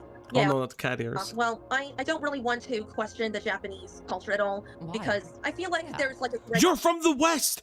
Just say Western standards, I don't like it! You're like the exact opposite side of the globe from Japan. You're a white, you're a fat white bitch, just say it! Like, From oh. Long Island. Yes! Yes! Holy shit! Oh my god! area. Like, yes, it's wrong, but also they don't see anything wrong with it, and it's part of their We're not talking about them. We're talking about you. Yes, and they do see certain things wrong with it. They do. It's changed over time, man. It's changed, dog. Oh man, off to a really great start, aren't we? Oris gives one of the most dumbest and concerning answers that I heard throughout this entire Most interview. dumbest? Yes, most dumbest. And it truthfully seems like a glaring self-report, in my opinion. She says that in America, we have been conditioned to believe that Japan's former age of consent of 13 is disgusting and downright deplorable, and that this is a result of our culture as Westerners, and somehow not a basic biological and moral understanding, and that she refuses to condemn the Japanese for what they believe to be is an acceptable age of consent, referring to it as, quote, a gray area. I feel like there's like a gray area. You know, despite the endless amounts of evidence that proves that interactions with that barely developed and still developing age demographic causes both physical and psychological damage to minors. But hey, Japan is the most perfect place, baby, with zero flaws, said the Western-obsessed woman who has never been. Kawaii desu yo. I don't really want to question the Japanese. Immediately after this response, Fimyoiz then asks Oris what she believes to be an acceptable age gap, presenting her with a hypothetical scenario of a 13-year-old girl and a 40-year-old man being together, to which Oris instantly condemns such an age difference. Thank God for that, at least. However, though, when asked about how she felt about the idea of a 14-year-old and a 20-year-old being together, she legitimately has to pause and think about her answer here. That answer eventually being presented as pretty bad. So, do you think that it's okay for a 13-year-old girl in Japan to marry a 34-year-old man? Do you think that's okay? No, Okay, that's good news. That's good news. What about like a, I don't know, like a 20, how do you feel about like a 20-year-old and a 14-year-old? Pretty bad. No, Oris, it's not pretty bad. It's completely irreparable behavior and Cool. Cool. I'm glad she thought about it. I'm glad she thought about her answer. I'm glad she didn't have an immediate thought in her brain.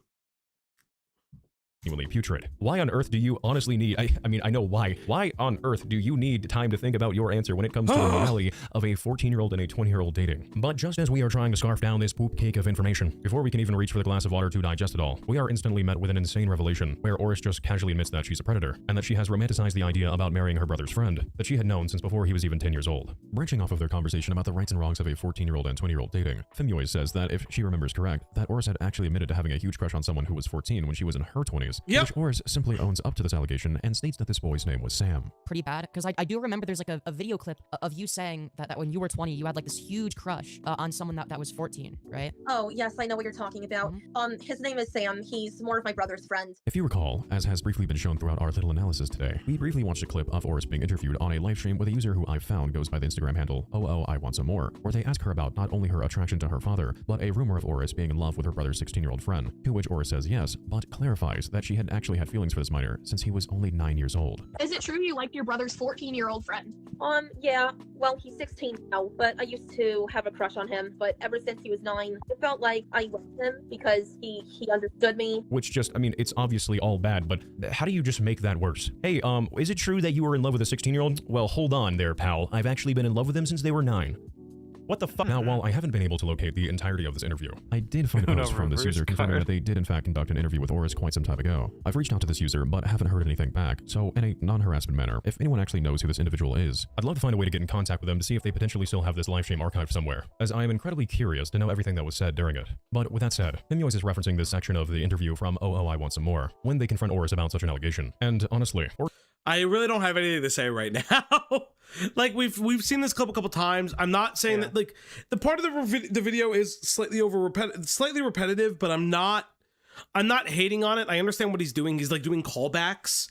But like I really don't have anything else new to, there's no new insight. She's not answering any differently. She is legitimately just constantly saying this. Like she's affirming the fact consistently and constantly. Whoa. His response here genuinely just leaves me baffled of her severe lack of social awareness, which perhaps one might argue that that is a rather ableist comment of me given the fact that she is neurodivergent, but I still think it's a fair assessment to make regardless. Autism doesn't excuse pedophilia. Autism doesn't excuse pedophilia. Cha-cha-cha. As stated prior, Oris promptly elaborates that this minor, who is now currently over the age of 18, was named Sam, a close friend of Oris's brother Casey, clarifying that she was really immature at the time, which is not nor will ever be an excuse for having romantic feelings for a 9-year-old all the way up until they are 18 years old. That's just absolutely disgusting. As I was recording this, I was also made aware that Oris has several mentions of her friend over on her Twitter account that read as the following. Also, Oris states in these tweets that Sam is 12, but that simply just means that time has passed from when she had first met him. When it sounds disgusting if I said that I'm feeling romance for this 12-year-old friend of mine, that I want relations, We've read this. not that I would have relations. I know better to not have relations with him because I know that's probably illegal, but that's how I feel right now, wanting relations. Even if me and my friend are only 6 years apart, I'm starting to want romance with him. I'm trying to say that I feel romantically in love with my 12-year-old friend Sam. I would probably sound disgusting if I said I wanted relations. But the problem here, Oris, is that you are literally saying that you are wanting to have intimate relations with a minor, and that the only thing preventing you from doing so is the fact that it's, quote, probably illegal. Yeah, okay, so like, one of the arguments I would always say when people are like, oh, I don't know if this is ableist of me to say, is always recognizing that if you look at like an autism diagnosis, attraction to children is not a part of the diagnostic criteria for autism. Neither is it for ADHD, neither is it for XYZ. That's not a criteria for the condition. So in my opinion, it is not ableism to call out that neurodivergency does not deal with any of it. Like neurodivergency does not explain these types of like attractions. Like that's always been my whole thing about it is, and that's like always how I felt about it. Yeah, it had no goddamn overlap. Yeah, there's like no overlap. And I also don't think that like, is it ableist? Yes, but she's a pedo, so who cares? Yeah, like, oh, but also like it's not ableist to say that, hey, this person has a condition. Their condition does not excuse the attraction that they're having and the way that they view it. If anything, the condition only means that she is not lying so much about it. She's a little bit more forthcoming, which to her detriment could be a thing where she is, she conflates feelings of romance or liking somebody as like a masking tool for sexual attraction. That can be a way of looking at that. But in this instance, I would disagree because Oris clearly understands the difference between sexualized cosplays and non-sexualized cosplays because she creates both of them. Greg, anything to add to my craziness? No, other than, like I've already said, mentally unwell. Her stories she can't keep the story straight. Yeah. But the ones that she does keep straight, like the attraction to Sam, are horrific. And why would you ever admit this? Yeah. Yeah. Perspective of that age gap, Oris states that they are 6 years apart and that Sam was 12 at the time, meaning Oris was 18 years old wanting to be with a 12-year-old. That is beyond unacceptable. You have graduated high school while they have barely entered the 8th grade. To better explain her interest towards this minor, and I suppose she thought that this would make for an, oh, that makes total complete sense kind of moment. Oris describes a time when she was a child and her mother had shown her an old Western movie from the 1990s called Legends of the Fall. She states how the premise of this movie follows the main character, a Western cowboy, who meets a Native American girl at a young age, falls in love with her, and once she fully grows up, he then marries that girl. Which, that just sounds like a really weird, creepy plot, but no point in getting to. Oh, yeah, fun fact. It's an old Western movie. Huh. Hey, chat. You know what's kind of crazy? You know that there's just, unironically, there's a version of Romeo and Juliet out there. It features an actual nude miner. Take that.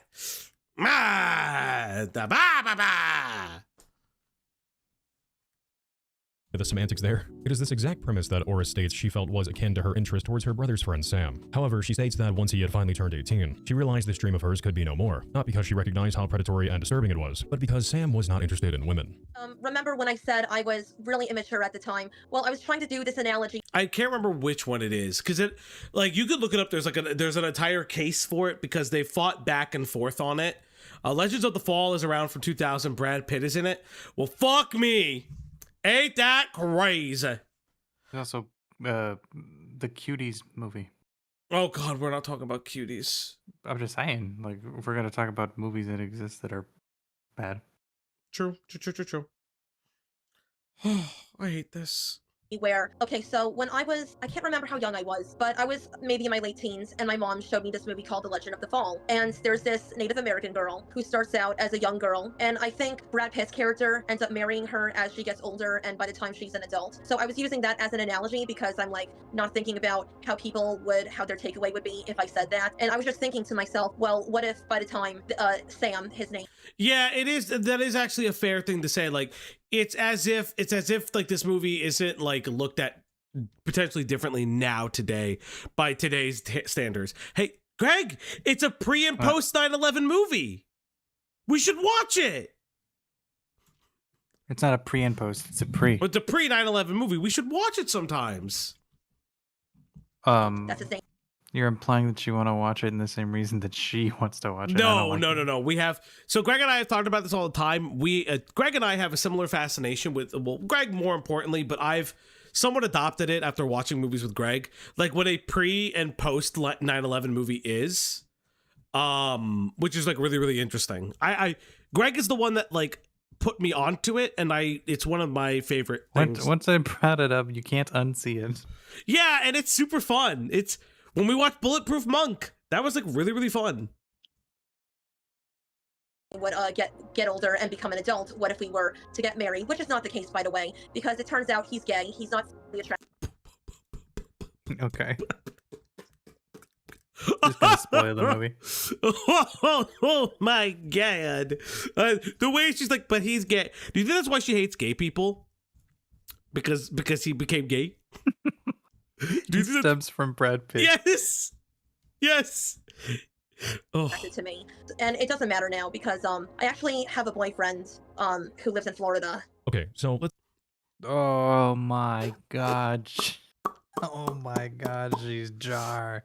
She is Jar. Let's expand upon what I believe she's trying to say here, because this is what. Okay, before we say this, before he sees his Jar, you're not a pedophile. That's not the joke we're making. You fucking weirdo. I'm hearing, and maybe you disagree, which by all means let me know down below if you think otherwise. Or is his sole reason for not pursuing this minor after they had reached the legal age was just because Sam was not into her? Yes! Wonder is absolutely correct. The only reason she didn't do it is that he didn't reciprocate. She isn't saying that she outgrew her immaturity and realized how unacceptable it is to have developed feelings for a literal child, therefore resulting in her seeking out immediate psychiatric help. She's just saying that the opportunity had never presented itself. And can we also, again, talk about how insane it is to say that when you met a 9-year-old, you felt like they saw you in a way that you had never been seen? And you know what's really funny, and we'll talk about this. So I was rewatching the Jagger debate because Yen was going over it, and it's really funny if you watch the Jagger debate over.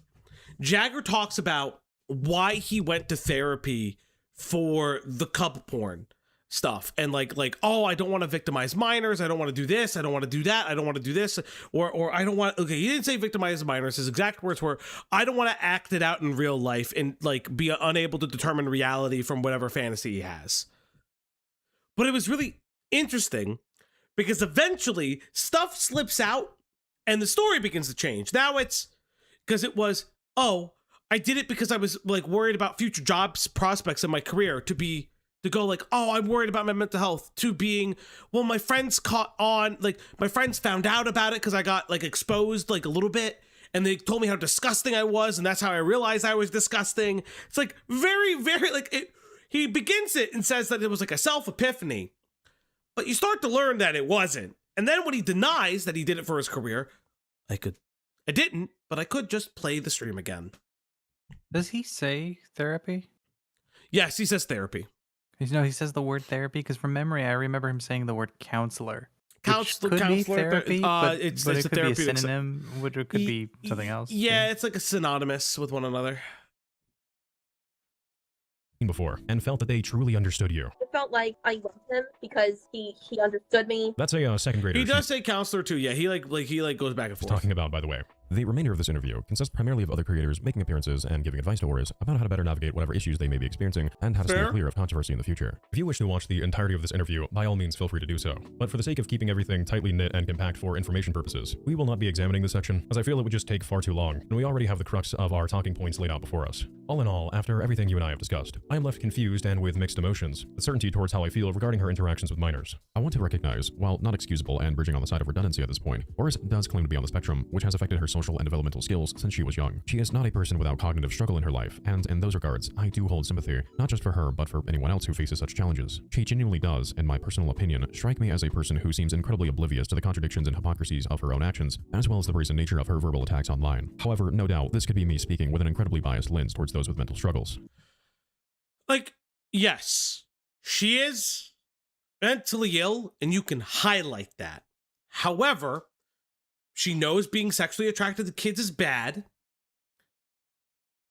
She can recognize those things, but like, then she dives into it. Again, I would think that like maybe her autism very clearly does like maybe sometimes people pleasing, or like the way that she acts out very aggressively towards her mom, or other things, or the way that she may answer questions here and there, but it doesn't play a part in her. It doesn't play a part in her underlying problems and her underlying ways that she's interacting.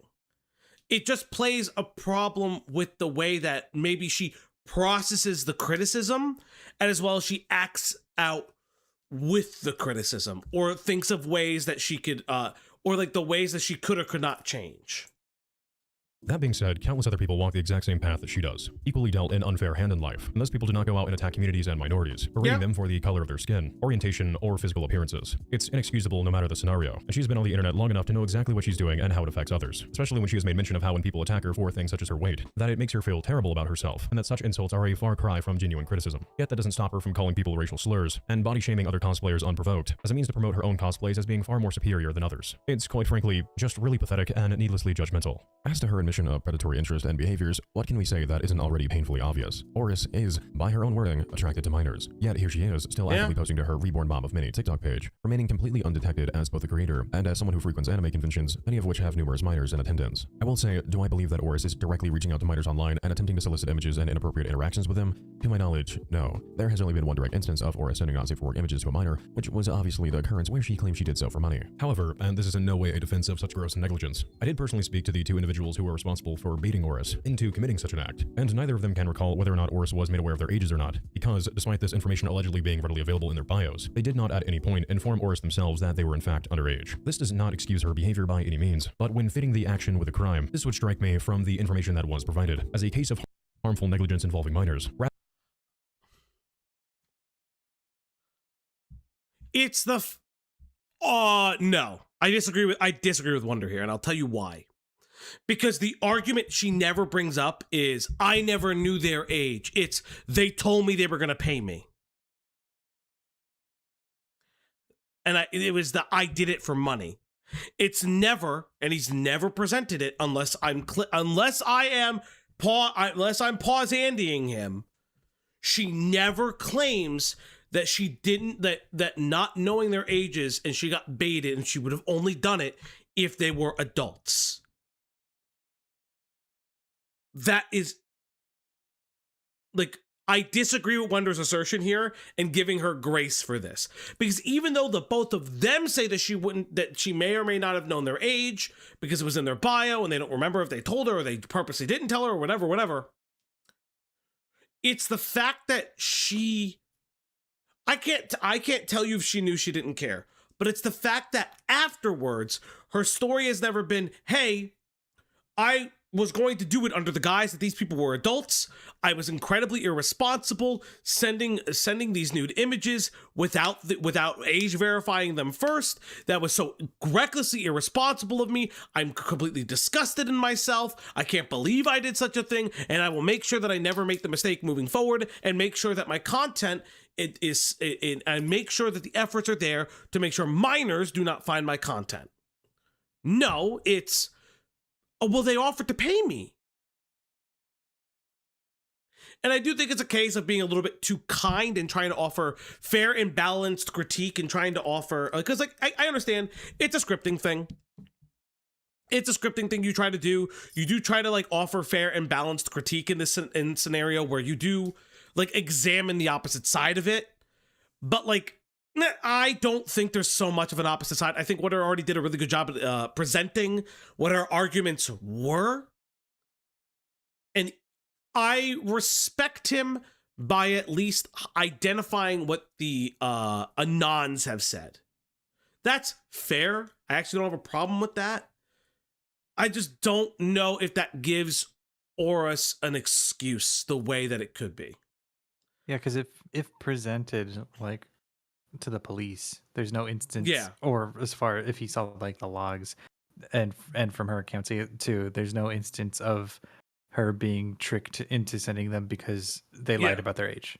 Yeah, I mean, like, sure, it could be she goes before a trial. Okay, so like reasonably, right? Let's say she goes to trial for whatever this was, and she gets found, I don't know, it's guilty, but it's deferment due to autism or other mental instabilities, right? Much like Chris Chan with her mom. That still doesn't mean that she didn't do it. It means that her mental capacity and her mental health conditions and her developmental disabilities play a significant role in the event happening. Now, do I agree with that? Not particularly. Again, I'm not listen, I'm not a professional in the field of diagnosing that, obviously. And in Chris Chan's case, there's also like an aspect of time served. Waiting for trial too. Time served. There's an aspect of the continued and persistent fixed illusions, and yada yada yada. But like, yeah, I think she's too stupid to come up with that defense. If it's a lie, she's not thinking on that level. Yeah, and that's fair. Yeah, it's the difference between jail and mental institution, in my opinion. The trial should still happen. Yeah, if it did, yeah. I don't know what happened. I don't think anything happened from it. So probably nothing will either. Yeah. Rather than an instance of direct predatory intent. However, despite this, it doesn't change the fact that this follows her online track record. And who's to say that someone else, despite my strongest condemnation of doing so, won't also attempt to woo her over with promises of money as a means of getting her to send further not safe for work images to minors. And you know what? That's okay. You know what? I did pause Andy him a little bit. I would still disagree with some of the other parts of it. But I did pause Andy him a little bit. There's other parts that I like, it tracks, but I do think that there's like, the argument needs to be had that like this is not a part of autism. when paired with everything she has stated prior, such as her refusal to condemn Japan's former age of consent of 13, needing time to think of if 20 and 14 was an acceptable age gap, hatred towards teenagers, and her stated belief that they hold no innocence, alongside her admission of being in love with her brother's underage friend for over 10 years. I suppose Oris would find herself in a bit of a boy who cried wolf scenario when pleading ignorance towards the user she sent not safe for work photos to's age, despite allegedly such information being readily available in the user's Instagram bio. Despite her continued active appearance through her almost daily uploads to her main. Bro, the fucking filters are insane. TikTok. Yeah, because like now she looks like an Asian woman. It's very bizarre. TikTok account. Oris remains, for the most part, quiet and out of the public eye, silently maintaining her role as a mother to her reborn dolls, and progressing her journey through cosplay, making the claim that she has changed as a person and has long since seen the errors of her ways. Whether you believe that to be the case or not is entirely up for you to decide. For now, the story of Oris may be dormant for the time being, but her legacy, and those who walk a similar path to that of hers throughout the feeds of millions, is far from over. And where one nightmare ends, another is soon to begin, as we have seen time and time again from the continual epidemic that are the creeps and degenerates that wreak absolute havoc on the internet year after year. It is not a matter of if another online menace is to eventually be outed, but rather when. And so, for the time being, all we can do is take the stories of those like Oris's as a precautionary tale to take against the countless monsters hidden away in the back alleys of online spaces, disguised in the crowds of the endless friendly faces that we scroll past in our feeds daily, when we are harmlessly browsing the internet as a lighthearted escape from the outside world. If you're still actively hearing my voice, I'd like to take a moment to say thank you for making it all the way through to the end of today. Well, thank you, Wonder. Yeah. And thanks for popping in the chat.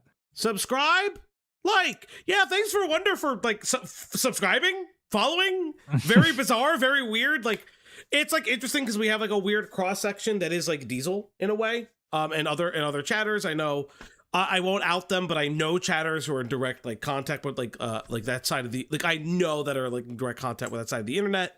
So like Good very great video. Like my concerns are just stylistically, not really just like I think most of his ideas were pretty like fucking sound. I think the way he presented it, while there's some like repetition here and there, was very good, very engaging, very entertaining.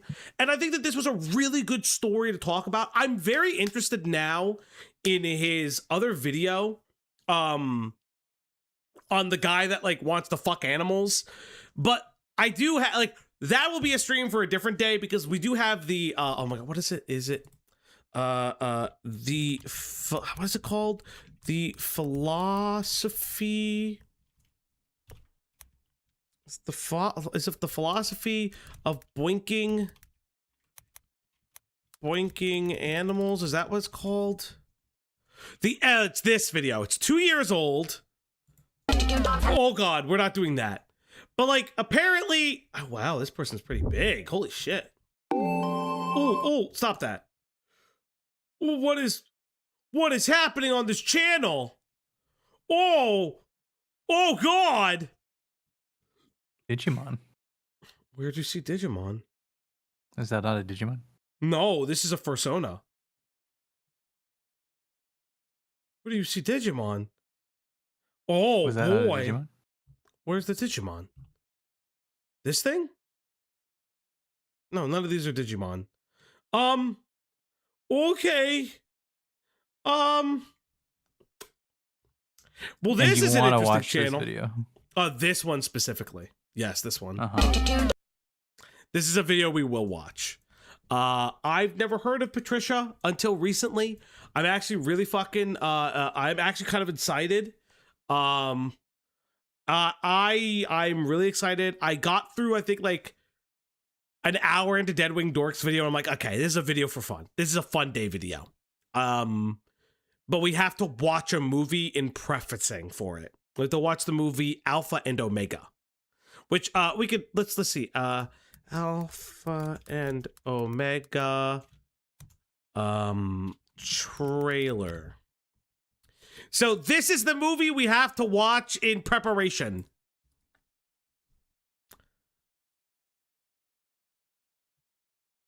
Okay.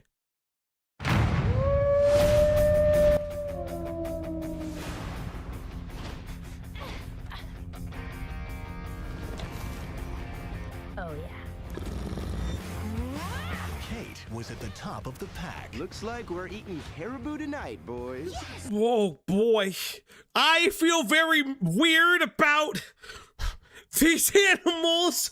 They are drawn bizarrely. Woo! Humphrey was at the bottom of the heap. Get your butt out of my face!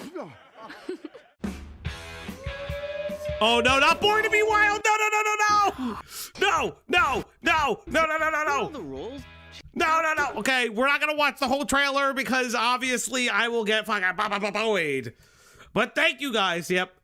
Is Falgi getting the funny feeling? Yeah, that this is fucking weird.